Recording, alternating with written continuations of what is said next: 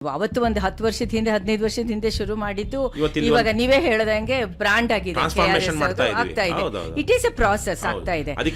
ಈ ತರ ವಿಷಯಗಳು ಈಗ ನೀವು ತಗೊಂಡ್ರಲ್ಲ, ನೀವೇ ಒಂದು ಫಾರ್ಮರ್ ಆಗಿದ್ದೀರಾ, ನಿಮ್ಗೆ ಇಂಟ್ರಿಕಸಿಸ್ ಗೊತ್ತಿದೆ. ಈಗ ನಮ್ ತರದವರು ಓದಿ ನೋಡಿ ಅನಲೈಸ್ ಮಾಡಕ್ಕೂ ನೀವು ಹೇಳಕ್ಕೂ ತುಂಬಾನೇ ಡಿಫ್ರೆನ್ಸ್ ಇದೆ. ಸೊ ಜನಕ್ಕೆ ಇವತ್ತು ಗೊತ್ತಿಲ್ಲ ಅಂತಿಲ್ಲ, ನಾಲೆಡ್ಜ್ ಇದೆ, ವಿಸ್ಡಮ್ ಇಲ್ಲ, ಮಾಹಿತಿ ಇದೆ, ಜ್ಞಾನ ಇದೆ, ಆದ್ರೆ ವಿವೇಚನೆ ಇಲ್ಲ, ವಿವೇಕ ಇಲ್ಲ. ಸರ್ಕಾರ ವಿಶೇಷವಾಗಿ ಕೃಷಿ ಬಹಳ ಅದ್ಭುತವಾದ ಇಲಾಖೆ, ಅದು ಎಷ್ಟು ಕರಪ್ಟ್ ಆಗ್ಬಿಟ್ಟಿದೆ ಅಂದ್ರೆ ಅವ್ರಿಗೆ ಕೃಷಿ ವಿಶ್ವವಿದ್ಯಾಲಯಗಳು ಯೂನಿವರ್ಸಿಟೀಸ್ ಅವ್ರು ಯಾರು, ಅವ್ರ ಕೂಲಿಗಳು, ಸರ್ಕಾರದ ಕೂಲಿಗಳು. ಅವ್ರು ಯಾವುದೇ ಸರ್ಕಾರದ ವಿರುದ್ಧ ಮಾತಾಡೋದಿಲ್ಲ. ಮತ್ತೆ ತುಂಬಾ ಜನನೂ ಫಾರ್ಮಿಂಗ್ ಗೆ ವಾಪಸ್ ಬರ್ತಾರೆ, ಕೋಆಪರೇಟಿವ್ ಇಲ್ಲ ಫಾರ್ಮಿಂಗ್ ಗೆ ವಾಪಸ್ ಬರ್ತಾ ಇದ್ದಾರೆ. ಇವತ್ತು ಪ್ರೆಸೆಂಟ್ ಕಾಂಟೆಕ್ಸ್ಟ್ ಅಲ್ಲಿ ನೀವು ಹೇಗೆ ಅನಲೈಸ್ ಮಾಡಿ? ಒಳ್ಳೇದದು ನದಿ ಮೂಲದ ಕುಡಿಯುವ ನೀರಿನ ವ್ಯವಸ್ಥೆ, ಪ್ರತಿ ಹಳ್ಳಿಗೂ ನದಿ ಮೂಲದ ಕುಡಿಯುವ ನೀರಿನ ವ್ಯವಸ್ಥೆ ಅಂತ ನಾನು 6 ವರ್ಷದಿಂದ ಬರೆದು ಪ್ರಚಾರ ಮಾಡಿದ್ದನ್ನ ಕುಮಾರಸ್ವಾಮಿ ಅವರು ಹೇಳೋದು ಪಾಸಿಟಿವ್ ಇಂಪ್ಯಾಕ್ಟ್. ಅದು ಅವ್ರನ್ನ ನಾನು ಕಾಪಿ ಮಾಡ್ಕೊಂಡ್ಬಿಟ್ರು ಅಂತ ಹೇಳ್ತಾ ಇಲ್ಲ ನಾನು. ಸಾರ್ವಜನಿಕ ಹಿತಾಸಕ್ತಿ ವಿಚಾರಗಳನ್ನ ಜನರಿಗೆ ತಿಳಿಸೋದಿಕ್ಕೆ ಇವತ್ತು ವೇದಿಕೆಗಳೇ ಇಲ್ಲ. ಏನು ಹೋರಾಟಗಾರರಿಗೆ ಹೆಣ್ಮಕ್ಳು ಅಲಂಕಾರದ ಬೊಂಬೆಗಳು ಅಂತ. ಸಿನಿಮಾದವ್ರನ್ನ ನಾವು ಕರೆಸ್ಕೊಳ್ಳೋದು ಯಾತಿಕೆ ಅಂತಂದ್ರೆ ಒಂದು ಎಂಟರ್ಟೈನ್ಮೆಂಟ್ ಎಲಿಮೆಂಟ್ ಇರುತ್ತೆ. ನಿಮ್ ತರದವ್ರ ಜೊತೆಗೆ ನಾವು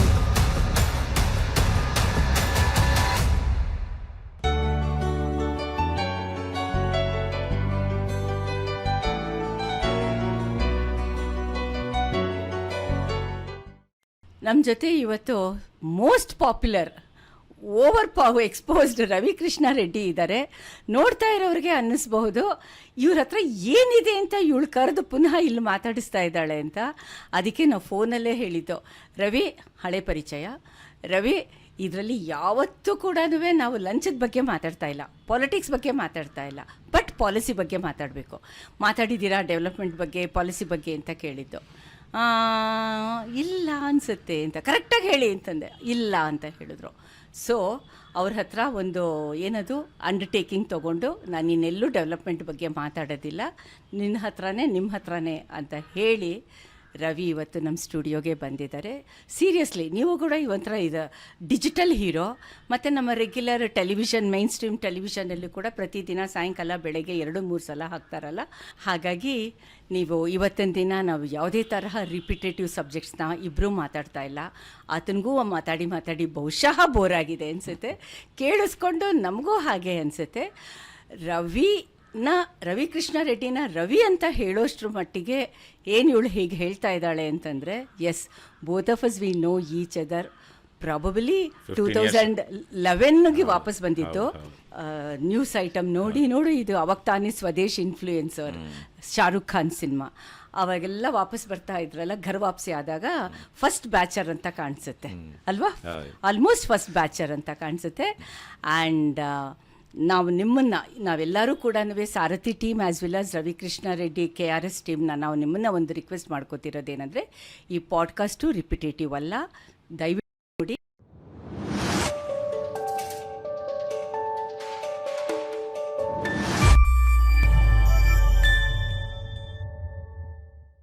CMR ವಿಶ್ವವಿದ್ಯಾಲಯ ಭಾರತದ ಅಗ್ರಗಣ್ಯ ವಿಶ್ವವಿದ್ಯಾಲಯಗಳಲ್ಲಿ ಒಂದಾದ CMR 65 ಎಕರೆಗಿಂತಲೂ ಹೆಚ್ಚು ವಿಸ್ತಾರವಾದ ಸುಂದರ ಕ್ಯಾಂಪಸ್ ಹೊಂದಿದೆ. 8,000ಕ್ಕೂ ಅಧಿಕ ವಿದ್ಯಾರ್ಥಿಗಳು, 20,000ಕ್ಕೂ ಅಧಿಕ ಹಳೆಯ ವಿದ್ಯಾರ್ಥಿಗಳು, 500ಕ್ಕಿಂತ ಹೆಚ್ಚು ಪ್ರತಿಭಾನ್ವಿತ ಶಿಕ್ಷಣ ಸಿಬ್ಬಂದಿ ಮತ್ತು 200ಕ್ಕಿಂತ ಹೆಚ್ಚು ಕಂಪನಿಗಳೊಂದಿಗೆ ಉದ್ಯೋಗಾವಕಾಶಗಳು. CMR ವಿಶ್ವವಿದ್ಯಾಲಯ, ಬೆಂಗಳೂರು. Share with Shamantha. ಅದು ಇವತ್ತು ಫಸ್ಟ್ ಟೈಮು ನಾವು ಪಾಲಿಟಿಕ್ಸ್ನ ಬೇರೆ ತರಹ ಪಾಲಿಸಿ ಥರ ಮಾತಾಡ್ತಾ ಇದ್ದೀವಿ with Ravikrishna Reddy. And as usual development ಅಂತ ನಾವು ಮಾತಾಡ್ತಿದ್ದೀವಿ, ಅಭಿವೃದ್ಧಿ ಅಂತ ಮಾತಾಡ್ತಾ ಇದ್ದೀವಿ. ಪಾಲಿಟಿಕ್ಸ್ ಆ್ಯಂಡ್ ಅಭಿವೃದ್ಧಿ ಎರಡೂ ಕೂಡ ಒಂಥರ ಇಂಟರ್ಲಿಂಕ್ಡ್, ಅದು ಸಪ್ರೇಟ್ ಮಾಡೋಕ್ಕಾಗಲ್ಲ, ಇನ್ಸಪರಬಲ್. ಆದರೆ ಇವತ್ತು KRS ಅಂದರೆ ರವಿಕೃಷ್ಣ ರೆಡ್ಡಿ ಅಂತ ಹೇಳಿದರೆ ಲಂಚಮುಕ್ತ Karnataka Bharat and very aggressive ಆಗಿ ಅಟ್ಯಾಕ್ ಮಾಡುವಂತಹ ರವಿನ ಇವತ್ತು ನಾವು ಪ್ರೊಜೆಕ್ಟ್ ಮಾಡಲ್ಲ. ನೀವು ಅಷ್ಟೇ ಎಮೋಷ್ನಲ್ ಆಗಿ ಅಗ್ರೆಸಿವ್ ಆಗಿ ಇಲ್ಲ, ಅನಲೈಸ್ ಮಾಡ್ತಾ ಇದ್ದಾರೆ. ಆ್ಯಂಡ್ ಕೇಳಿಸ್ಕೊಳ್ಳಿ, ಶೇರ್ ಮಾಡಿ, ಲೈಕ್ ಮಾಡಿ. And your participation is very very important because ours is an independent, totally women oriented Sarathi communications podcast ಇದು. ಆ್ಯಂಡ್ ರವಿ, ಇಷ್ಟುದ್ದ ನಿಮ್ಮನ್ನು ನಾನು ಇಂಟ್ರಡ್ಯೂಸ್ ಮಾಡಿದ್ದು ತುಂಬ ಅಗ್ರೆಸಿವ್ ಆ್ಯಂಡ್ ಎಮೋಷ್ನಲ್ ಅಂತ ಹೇಳಿದೆ. ಬಹುಶಃ ನಾನು ಅವಾಗ ಒಂದು 10-15 ವರ್ಷದ ಹಿಂದೆ ನೋಡಿದಾಗ ಇಷ್ಟೊಂದು ಎಮೋಷ್ನಲ್ ಇರಲಿಲ್ಲ, aggressive. Yes, thank you Shamanthaka, and thanks for having me in this show. ನೀವು ಹೇಳಿದ ಹಾಗೆ 15 ವರ್ಷದಿಂದ ನೋಡಿದಾಗ ನಾನು ಆಗಿಂತ ಈಗ ಜಾಸ್ತಿ ಅಗ್ರೆಸಿವ್ ಇದ್ದೀನಾಗ ಎಮೋಷ್ನಲ್ ಜಾಸ್ತಿ ಇದ್ದೆ ಅಂತ ನನಗನ್ಸೋದು. ನಾವು ಇನ್ನೂ ಸಾಫ್ಟ್ ಆಗಿದ್ದೆ, ಯಾಕೆಂದರೆ ಅಲ್ಲಿ ನಾವು US ಅಲ್ಲಿ ಕೆಲಸ ಮಾಡಿ ಸುಮಾರು 10 ವರ್ಷ ಇದ್ದ ಕಾರಣದಿಂದಾಗಿ ಬಹುತೇಕ ಜನ ಒಂದು ರೀತಿಯ ಮೆಚೂರಿಟಿ ಇದ್ದಂತಹ ಜನರ ಜೊತೆ ಜಾಸ್ತಿ ಸೊಫಿಸ್ಟಿಕೇಶನ್ ಜೊತೆ corporate world people are more responsible and accountable over there compared to here. ಆಮೇಲೆ ಇಲ್ಲಿಗೆ ಬಂದಮೇಲೆ ಜಾಸ್ತಿ ವಾಲಂಟಿಯರ್ಸ್ ಜೊತೆ ಕೆಲಸ ಮಾಡೋದ್ರಿಂದ we cannot really hold them accountable for many things. So ಹಾಗಾಗಿ ಒಂಚೂರು ಅಗ್ರೆಸಿವ್, ಇರಿಟೇಟಿಂಗು ಇವೆಲ್ಲ ಆಗೋದು ಸಹಜ. ಆಮೇಲೆ ಇಲ್ಲಿ ನಾನು ಹಿಂದೆ ಒಬ್ಬ ರೈಟರ್ ಆಗಿದ್ದೆ, ಆ್ಯಕ್ಟಿವಿಸ್ಟ್ ಆಗಿದ್ದೆ. I don't have to answer to many people at that time, I didn't have to. But ನಾವು ಇಲ್ಲಿ ಒಂದು ರಾಜಕೀಯಕ್ಕೋ ಈ ಥರದ ಕೆಲಸಗಳು ಮಾಡೋದಕ್ಕೆ ಹೋದಾಗ ಬಹಳ ಜನರ ಜೊತೆ ಸೇರಿ ಕೆಲಸ ಮಾಡಬೇಕಾಗುತ್ತೆ ಮತ್ತು ಜನರನ್ನ ಒಪ್ಪಿಸ್ಬೇಕಾಗುತ್ತೆ. That's a huge pressure. ಹೌದು, ನೀವು ಅವಾಗ ಪರಿಚಯ ಆದಾಗ ಲೋಕಸತ್ತಾನೂ ಇರಲಿಲ್ಲ, ಆಪ್ ಕೂಡ ಇರಲಿಲ್ಲ, ಆಮ್ ಆದ್ಮಿ ಪಾರ್ಟಿ ಅದು ಇರಲಿಲ್ಲ, ಏನೂ ಇಲ್ಲ. ನಾನು ಅಮೆರಿಕದಿಂದ ಬಂದಾಗ ಸುಮಾರು 1 ವರ್ಷ ಒಂದು ವರ್ತಮಾನ.com ಅನ್ನುವಂಥ ಒಂದು ವೆಬ್ಸೈಟ್ ನಡೆಸಿದೆ. ಒಬ್ಬ ಬೆಂಗಳೂರಲ್ಲಿ ಬೇರೆ ಬೇರೆ ಟೌನ್ ಹಾಲ್ ಹತ್ರ, ಆವಾಗ ಟೌನ್ ಹಾಲ್ ಹತ್ರ ಜಾಸ್ತಿ ಹೋರಾಟಗಳು ಆ ಥರಕ್ಕೆ ನಡೀತಿತ್ತು, ಅದರಲ್ಲಿ ಭಾಗವಹಿಸ್ತಾ ಇದ್ದೆ, ಬೇರೆ ಬೇರೆ ಸೆಮಿನಾರ್ಗಳಲ್ಲಿ ಈ ಥರದ್ದೆಲ್ಲ. ಆಮೇಲೆ 2022 ಆಗಸ್ಟಲ್ಲಿ ಅನಿಸುತ್ತೆ, ಒಂದೂವರೆ ವರ್ಷ ಆದಮೇಲೆ ನಾನು ಲೋಕಸತ್ತಾ ಪಕ್ಷ ಸೇರಿದ್ದು. ಆವಾಗ ಆ KPSC ಹೋರಾಟಗಳು, ಮಂಡೂರು ಪಾದಯಾತ್ರೆ ನಿಮ್ಗೆ ಗೊತ್ತಿರ್ಬೋದು, ಮಂಡೂರಿನ ಕಸದ ವಿಚಾರವಾಗಿ. ಆಮೇಲೆ ಅಣ್ಣಾ ಹಜಾರೆದು ಕೂಡ ಇತ್ತು, ಆದರೆ ನಾನು ಅಣ್ಣಾ ಹಜಾರೆಯಲ್ಲಿ ಇರಲಿಲ್ಲ. ಇನ್ಫ್ಲೂಯೆನ್ಸ್ ಆಗಿತ್ತು, but not physical participation. Influence ಅಂದರೆ ನಾನು ಒಂಥರ ಎಮೋಷ್ನಲ್, ಯಾಕಂದರೆ ನಾನು 2008ಕ್ಕೇ ಈ ಥರ ರಾಜಕಾರಣ ಬದಲಾಗಬೇಕು ಅಂತ ಅಮೇರಿಕದಿಂದ ಬಂದು 1 ತಿಂಗಳು ರಜಾ ತಗೊಂಡು ಇಲ್ಲಿ ಮೌಲ್ಯಾಗ್ರಹ ಅಂತ ಮಾಡಿ ಜಯನಗರ ವಿಧಾನಸಭಾ ಕ್ಷೇತ್ರದಿಂದ ಒಂದು ಎಲೆಕ್ಷನ್ ನಿಂತಿದ್ದೆ. ಆದರೆ ಅಣ್ಣಾ ಹಜಾರೆ ಮೂವ್ಮೆಂಟ್ ಏನು ನನಗೆ ಆ ಥರದ ಇನ್ಫ್ಲೂಯೆನ್ಸ್ ಆಗಲಿಲ್ಲ, ಯಾಕಂದ್ರೆ ಅದಕ್ಕೆ ಮೊದಲೇ I was influenced by various people and various movements. I had decided to come back in 2011 ಬಂದಿದ್ದು. ಸೊ ಹಾಗಾಗಿ ಅದ್ರದ್ದು ನೇರ ಇನ್ಫ್ಲುಯೆನ್ಸ್, ಅದ್ರ ನೇರ ಪಾರ್ಟಿಸಿಪೇಷನ್ ಇರಲಿಲ್ಲ. ಬಟ್ ಅದರ ಆಫ್ ಶೂಟ್ ಏನಿತ್ತು, ಈ ಲೋಕಸತ್ತಾ ಪಾರ್ಟಿಯವರೇ ಅದನ್ನು ಒಂದು ಹಂತದಲ್ಲಿ ಶುರು ಮಾಡಿದ್ದು. ಸೊ ಹಾಗಾಗಿ ಅವ್ರ ಜೊತೆಗೆ ಸೇರಿಕೊಂಡು clean and honest politics, because I always believed in political changes that could be brought by politics. ಬರೀ ನಮ್ಮ ಹೋರಾಟಗಳಿಂದ ಆಗೋದಿಲ್ಲ, ಯಾಕಂದರೆ ಪಾಲಿಸಿಗಳಲ್ಲಿ ಚೇಂಜಸ್ ಆಗಲಿಲ್ಲ ಅಂದರೆ, ಚೆಕ್ಸ್ ಆ್ಯಂಡ್ ಬ್ಯಾಲೆನ್ಸಸ್ ಸಿಸ್ಟಮಲ್ಲಿ ಇಲ್ಲ ಅಂದರೆ ನಮ್ಮ ಎಷ್ಟೇ ಹೋರಾಟಗಳನ್ನು ಒಂಥರ ಹೊಳೆಯಲ್ಲಿ ಹುಣಸೆ ಹಣ್ಣು ತೊಳೆದ ಹಾಗೆ. ಹಾಗಾಗಿ ರಾಜಕೀಯ ಶುದ್ಧವಾಗಬೇಕು ಅನ್ನೋ ಕಾರಣಕ್ಕಾಗಿಯೇ ನಾನು ಲೋಕಸತ್ತಾ ಪಕ್ಷ ಸೇರಿದ್ದು. ಆ್ಯಕ್ಚುಲಿ ನಾನು ಇವತ್ತಿಗೂ ಕೂಡ ನಿಮ್ಮ ಫೋನ್ ನಂಬರು ಅವತ್ತು ಆಪ್ ಅಂತಾನೆ ಹಾಕೊಂಡಿದ್ದೀನಿ. ಅದು 2014ಕ್ಕೆ ಆಪಕ್ಕೆ ಸೇರಿದ್ದು, 2014 ಜನವರಿಲಿ. ಯಾಕಂದರೆ ಲೋಕಸತ್ತಾದವರು ಅವರು ಇದು ಮಾಡಿಬಿಡ್ತೀವೇನು, ಎಲೆಕ್ಟ್ರಲ್ ಪಾಲಿಟಿಕ್ಸ್ ನಮಗೆ ಬೇಡ ಅನ್ನುವಂಥ ಡಿಸಿಷನ್ ತಗೊಂಡ್ರು ಇಲ್ಲಿ ಹೈದರಾಬಾದಲ್ಲಿ. ಆದರೆ ನಾನು I always believed in electoral politics. ನಾವು ಎಲೆಕ್ಷನ್ಸ್ ಕಂಟೆಸ್ಟ್ ಮಾಡದೇನೆ ರಾಜಕಾರಣ ಮಾಡೋದು ಹೇಗೆ, ಅದು ಆಕ್ಟಿವಿಸಮ್ ಆಗಿಬಿಡುತ್ತೆ, and it has its own limitations ಅಂತೇಳಿ ನಾವು ಒಂದಷ್ಟು ಜನ, ನಾನು ಶಾಂತಲಾ ದಾಮ್ಲೆ ಇನ್ ಕರ್ನಾಟಕ ಅಲ್ಲ ಯಾವುದಕ್ಕೆ ಇಲ್ಲ ಅಷ್ಟೊತ್ತಿಗೆ ಆಪ್ ಆಗಿತ್ತು. ಸೊ ನಾವು ಇವರೆಲ್ಲ ಶಾಂತಲಾ ದಾಮ್ಲೆ ಮತ್ತು ನಮ್ಮ Deepak Sen, today's president of KRS party, ಅವರೆಲ್ಲನೂ ಇಂಡಿಯಾ ಅಗೇನ್ಸ್ಟ್ ಕರಪ್ಷನ್ ಮೂವ್ಮೆಂಟಲ್ಲಿ ಆ್ಯಕ್ಟಿವ್ ಆಗಿದ್ಕೊಂಡು ಲೋಕಸತ್ತಾಯಿಂದ ಒಂಥರ ಔಟ್ಸೋರ್ಸ್ಡ್ ಥರಕ್ಕೆ ಕೆಲಸ ಮಾಡ್ತಾರೆ IASಲಿ. ಅದೇ ನಿಮ್ಮ ಥರನೇ ಶಾಂತಲಾನು ಅಮೆರಿಕ ಬಿಟ್ಟು ಬಂದಿದ್ದಲ್ವಾ, ಮತ್ತೆ ಅವಳು IIM ಅಲ್ಲಿ ರಾಜೀವ್ ಗೌಡ ಅವ್ರ ಜೊತೆ ಎಲ್ಲ ಇಂಟರ್ನ್ ಆಗಿ ಏನೋ ಕೆಲಸ ಮಾಡಿದ್ರು. ಬಸವನಗುಡಿಯಿಂದ 2013ರಲ್ಲಿ ಅವರು ಸುಮಾರು 9,000 10,000 ವೋಟ್ ತಗೊಂಡಿದ್ರು, ಆಲ್ಮೋಸ್ಟ್ 10 or 11% ಆಫ್ ವೋಟ್ಸ್ ಲೋಕಸತ್ತಾಯಿಂದ ಪಕ್ಷದಿಂದ. ಆ ಪರ್ಸೆಂಟೇಜ್ ವೈಸ್ ಅಲ್ಲಿ ತುಂಬಾ ಹೆಚ್ಚು ವೋಟ್ ತಗೊಂಡವ್ರು ಅವರು. ಶಾಂತಲಾ ದಾಮ್ಲೆ ಬಹಳ ಕೆಲಸ ಮಾಡಿದ್ರು. 2018ರಲ್ಲೂ ನಿಂತಿದ್ರು ಅನ್ಸುತ್ತೆ ಮಹಾಲಕ್ಷ್ಮಿ ಲೇಔಟಿಂದ. 2013ರಲ್ಲಿ ಮಾಡಿದ್ದ ಒಂದು ಎಕ್ಸ್ಪೆರಿಮೆಂಟಲ್ ಕ್ಯಾಂಪೇನ್ ಏನಿತ್ತು, it was phenomenal. She built A very good team. She really work hard. ಆ ಥರದ ಹೆಣ್ಮಕ್ಳು ನಮ್ಮಲ್ಲಿ ರಾಜಕೀಯವಾಗಿ ಬರಬೇಕು, ಯಾಕಂದರೆ ಅವ್ರದ್ದು BA ಆಗಿತ್ತು ಮತ್ತು MBA ಆಗಿತ್ತು, ಅಮೆರಿಕದಲ್ಲಿ MBA ಮಾಡಿದ್ರು. Very well educated, lot of concern, lot of drive ಇತ್ತು. ಬಟ್ ನನಗನ್ನಿಸ್ದಂಗೆ ಅವರು ಆಮ್ ಆದ್ಮಿ ಪಾರ್ಟಿಗೆ ಹೋಗಿ 1 ವರ್ಷ 2 ವರ್ಷ ಚೆನ್ನಾಗಿ, ನಾವೆಲ್ಲ ಅಲ್ಲಿದ್ದಾಗ ಚೆನ್ನಾಗಿ ಕೆಲಸ ಮಾಡ್ತಿದ್ವಿ. ಕೋವಿಡ್ ಆದ್ಮೇಲೆ ಅವಳ ಹೆಜ್ಜೆ ಹಾಕಕ್ಕೆ ಶುರು ಮಾಡಿದ್ದು. ಅದು ನನಗೆ ಅದ್ರ ಬಗ್ಗೆ ಹೌದು, ಅವಳ ಹೆಜ್ಜೆ is a sort of cultural group ಮಾಡ್ಕೊಂಡಿರೋದು, ಹೆಣ್ಮಕ್ಳ ಜೊತೆಗೆ ಕೆಲಸ ಮಾಡಿ, ಅವ್ರ ಹೆಸರೇ ಹೇಳುತ್ತೆ. ಮತ್ತೆ ಇಯರ್ಲಿ ಶಾರ್ಟ್ ಫಿಲಮ್ಸ್ ಫೆಸ್ಟಿವಲ್ ಎಲ್ಲ ಮಾಡ್ತಾ ಇರೋದು. She is active in Har own way. Okay. But politics ಅಲ್ಲಿ ಇದರಲ್ಲಿ ಇಲ್ಲ. ಅವ್ರು ಬಂದಿದ್ದೇ ಅಮೆರಿಕದಿಂದ, ನಾನು ಇಲ್ಲಿ ಪಾಲಿಟಿಕ್ಸ್ ಅಲ್ಲಿ ಏನಾದ್ರು ಮಾಡಬೇಕು ಅಥವಾ ತೊಡಸ್ಕೊಳ್ಬೇಕು ಅಂತ. So somewhere she is lost ಅನ್ಸುತ್ತೆ. ಐ ರಿಯಲಿ ಹೌದು Ravi, not happy. First time ಆಕೆನ ಮೀಟ್ ಮಾಡಿದ್ದು ಇದು ಅಗ್ರಿಕಲ್ಚರ್ ಇನ್ಸ್ಟಿಟ್ಯೂಟ್ ಇದೆಯಲ್ಲ ಕ್ವೀನ್ಸ್ ಅಲ್ಲಿ. ಅಲ್ಲಿ ಅವ್ರು ಬಂದಿದ್ದೇ ಅಮೆರಿಕದಿಂದ, ನಾನು ಇಲ್ಲಿ ಪಾಲಿಟಿಕ್ಸ್ ಅಲ್ಲಿ ಏನಾದ್ರು ಮಾಡಬೇಕು ಅಥವಾ ತೊಡಸ್ಕೊಳ್ಬೇಕು ಅಂತ. So somewhere she is lost ಅನ್ಸುತ್ತೆ. ಐ ರಿಯಲಿ ಹೌದು Ravi, not happy. First time ಆಕೆನ ಮೀಟ್ ಮಾಡಿದ್ದು ಇದು ಅಗ್ರಿಕಲ್ಚರ್ ಇನ್ಸ್ಟಿಟ್ಯೂಟ್ ಇದೆಯಲ್ಲ ಕ್ವೀನ್ಸ್ ಅಲ್ಲಿ. ಅಲ್ಲಿ ಓಕೆ. ಸೊ ಇದೆಷ್ಟೊಂದೆಲ್ಲ ಜನ ನೀವೆಲ್ಲನೂ ಆಪ್ದು ಫಸ್ಟ್ ಜನರೇಷನ್ ಇಲ್ಲದೆ ಇರ್ಬೋದು, ಬಟ್ ವೆರಿ ಕ್ಲೋಸ್ಲಿ ನೀವು ಆಪ್ ಡೆಲ್ಲಿ ಇದನ್ನ ನೋಡಿದ್ದೀರಾ, ಕರ್ನಾಟಕದಲ್ಲೂ ಟ್ರೈ ಮಾಡಿದ್ದೀರಾ. And it is so unfortunate ಅಲ್ವಾ ರವಿ, ಇವಾಗ people like you and me ನಾವಿಷ್ಟೆಲ್ಲ ಮಾತಾಡ್ತೀವಿ, ಸಪೋಸ್ ನಮಗೆ ಕಂಟೆಸ್ಟ್ ಮಾಡಿದ್ರೆ ದೆರ್ ಈಸ್ ಎ ಜೋಕ್, ಮನೆಯವರೇ ಓಟ್ ಹಾಕಲ್ಲ. ಜನ ಯಾವಾಗಲೂ they don't want to be identified with losers. So election ಅಂದರೆ ಇವತ್ತೇನಾಗ್ಬಿಟ್ಟಿದೆ, ಹಣ ಹಂಚಾದರೂ ಸರಿ, ಕುಡಿಸಾದರೂ ಸರಿ, ಬಿರಿಯಾನಿ ತಿನ್ಸಾದರೂ ಸರಿ, ನಾವು ಅದಕ್ಕೆ ಒಂದು ಸ್ಲೋಗನ್ ಇಟ್ಟಿದ್ವಿ, ಗಂಡಸರಿಗೆ ಲಿಕ್ಕರು, ಹೆಂಗಸರಿಗೆ ಕುಕ್ಕರು, ಎರಡೂ ಬೆಳೆದೇ ಇರೋರಿಗೆ knicker. Means should justify your end. ನಿಮ್ಮ ಎಂಡ್ ಎಷ್ಟು, ನಿಮ್ಮ ಗುರಿ ಎಷ್ಟು ಸದುದ್ದೇಶದಿಂದ ಕೂಡಿದೆಯೋ, ಪವಿತ್ರವಾಗಿದೆಯೋ, ನೀವು ಹೋಗುವ ಮಾರ್ಗವೂ ಹಾಗೇ ಇರಬೇಕು ಅಂತ. ಸೊ ಹಾಗಾಗಿ ನಾವು ಬ್ರೈಬ್ ಮಾಡೋದಿಲ್ಲ ಅಂದಾಗ, ಇವತ್ತು ಜನರಿಗೆ ಬ್ರೈಬ್ ಮಾಡಿದೆ ಅವ್ರು ಓಟ್ ಹಾಕಲ್ಲ, ಜಾತಿ ರಾಜಕಾರಣ ಮಾಡಿದ್ರೆ ಓಟ್ ಹಾಕಲ್ಲ ಅನ್ನೋವಾಗ ನೀವು ಈ ಥರ ನ್ಯಾಯ, ನೀತಿ, ಕಾನೂನು, ಶಾಂತಿ, ಅಹಿಂಸೆ ಅಂತ ಹೇಳಿದ್ರೆ ಯಾರು ಓಟ್ ಹಾಕ್ತಾರೆ? ಸೊ ಯಾರು ಓಟ್ ಹಾಕಲ್ಲ. ಹಾಗಾಗಿ ಇವ್ನು ಸೋಲ್ತಾನೆ, ಹಾಗಾಗಿ ನಾವು ಸೋಲೋರ್ಗೆ ಓಟ್ ಹಾಕ್ಬೇಕಾ? ಭಾಳ ಜನಕ್ಕೊಂದು ಇದಿದೆ, ನಾನು ಯಾರಿಗೆ ಓಟ್ ಹಾಕ್ದೆ, ನಾನು ಗೆದ್ದವನಿಗೆ ಓಟ್ ಹಾಕ್ದೆ ಅಂತ ಹೇಳ್ಕೊಳ್ಳೋದು. ನಾನೊಬ್ಬ ಸತ್ಯವಂತನಿಗೆ, ಒಬ್ಬ ನೀತಿವಂತನಿಗೆ, ಒಬ್ಬ ಒಂದು ಒಳ್ಳೆ ಪಾರ್ಟಿಗೆ ಓಟ್ ಹಾಕ್ದೆ ಅಂದ್ಕೊಳ್ಳೋದಕ್ಕಿಂತ ನಾನು ಯಾರು ಗೆದ್ದಿರ್ತಾನೋ ಅವನಿಗೆ ಓಟ್ ಹಾಕ್ದೆ ಅನ್ನೋದ್ರಲ್ಲಿ ಅವ್ರಿಗೆ ಹೆಮ್ಮೆ ಇದೆ. ನೀವು ಅಷ್ಟೊಂದೆಲ್ಲನೂ ಎಗೇನ್ಸ್ಟ್ ಸಿಸ್ಟಮ್ ಅಂತ ಇಟ್ಕೊಳ್ಳೋಣ, corruption or system both are same ಆಗೋಗಿರೋದ್ರಿಂದ trying to correct the system ಅಂತ ನೀವು ಹೇಳ್ತಾ ಇದ್ದೀರಾ. Not an anti establishment, but it is required ಅಲ್ವಾ? Because establishment has become very atrocious and ತುಂಬ ಕೀಳು ಮಟ್ಟಕ್ಕೆ ಹೋಗ್ಬಿಟ್ಟಿದೆ. It's no longer a democracy. We are living in oligarchy. Bureaucracy, ಅದಕ್ಕೆ ಜೊತೆಗೆ ಆಲಿಗಾರ್ಕಿ ಏನು ಅಂದರೆ very few people are having political power in Karnataka, maybe 150 or 200 families controlling the entire Karnataka's politics now, because any future politicians from these parties will come from these families. Howdo. They don't, because there is no second line, third line leadership emerging, because there are no local body selections being conducted. ಈಗ ತಾಲೂಕ್ ಪಂಚಾಯತಿ, ಜಿಲ್ಲಾ ಪಂಚಾಯತಿ ಚುನಾವಣೆಗಳಾಗಿದ್ದರೆ, ಬೆಂಗಳೂರಲ್ಲಿ corporation election ಆಗಿದ್ದರೆ, ಅಲ್ಲಿ ಗೆದ್ದಂಥವ್ರು ಒಂದಷ್ಟು ಕೆಲಸ ಮಾಡಿ sitting MLAಗೆ challenge ಮಾಡ್ತಾಯಿದ್ರು, because of his work, either because of his work or because of his popularity or worthiness. ಈಗ ಆ ಅವಕಾಶವೇ ಇಲ್ವಲ್ಲ. ಸೊ ಹಾಗಾಗಿ ಇವತ್ತು ಇಲ್ಲಿರೋರು ನಾಳೆ ಇರ್ತಾರೆ. ಅದಕ್ಕೆ ಅವರು ಜಯಪ್ರಕಾಶ್ ನಾರಾಯಣ್ ಬಹಳ ಚೆನ್ನಾಗಿ ಡಾಕ್ಟರ್ JP ಅಂತ, ಅಂದರೆ ಲೋಕಸತ್ತಾ ಫೌಂಡರ್, ನಾಟ್ ಲೋಕನಾಯಕ್ ಜಯಪ್ರಕಾಶ್ ನಾರಾಯಣ್, ಇವರು ಈ ರಾಜಕೀಯ ನೋಡಿ ಬಹಳ ಒಂದು ಒಳ್ಳೆ ಮಾತು ಹೇಳ್ತಾ ಇದ್ರು. ಇವತ್ತು ನಮಗೆ ಆಟಗಾರರು ಬದಲಾಗ್ತಾ ಇದ್ದಾರೆ, ಆಟದ ನಿಯಮಗಳು ಬದಲಾಗ್ತಾ ಇಲ್ಲ. We are seeing the same kind of game.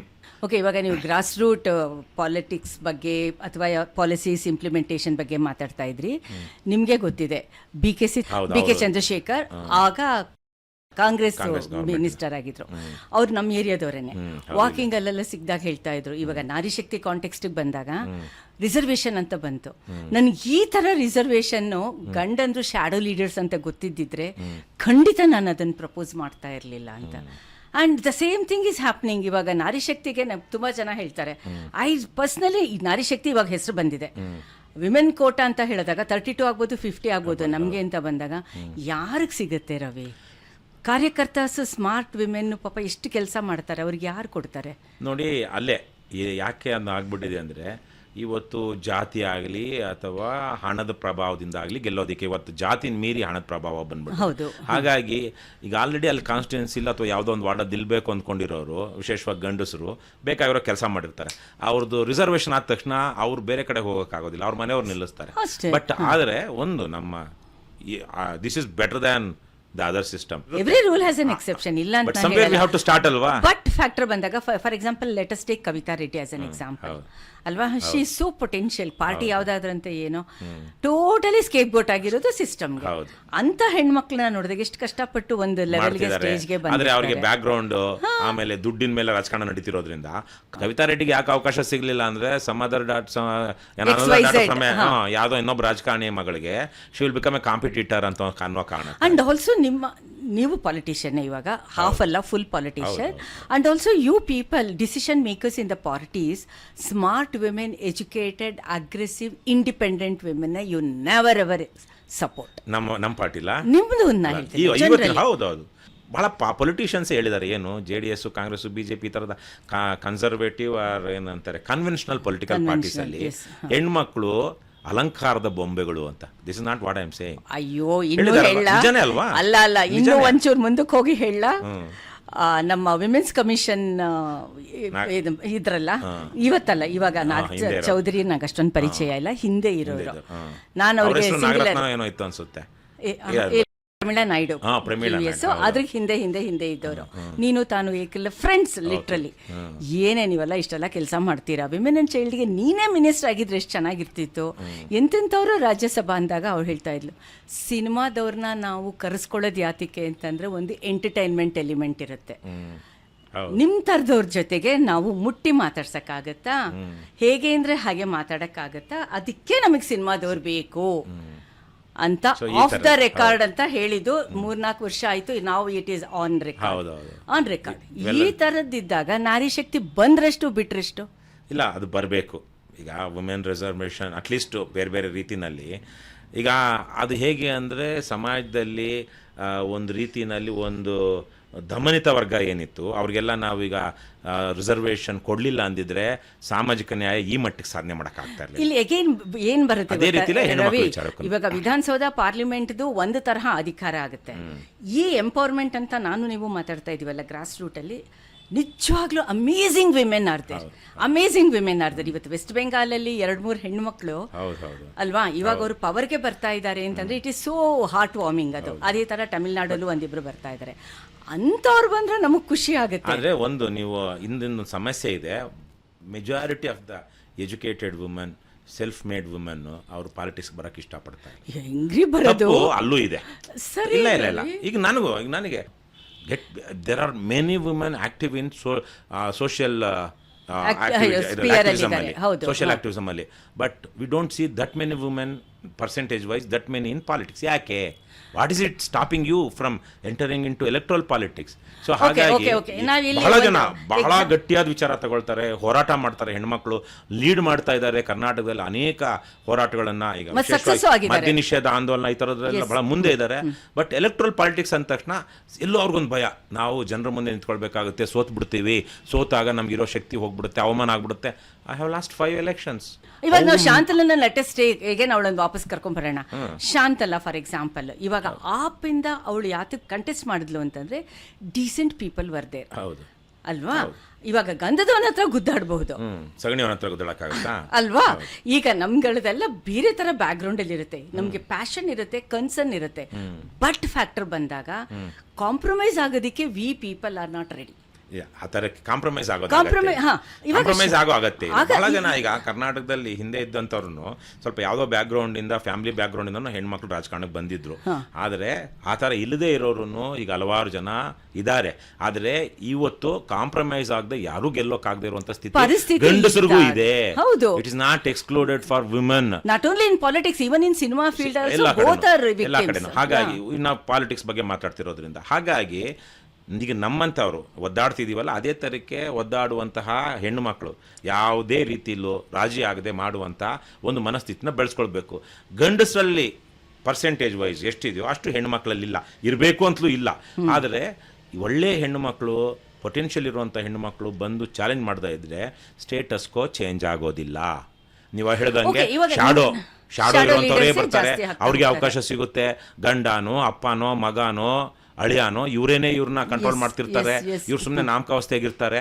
ಅದ್ರ ಬದಲಿಗೆ ಅವ್ರನ್ನ ಚಾಲೆಂಜ್ ಮಾಡುವಂಥ ಹೆಣ್ಣು ಮಕ್ಕಳು ಅಟ್ಲೀಸ್ಟ್ ಎಲ್ಲಿ ಬರೋದಕ್ಕೆ ಸಾಧ್ಯ? ರಿಸರ್ವೇಷನ್ ಇದ್ದಾಗ ತಾನೇ ಬರೋದಕ್ಕೆ ಸಾಧ್ಯ, ವುಮೆನ್ ಕೋಟಾ ಇದ್ರೆ ಮಾತ್ರ ಬರೋದಕ್ಕೆ ಸಾಧ್ಯ. ಹಾಗಾಗಿ ನಾವೆಲ್ಲನೂ ಇದು we should not think it's a lost cause. ಇಲ್ಲ, ಅದರಲ್ಲೂ ಒಂದಷ್ಟು ಒಳ್ಳೇದಾಗುತ್ತೆ. ಎಸ್ಪೆಷಲಿ ಈ ಹೆಣ್ಣು ಮಕ್ಕಳಿಗೆ ಈ ಲೋಕಲ್ ಬಾಡೀಸ್ ಅಲ್ಲಿ ಕೊಟ್ಟಿದಾರಲ್ಲ, ಬಹಳ ಜನ ಬಂದಿದ್ದಾರೆ, ಸ್ವತಂತ್ರರಾಗಿದ್ದಾರೆ, ಮನೆಯವರ ದೇ ಹ್ಯಾವ್ ಔಟ್ಗ್ರೋನ್ ದೇರ್ ಮೆನ್. ಹಾಗಾಗಿ ಅಲ್ಲಿ ಒಂದಷ್ಟು ಎಮರ್ಜ್ ಆಗಿದೆ. ಬಟ್ ಅಲ್ಲೇ ಹೇಳ್ತೀನಿ, ಏನಾಗ್ತಾ ಇದೆ, ಅವರಿಗೆ ನೆಕ್ಸ್ಟ್ ಲೆವೆಲ್ ಹೋಗೋದಕ್ಕೆ ಅಲ್ಲೇ ತೊಂದರೆ stuck ಆಗ್ತಾ ಆಗ್ತಾ ಇದೆ. ಇದ್ದಾರೆ. ಈಗ ತಾಲೂಕ್ ಪಂಚಾಯತಿ, ಜಿಲ್ಲಾ ಪಂಚಾಯತಿ ಇಷ್ಟು ಜನ ಹೆಣ್ಮಕ್ಳು ಇದ್ರಲ್ವಾ, ಬೆಂಗಳೂರಲ್ಲಿ BBMPಗೆ ಇಷ್ಟು ಜನ ಕಾರ್ಪೊರೇಟರ್ ಆಗಿದ್ರಲ್ವಾ, ಅವರ ನೆಕ್ಸ್ಟ್ ಎಲೆಕ್ಷನ್ ಅಲ್ಲಿ ಅವ್ರು ಗೆಲ್ಲಬೇಕು ಅಂದ್ರೆ ಇಲ್ಲ ಅವ್ರು ಸಿಟ್ಟಿಂಗ್ ಇರಬೇಕು ಅಥವಾ ರೀಸೆಂಟ್ ಆಗಿ ಅವರು ಕಾರ್ಪೊರೇಟ್ ಇಂದ ಕೆಳಗಿಳಿದಿರ್ಬೇಕು. ಈಗ ಪದ್ಮಾವತಿ ಅವರು ಏನಾಗಿದ್ರು, ಪದ್ಮಾವತಿ ಇಸ್ ಎ ಸಕ್ಸಸ್ಫುಲ್ ಅವ್ರು ಮೇಯರ್ ಆಗಿದ್ರು, ಬಹಳ ಡೀಸೆಂಟ್ ಹೆಣ್ಮಗಳು, ಬಹಳ ಗಟ್ಟಿಗಿತ್ತಿ ಹೆಣ್ಮಗಳು ನಾನು ನೋಡಿದಾಗೆ. ಸೊ ಅವ್ರಿಗೆ 2018 ಎಲ್ಲೋ ಸಿಕ್ತು. ಅದೇ ತರಕ್ಕೆ 23ನಲ್ಲಿ ಇವ್ರು ಯಾರಿಗೂ ಯಾಕೆ ಸಿಗ್ಲಿಲ್ಲ, ಯಾಕಂದ್ರೆ ಅವರೆಲ್ಲ ಮರ್ತೋಗಿದ್ರು ಜನ. ಯಾವುದು TPZP elections. So last 5-6 years ಇಂದ ಇಲ್ಲೂ ರೆಪ್ರೆಸೆಂಟೇಷನ್ ಇಲ್ಲ. ಅಂದ್ರೆ ಹೊಸದಾಗಿ ಹೆಣ್ಮಕ್ಳು MLA ಕಂಟೆಸ್ಟ್ ಮಾಡೋಕೆ ಯಾಕೆ ಆಗ್ತಾ ಇಲ್ಲ ಅಂದರೆ, ಮಾಡೋ ಅಂಥವ್ರು ಫ್ಯಾಮಿಲಿಗಳಿಂದನೇ ಬರಬೇಕಾಗಿದೆ. ಪಾಲಿಟಿಕ್ಸಲ್ಲಿ ಏನು ಕರೆಂಟ್ ಇದರಲ್ಲಿ ಅವರು ರಿಲೆವೆಂಟ್ ಇರುವಂಥವ್ರು ಯಾರೂ ಇಲ್ಲ. ಯಾಕೆಂದರೆ ಆ ಲೆವೆಲಿನ ಹೆಣ್ಣುಮಕ್ಕಳು ಅವ್ರದ್ದು ಟರ್ಮ್ ಮುಗಿದೋಗಿದೆ, ಮನೇಲಿ ಕೂತ್ಕೊಂಡು ಬಿಟ್ಟಿದ್ದಾರೆ, ಅವ್ರಿಗೆ ಯಾವ ಪವರ್ ಅಂತ ಹೇಳ್ತಾ ಇದ್ದೀರಾ. ಬಟ್ ದೇರ್ ಆರ್ ಆದ್ರೆ ಅವರು ಇನ್ನೂ ಆಕ್ಟಿವ್ ಆಗಿ ಇದ್ದಾರೆ. ಇವೆಲ್ಲ ಲೋಕಲ್ ಬಾಡೀಸ್ ಸಂಘ ವಿಮೆನ್ ಅಂತೂ ಕಟ್ಕೊಂಡಿದಾರಲ್ಲ ರವಿ, ಅದೊಂದು ಅವ್ರಿಗೆ ಪರವಾಗಿಲ್ಲ. ಹಳ್ಳಿ ಹೆಣ್ಮಕ್ಳಿಗೆ ಅದು ಒಂದು ಸಣ್ಣ ಲೋಕಲ್ ಮಟ್ಟಿಗೆ, but still they are very much. ಆದ್ರೆ ಹಲವಾರು ಜನ ಈ ತರಕ್ಕೆ ZP ನಲ್ಲಿ ಹೆಸರು ತಗೊಂಡಿದ್ದವ್ರಿಗೆ MLA ಮತ್ತು MP ಸೀಟ್ಗಳಿಗೆ ಸೀಟ್ ಕೊಟ್ಟಿದ್ರು. JP ಏನು ನಮ್ಮ ರೆಗ್ಯುಲರ್ ಕನ್ವೆನ್ಷನಲ್ ಪೊಲಿಟಿಕಲ್ ಪಾರ್ಟೀಸ್ ಅವರು. ಸೊ ಹಾಗಾಗಿ ಅದಿಲ್ಲ ಈಗ. ಯಾಕಂದ್ರೆ second line third line leadership emerge ಆಗೋದಕ್ಕೆ ಅವಕಾಶನೇ ಕೊಡ್ತಾ ಇಲ್ಲ ಇವತ್ತಿರೋ ಕರೆಂಟ್ ಡಿಸ್ಪೆನ್ಸೇಷನ್. ಈಗ ನೀವು ಇಷ್ಟೊಂದೆಲ್ಲ ಅಗ್ರೆಸಿವ್ ಆಗಿ ಮಾತಾಡ್ತಾ ಇದ್ದೀರಾ, ಆಕ್ಟಿವ್ ಆಗಿದ್ದೀರಾ, ಎಲ್ಲ ಇದ್ದೀರಾ. ನಾನು JJMನ ತಗೋತೀನಿ. ಓಕೆ, ಶೌಚಾಲಯನ ಆ್ಯಸ್ ಅನ್ ಎಕ್ಸಾಂಪಲ್, ಸ್ವಚ್ಛ ಭಾರತ್ನ ಆ್ಯಸ್ ಅನ್ ಎಕ್ಸಾಂಪಲ್ ತಗೋತೀನಿ. ಎಷ್ಟು ಬೇಸಿಕ್ ಅಲ್ವಾ ಅದು. ಕರ್ನಾಟಕದಲ್ಲಿ ಅದು ಟೋಟಲಿ ಇನ್ಆಕ್ಟಿವ್ ಆಗಿದೆ. ಆ ಥರ ಇಶ್ಯೂಸ್ನ ನೀವುಗಳು ಯಾತಕ್ಕೆ ತಗೋತಾ ಇಲ್ಲ? ಈಗ ನೀವು ಇದನ್ನು ತಗೊಂಡಿದ್ದೀರಾ, ಬಿಡದಿದ್ದು ತಗೊಂಡಿದ್ದೀರಾ, ಟೌನ್ಶಿಪ್ ತಕ್ಕ ಮಟ್ಟಿಗೆ ಆನೆಕಲ್ಲು ತಗೊಂಡಿದ್ದೀರಾ, ಇಲ್ಲ ಅಂತ ಹೇಳಲ್ಲ. ಆದರೆ ಇದು ಟೋಟಲಿ ಲೈಫ್ ರಿಲೇಟೆಡ್. ಇವತ್ತು ಸಮಸ್ಯೆ ಏನಿದೆ ಅಂದ್ರೆ ಪೊಲಿಟಿಕಲ್ ಪಾರ್ಟೀಸ್ ಯಾರು ಈ ಕನ್ಸ್ಟ್ರಕ್ಟಿವ್ ಪ್ರೋಗ್ರಾಮ್ಸ್ ಅಲ್ಲಿ ಇನ್ವಾಲ್ವ್ ಆಗ್ತಾ ಇಲ್ಲ. ಆಮೇಲೆ ಇನ್ವಾಲ್ವ್ ಆಗ್ತಾ ಇಲ್ಲ ಯಾಕೆ ಅಂದ್ರೆ ಅದು ಅವ್ರಿಗೆ ವೋಟ್ ತಂದು ಕೊಡ್ತಾ ಇಲ್ಲ. ಈಗ ನಾವು ಕನ್ಸ್ಟ್ರಕ್ಟಿವ್ ಪ್ರೋಗ್ರಾಮ್ಸ್ ಮಾಡ್ತಾ ಇದೀವಿ. ನಾವು ಮಾಡ್ತಿರೋದು ಎಲ್ಲಾನು ಬಹುತೇಕ ಕನ್ಸ್ಟ್ರಕ್ಟಿವ್ ಪ್ರೋಗ್ರಾಮ್ಸ್, ನಮ್ದು ಪೊಲಿಟಿಕಲ್ ಪ್ರೋಗ್ರಾಮ್ಸ್ ಅಲ್ಲ. ಈ ಲಂಚದ ವಿರುದ್ಧ ಮಾಡ್ತಿರೋ ಅಭಿಯಾನ, social audit, it's not A political. ನಮ್ಗೇನು ಬೇರೆ ವಿಸಿಬಿಲಿಟಿ ಕೊಡ್ತಾ ಇದೆ, ಆದರೆ ವೋಟ್ ತಂದು ಕೊಡ್ತಾ ಇಲ್ಲ. ಅದೇ ಥರಕ್ಕೆ ರೇಷನ್ ಅಂಗಡಿಗಳಲ್ಲಿ ಅನ್ನಭಾಗ್ಯ ಯೋಜನೆಯಲ್ಲಿ ಮಾಡ್ತಿರೋದು, ಈಗ ಮದ್ಯ ನಿಷೇಧ ಮಾಡಬೇಕು ಅಂತ ಇರುವಂತಹದ್ದು, ನಾವು ಏನೇನು ಹೋರಾಟಗಳು ಮಾಡ್ತಾ ಇದ್ವಿ ಬಹುತೇಕ ನಮ್ದು ಕನ್ಸ್ಟ್ರಕ್ಟಿವ್ ಪ್ರೋಗ್ರಾಮ್ಸ್. ಹೌದೌದು, ರಚನಾತ್ಮಕ ಕಾರ್ಯಕ್ರಮಗಳು. ಆದರೆ ಇದೇ ಥರಕ್ಕೆ ಇವು ತಗೊಂಡಾಗ ಇದ್ರದೊಂದು ಲಿಮಿಟೇಷನ್ ಇರುತ್ತೆ ಲೋಕಲಲ್ಲಿ. ಯಾಕಂದರೆ ಈಗ ನಾನು ಒಬ್ಬರು 5-10 ಜನ, ಒಂದು 10-20 ಜನ ಮಾಡೋದಕ್ಕಾಗೋದಿಲ್ಲ. ಇದೊಂದು ಅಭಿಯಾನದ ಥರಕ್ಕಾಗಬೇಕು ಅಂದರೆ ನಮ್ಮ ಲೋಕಲಲ್ಲಿ ನಮ್ಮ ಪಕ್ಷದ ಕಾರ್ಯಕರ್ತರಿಗೂ ಇದು ನನಗೆ ಇದು ಏನೋ ಒಂದು ಶಕ್ತಿ ಕೊಡುತ್ತೆ ಅಂತಲೋ ಅಥವಾ ಇದರಲ್ಲಿ ನನಗೆ ಸಾರ್ಥಕತೆ ಇದೆನೋ ಅನ್ನಿಸ್ಬೇಕು. ಈಗ ನಮ್ಮ ಪಾರ್ಟಿಗೆ ಆ ಥರ ನೋಡಿದ್ರೆ ತುಂಬ, ಆಮೇಲೆ ನಾನಾ ತರಹದ ಜನ ಇದ್ದಾರೆ ಮತ್ತು ಜಾಸ್ತಿ ಜನ ಇದ್ದಾರೆ ಅಂದಾಗ ಅದರಲ್ಲಿ 100 ಜನರಲ್ಲಿ 5-10 ಜನಕ್ಕೆ ಇಂಥ ಕೆಲಸಗಳು ಕೊಡಬಹುದು. ಆದರೆ ನಮಗೆ ಇನ್ನೂ ಆ ಲಿಮಿಟ್, ಆ ಕ್ವಾಂಟಿಟಿ ಇನ್ನೂ ನಾವು ರೀಚ್ ಆಗಿಲ್ಲ. ಹಾಗಾಗಿನೇ ನಾವು ಕೆಲವೊಂದು ಕನ್ಸ್ಟ್ರಕ್ಟಿವ್ ಪ್ರೋಗ್ರಾಮ್. ರವಿ, ನಾನು ಇದನ್ನು ಅಷ್ಟೊಂದು ಅಕ್ಸೆಪ್ಟ್ ಮಾಡ್ಕೊಳ್ಳೋದಕ್ಕೆ ರೆಡಿ ಇಲ್ಲ. ಬಿಕಾಸ್ ನೀವು ಹಳ್ಳಿಲಾಗಬಹುದು, ಸಿಟಿಲೇ ಆಗಬಹುದು, ನಿಮಗೆ ಒಂದು ಬ್ಯಾಗೇಜ್ ಏನಿದೆ, ರೆಸ್ಪೆಕ್ಟ್ ಏನಿದೆ ಅಂತ ಹೇಳಿದ್ರೆ, most of your members are academically qualified.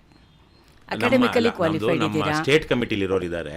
But majority of the ಅದನ್ನ ಗ್ರಾಸ್ ರೂಟ್ ಕೂಡ ಇದ್ದಾರೆ. ವೆರಿ ಏನಂತಾರೆ, ಕೆಳ ಮಧ್ಯಮ ವರ್ಗ, ಮಧ್ಯಮ ವರ್ಗ, ಆಟೋ ಡ್ರೈವರ್ಸು, ಟ್ಯಾಕ್ಸಿ ಡ್ರೈವರ್ಸ್. ಅಲ್ಲ, ಇವಾಗ ನಮಗೆ ವೆಸ್ಟ್ ಬೆಂಗಾಲು, ತಮಿಳುನಾಡು ಕೂಡ ನಮಗೆ ಒಂದು ಎಕ್ಸಾಂಪಲ್ ಆಗೇ ಆಗುತ್ತೆ.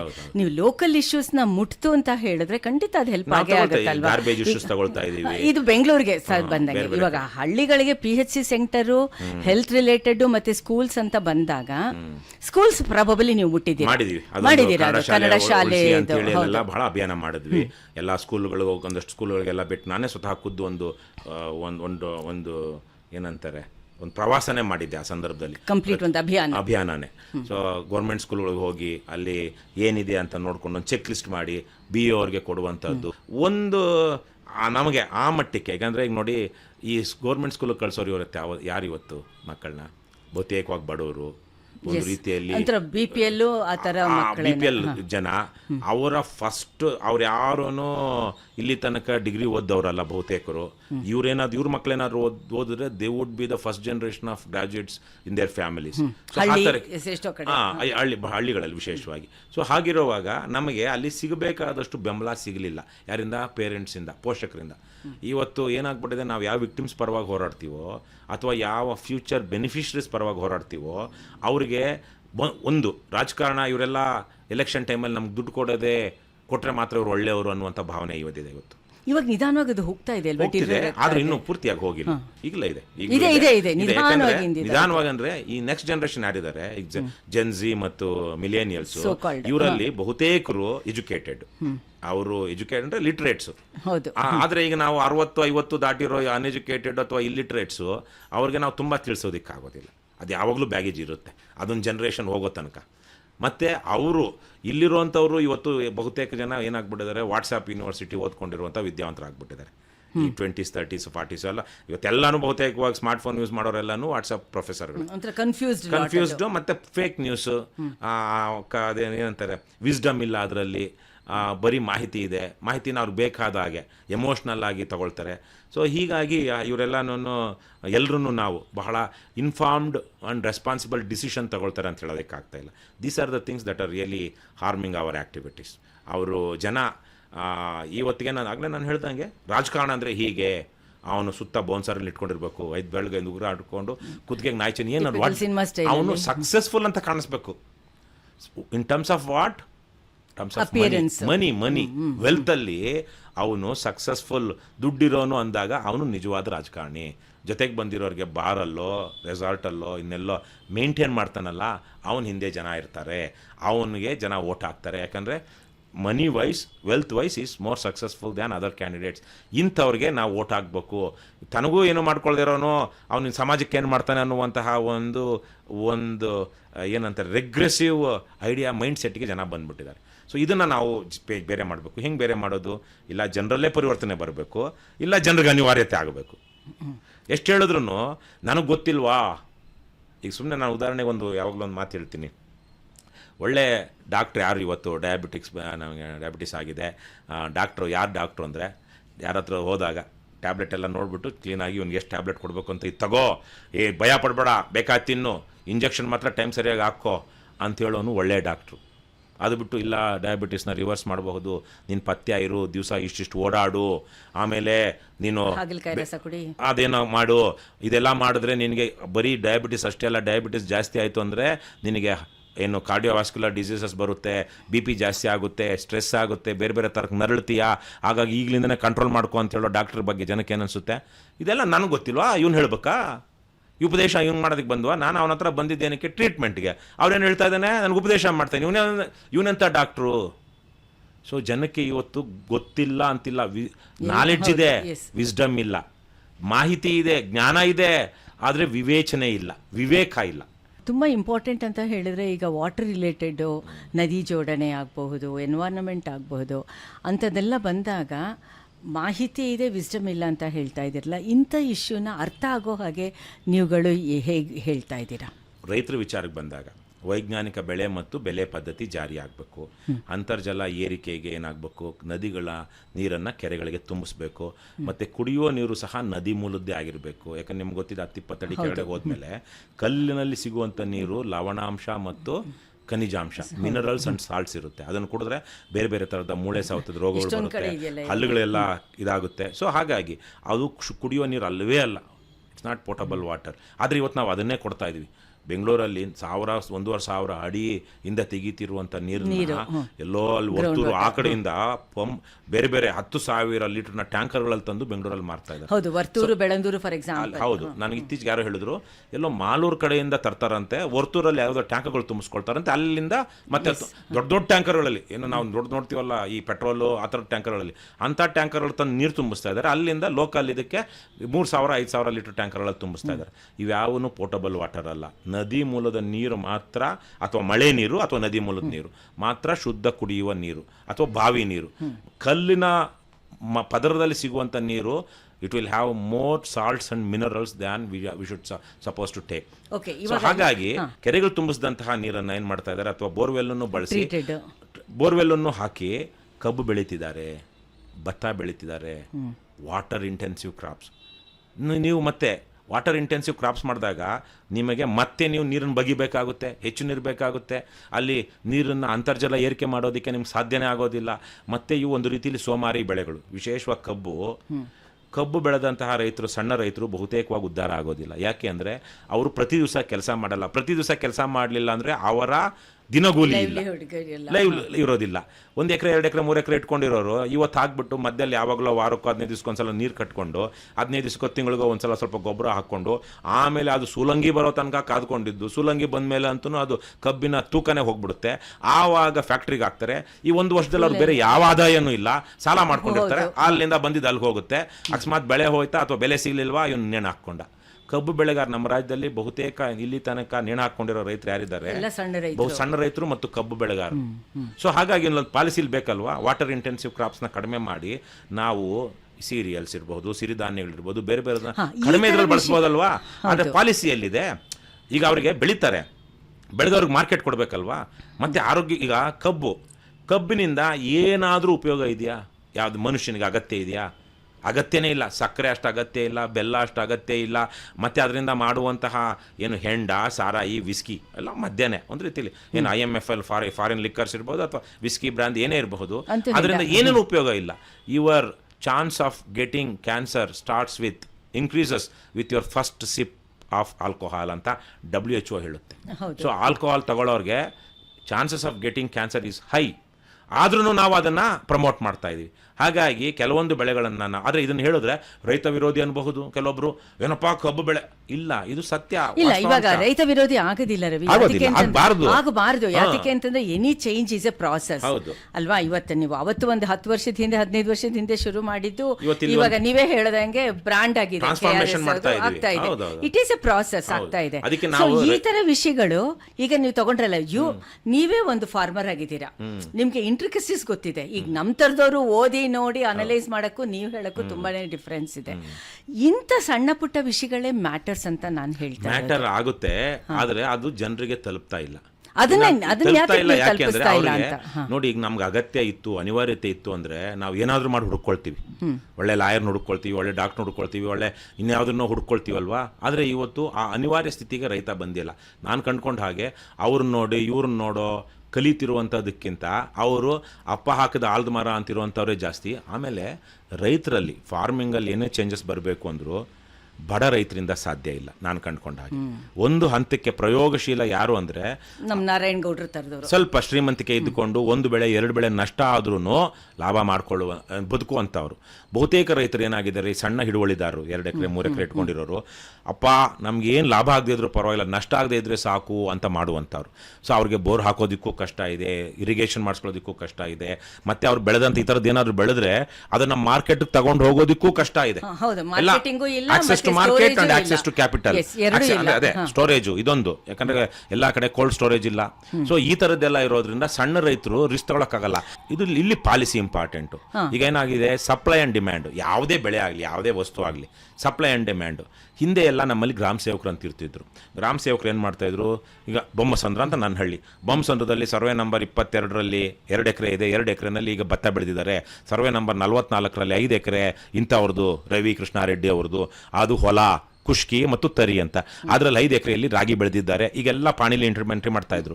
ಆವಾಗ ಅದನ್ನೆಲ್ಲ ಟ್ಯಾಬ್ಯುಲೇಟ್ ಮಾಡಿಕೊಂಡು ತಹಸೀಲ್ದಾರ್ ಆದವನಿಗೆ ಇಡೀ ತಾಲೂಕಿನ ಕಂದಾಯ ಭೂಮಿಯಲ್ಲಿ ಎಷ್ಟು ಎಕರೆ ಇದೆ, ಎಷ್ಟು ತರಿ ಇದೆ, ಎಷ್ಟು ಕುಷ್ಕಿ ಇದೆ, ಯಾವುದ್ರಲ್ಲಿ ಎಷ್ಟು ಬೆಳೆದಿದ್ದಾರೆ ಅನ್ನೋದು ಗೊತ್ತಾಗ್ತಿತ್ತು.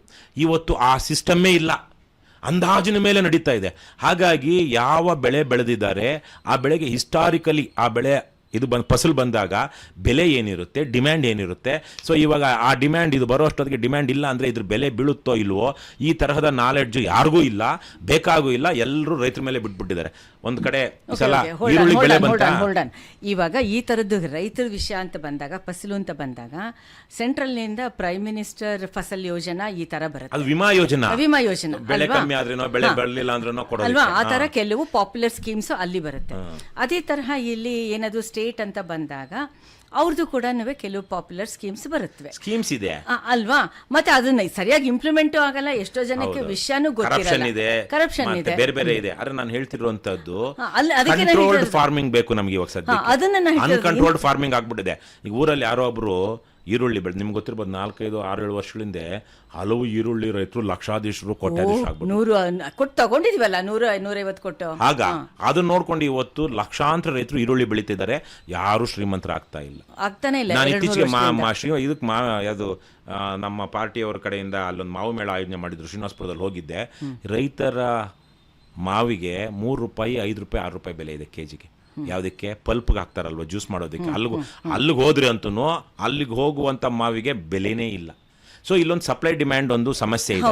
ಈಗ US ಅಲ್ಲಿ ಬೇರೆ ಬೇರೆ ಕಡೆ ಅವ್ರಿಗೆ ಯಾವಾಗಲೂ ಒಂದು ಪ್ರೈಸ್ ಸ್ಟೆಬಿಲೈಸೇಷನ್ ಇಟ್ಕೊಂಡಿರ್ತಾರೆ. ಯಾಕೆ? ಅವ್ರಿಗೆ ಹಿಸ್ಟಾರಿಕಲಿ ಇದಕ್ಕೆ ಎಷ್ಟು ಡಿಮ್ಯಾಂಡ್ ಇದೆ, ಸೊ ಇವಾಗ ಎಷ್ಟು ಏಕರೇಜಲ್ಲಿ ಬೆಳೆದ್ರೆ ನಾವು ಆ ಡಿಮ್ಯಾಂಡ್ನ ಮೀಟ್ ಮಾಡೋಕ್ಕಾಗುತ್ತೆ, ಆವಾಗ ನಮಗೆ ಅವರಿಗೆ ರೈತರಿಗೂ ಬದುಕೋದಕ್ಕೆ ಅವಕಾಶ ಆಗುತ್ತಂತೆ. ಈಗ ಸ್ವಾಮಿನಾಥನ್ ರಿಪೋರ್ಟ್ ಏನು ಹೇಳುತ್ತೆ? ನೀವು 1.5 ಟೈಮ್ಸ್ ಕೊಡಬೇಕು. ಯಾಕಂದರೆ ರೈತನ ಅವನ ಮನೆ ಅವನಿಗೆ ಮತ್ತು ಅವನ ಮನೆಯವ್ರು ಏನೆಲ್ಲ ಕೆಲಸ ಮಾಡಿರ್ತಾರೋ ಅದಕ್ಕೂ ಕೂಲಿ ಆಗಬೇಕು, ಮತ್ತು ಅವನ ಜಮೀನಿಗೆ ಬಾಡಿಗೆನೂ ಆಗಬೇಕು. ಇವೆಲ್ಲ ಸೇರಿದಾಗ ಅವನ ಇನ್ಪುಟ್ ಕಾಸ್ಟ್ ಏನಿರುತ್ತೆ ಅದರ 1.5 ಎಷ್ಟು. ಈಗ ಅವನು 10,000 ಖರ್ಚು ಮಾಡಿ ಒಂದು ರಾಗಿ ಬೆಳೆದಿದ್ದಾನೆ ಅಂದರೆ ಅದಕ್ಕೆ ಅಲ್ಲಿ ಬರುವಂತಹ ರಾಗಿ ಫಸಲಿಗೆ ನಾವು 2,500 ಕೊಡಬೇಕು. ಅದು ಬೆಂಬಲ ಬೆಲೆ ಅಂದರೆ. ಇವತ್ತು ಆ ಥರಕ್ಕಾಗ್ತಾ ಇಲ್ಲ. ಹಾಗಾಗಿನೇ ಏನಾಗ್ತಾ ಇದೆ, ರೈತರು ಬೆಳಿತಾನೆ ಇದ್ದಾರೆ, ಅಗತ್ಯ ಇರಲಿ ಇಲ್ಲದೆ ಇರಲಿ, ಮತ್ತೆ ಅಲ್ಲಿ ಮಾರ್ಕೆಟ್ಗೆ ಹೋದಾಗ ಒಳ್ಳೆ ಮಳೆ ಬಂತು, ಒಳ್ಳೆ ಫಸಲು ಬಂದ್ಬಿಡ್ತು ಅಂದರೆ ಇದ್ದಕ್ಕಿದ್ದಂಗೆ ರೇಟ್ ಡ್ರಾಪ್ ಆಗಿಬಿಡುತ್ತೆ. ಸ್ಟೋರೇಜ್ ಫೆಸಿಲಿಟೀಸ್ ಇಲ್ಲ. ರೈತ ಏನು ಮಾಡ್ತಾನೆ, ಅವನು ಬೆಳೆದಿದ್ದಕ್ಕಿಂತ ಇವತ್ತು ನಾನು ಬೆಳಗ್ಗೆ ಮುದ್ದೆ ತಿಂದ್ಕೊಂಡು ಬಂದಿದ್ದೀನಿ, ಸ್ವಲ್ಪ ಅನ್ನನೂ ತಿಂದಿದ್ದೀನಿ. ನನಗೆ ಗೊತ್ತು ರೈತನಿಗೆ ಬಿದ್ದ ಖರ್ಚಿಗಿಂತ ಕಡಿಮೆ ಬೆಲೆಗೆ ನಾನು ರಾಗಿ ಹಿಟ್ಟನ್ನು ಮತ್ತು ಅಕ್ಕಿಯನ್ನು ಕೊಂಡ್ಕೊಂಡಿದ್ದೀನಿ. ರೈತನಿಗೆ ನಿಜವಾದ ಕೊಡಬೇಕಾಗಿದ್ದ ಬೆಲೆ ಏನಿತ್ತು ಅದಕ್ಕಿಂತ ಅವನ ಬೆವರನ್ನು ನಾನು ತಿಂತಾ ಇದ್ದೀನಿ.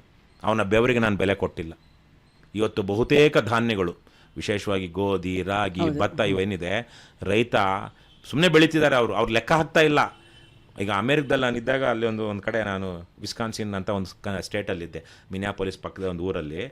ರೈತ ಅಂದರೆ ದಡ್ಡ ಅಂತ ಅಲ್ಲೂ ಹೇಳ್ತಾಯಿದ್ರು. ಸೊ ಈ ಥರದ ರೈತ ಬೆಳೆಯೋದು ರಸ, ತಿನ್ನೋದು ಕಸ ಅಂತ. ಸೊ ಇವೆಲ್ಲ ಒಂದು ಸಮಸ್ಯೆಗಳು ಯಾರು ಪರಿಹರಿಸಬೇಕು? ಇಲ್ಲ ನೀವು ಕೋಆಪರೇಟಿವ್ ಫಾರ್ಮಿಂಗ್ ಹೋಗಿ, ಆವಾಗ ನಿಮ್ಗೇನಾಗುತ್ತೆ, ಬೈಯಿಂಗ್ ಪವರ್ ಸಿಗುತ್ತೆ, ಮತ್ತು ಸೇಲ್ ಮಾಡೋದಕ್ಕೆ ಒಂದು ಪವರ್ ಸಿಗುತ್ತೆ. ಆವಾಗ ಅದರಲ್ಲಿರುವಂಥ ಒಂದಷ್ಟು ಜನ ಮಾರ್ಕೆಟನ್ನು ಅನಲೈಸ್ ಮಾಡ್ತಿರ್ತಾರೆ. ಅಂದರೆ ಮಾರ್ಕೆಟ್ ಅಂದರೆ ನಾನು ಹೇಳ್ತಿರೋದು ಏನು ಸಪ್ಲೈ ಆ್ಯಂಡ್ ಡಿಮ್ಯಾಂಡ್ನ. ಆವಾಗ ನಾವು ಇಷ್ಟು ಎಕರೆನಲ್ಲಿ ಇದು ಬೆಳೆಯೋಣ, ಇನ್ನೊಂದಷ್ಟು ಎಕರೆಯಲ್ಲಿ ಅದು ಬೆಳೆಯೋಣ, ಮಲ್ಟಿ ಕ್ರಾಪ್ಸ್ ಬರುತ್ತೆ. ಇವಾಗ ಊರೆಲ್ಲ ಒಂದೇ ಹೋಲ್ಡ್ ಆನ್. ಇವಾಗ ನಿಮ್ಮ ಥರದವರೇ ತುಂಬ ಜನ ಘರವಾಪಸಿ ಮಾಡ್ತಾ ಇದ್ದಾರೆ. ಅವರು ಕೋಆಪರೇಟಿವ್ ಫಾರ್ಮಿಂಗ್ ಮಾಡ್ತಾ ಇದ್ದಾರೆ. ಫಾರ್ ಎಕ್ಸಾಂಪಲ್ ಮಂಡ್ಯನ ನಾವು ತೆಗೆದುಕೊಳ್ಳೋಣ ಆಸ್ ಎನ್ ಎಕ್ಸಾಂಪಲ್. ಮತ್ತು ತುಂಬ ಜನನೂ ಫಾರ್ಮಿಂಗಿಗೆ ವಾಪಸ್ ಬರ್ತಾ ಇದ್ದಾರೆ, ಕೋಆಪರೇಟಿವ್ ಫಾರ್ಮಿಂಗಿಗೆ ವಾಪಸ್ ಬರ್ತಾ ಇದ್ದಾರೆ. ಕೆಲವು ಸಲ ಅನ್ಸುತ್ತೆ ಅದೇನು ಇದು ಒಂದು ಟೈಮ್ ಪಾಸೋ ಫ್ಯಾಷನಬಲ್ಲೋ ಏನೋ ಒಂಥರ ಫೋಕಸ್ಲೆಸ್ ಅಂತ ಅನಿಸುತ್ತೆ. ಮತ್ತೊಂದು ಸಲ ಅನಿಸುತ್ತೆ ಅಟ್ಲೀಸ್ಟ್ ಇವ್ರು ಬಂದಾಗ ಅವ್ರ ಹಳ್ಳಿಯಲ್ಲಿ ಲೋಕಲೈಟ್ಸು ಮೋಟಿವೇಟ್ ಆಗಿಬಿಟ್ಟು ಫಾರ್ಮಿಂಗ್ ಅನ್ನೋದನ್ನು ಬೇರೆ ಥರ ಅರ್ಥದಲ್ಲಿ ತಗೋತಾ ಇದ್ದಾರೆ ಅಂತ. ಇದನ್ನು ಇವತ್ತು ಪ್ರೆಸೆಂಟ್ ಕಾಂಟೆಕ್ಸ್ಟಲ್ಲಿ ನೀವು ಹೇಗೆ ಅನಲೈಸ್ ಮಾಡಿ? ಒಳ್ಳೇದದು ಬರಬೇಕು. ದುಡ್ಡಿರುವಂಥವ್ರು, ಹೊಸ ಟೆಕ್ನಾಲಜಿ ಬಗ್ಗೆ ಗೊತ್ತಿರುವಂಥವ್ರು, ಬೇರೆ ಬೇರೆ ಕಡೆ ಬೆಸ್ಟ್ ಪ್ರಾಕ್ಟೀಸಸ್ನ ನೋಡಿರುವಂಥವ್ರು, ಮತ್ತು ಅದನ್ನು ಇಂಪ್ಲಿಮೆಂಟ್ ಮಾಡೋದಕ್ಕೆ ಸಾಮರ್ಥ್ಯ, ಹಣದ ಸಾಮರ್ಥ್ಯ ಮತ್ತು ಸಮಯ ಎರಡೂ ಇರುವಂಥವ್ರು ಇವತ್ತು ಫಾರ್ಮಿಂಗಿಗೆ ಬರಬೇಕು. ಅವರು ಬರ್ತಾ ಇದ್ದಾರೆ. ಒಳ್ಳೇದದು, ಒಳ್ಳೇದು. ಈಗ ನಾನು ಒಂದು ಉದಾಹರಣೆ, ಈಗ ನಾನು ಶಿಗ್ಗಾವಲ್ಲಿ ಒಂದೂವರೆ ವರ್ಷದಿಂದ ಎಲೆಕ್ಷನ್ ನಿಂತಿದ್ದೆ. ಸೊ 1.5 ವರ್ಷದಿಂದ ನೋಡಿದಾಗ್ಲೂ ಅಲ್ಲಲ್ಲಿ ಶುಂಠಿ ಬೆಳೀತಾ ಇದ್ರು. ರೈತರಿಂದ ಯಾರು ಬೆಳೀತಿದ್ದು? ಮಲಯಾಳಿಗಳು ಕೇರಳದಿಂದ ಬಂದು 1 ಎಕರೆಗೆ 1 ಲಕ್ಷ ರೂಪಾಯಿಗೆ ಲೀಸ್ ಹಾಕ್ಕೊಂಡು, ಆ ರೈತ ಏನು ಬೆಳೆದ್ರು ಅಲ್ಲಿ ₹1,00,000 ಸಿಗಲ್ಲ. ಆ 20,000 ಸಿಕ್ಕಿದ್ರೇ ಅವ್ನು ದೊಡ್ಡದು. 1 ವರ್ಷಕ್ಕೆ 1 ಎಕರೆಗೆ ಎಲ್ಲ ಖರ್ಚುಗಳು ಹೋಗಿ 10-20,000 ಸಿಕ್ಕಿದ್ರೆ ಅವನು, ನಮ್ಮಲ್ಲೊಂದು ಗಾದೆ ಇದೆ, 10 ಕಂಡಗ ಬಿತ್ತಿ 11 ಕಂಡಗ ಬಂತು, ಈ ಎಕ್ಸ್ಟ್ರಾ 1 ಕಂಡಗ ಎಲ್ಲಿಂದ ಬಂತು ಅಂತ ಕೇಳುವಂಥ ರೈತರು ಇವತ್ತು ನಮ್ಮಲ್ಲಿರುವಂತಹ ಒಂದು ಸ್ಥಿತಿ. ಯಾಕಂದರೆ ಮಳೆ, ಗೊಬ್ಬರ, ಬಿತ್ತನೆ ಬೀಜ, ಕಳಪೆ ಬೀಜ ಇವೆಲ್ಲ ಇರೋದ್ರಿಂದಾಗಿ ಈ ವರ್ಷ ಏನಾಗಿದೆ, ಸ್ಥಳೀಯ ರೈತರೇ ಶುಂಠಿ ಬೆಳೀತಿದ್ದಾರೆ. ಯಾಕೆ? ಶುಂಠಿ ಬೆಳೆಯೋದವ್ರಿಗೆ ಯಾರಿಗೂ ಗೊತ್ತಿರಲಿಲ್ಲ. ಈ 3-4 ವರ್ಷದಿಂದ ಶುಂಠಿ ಬೆಳೆದ, ಈ 5-6 ವರ್ಷಗಳಿಂದ ಮಲಯಾಳಿಗಳು ಬಂದಲ್ಲಿ ಶುಂಠಿ 10 ಎಕರೆ 20 ಎಕರೆ ಬೆಳೀತಾರಲ್ಲ, ಅದು ನೋಡಿ ಇವ್ರು ದುಡ್ಡು ಮಾಡ್ತಿದಾರಲ್ಲ, 1 ಲಕ್ಷ ನಮಗೆ ಇವ್ರು ಕೊಡಬೇಕು ಅಂದರೆ ಇವ್ರಿಗೆ ಎಷ್ಟಿರಬೇಕು ಅಂತ. ನಾನು ವಾರದಿಂದ ಶಿರ್ಸಿಗೆ ಹೋಗಿದ್ದೆ. ಶಿರ್ಸಿ ಅಂದರೆ ಶಿರ್ಸಿಯಿಂದ ಹಾನಗಲ್ಗೆ ಬರ್ತಾ ಇದ್ದಾಗ, ಹಾನಗಲ್ ಒಂದು ಹೋಟ್ಲಲ್ಲಿ ಒಬ್ಬ ಹುಡುಗ ಓಡ್ ಬಂದು ನನ್ನನ್ನು ಮಾತಾಡ್ತಾ, ಏನಪ್ಪ ಮಾಡ್ತಾ ಇದೆಯಾ? ಸರ್ ಇಲ್ಲೇ ಏನೋ ಲೈನ್ಮನ್ ತರಕ್ಕೇನೋ ಔಟ್ಸೋರ್ಸ್ ಕೆಲಸ ಮಾಡ್ತೀವಿ, KBL ಅಂತ. ಎಷ್ಟು ಬರುತ್ತೆ? 11,000 12,000 ಅಂತ. 11,000-12,000 ಹೆಂಗೆ ಜೀವನ ಮಾಡ್ತೀವಿ? ಮದುವೆ ಆಗಿದೆಯಾ ಅಂದರೆ ಇಲ್ಲ ಅಂದ. 35 ವರ್ಷ ಆಗಿದೆ, ಇನ್ನೂ ಮದುವೆ ಆಗಿಲ್ಲ. ಮತ್ತೆ ಹೆಂಗೆ ಅಂದ್ರೆ, ಸರ್ ಶುಂಠಿ ಬೆಳೀತಿದ್ದೀನಿ ಸರ್. ಎಷ್ಟು ಎಕರೆ ಇದೆ? ನಂದಿರೋದು ಅರ್ಧ ಎಕರೆನೋ ಏನೋ 1 ಎಕರೆ, ಅಷ್ಟು ತುಂಬ ಕಡಿಮೆ. ಆದರೆ 2 ಎಕರೆನ ನಾನು ಲೀಸ್ಗೆ ಹಾಕ್ಕೊಂಡಿದ್ದೀನಿ.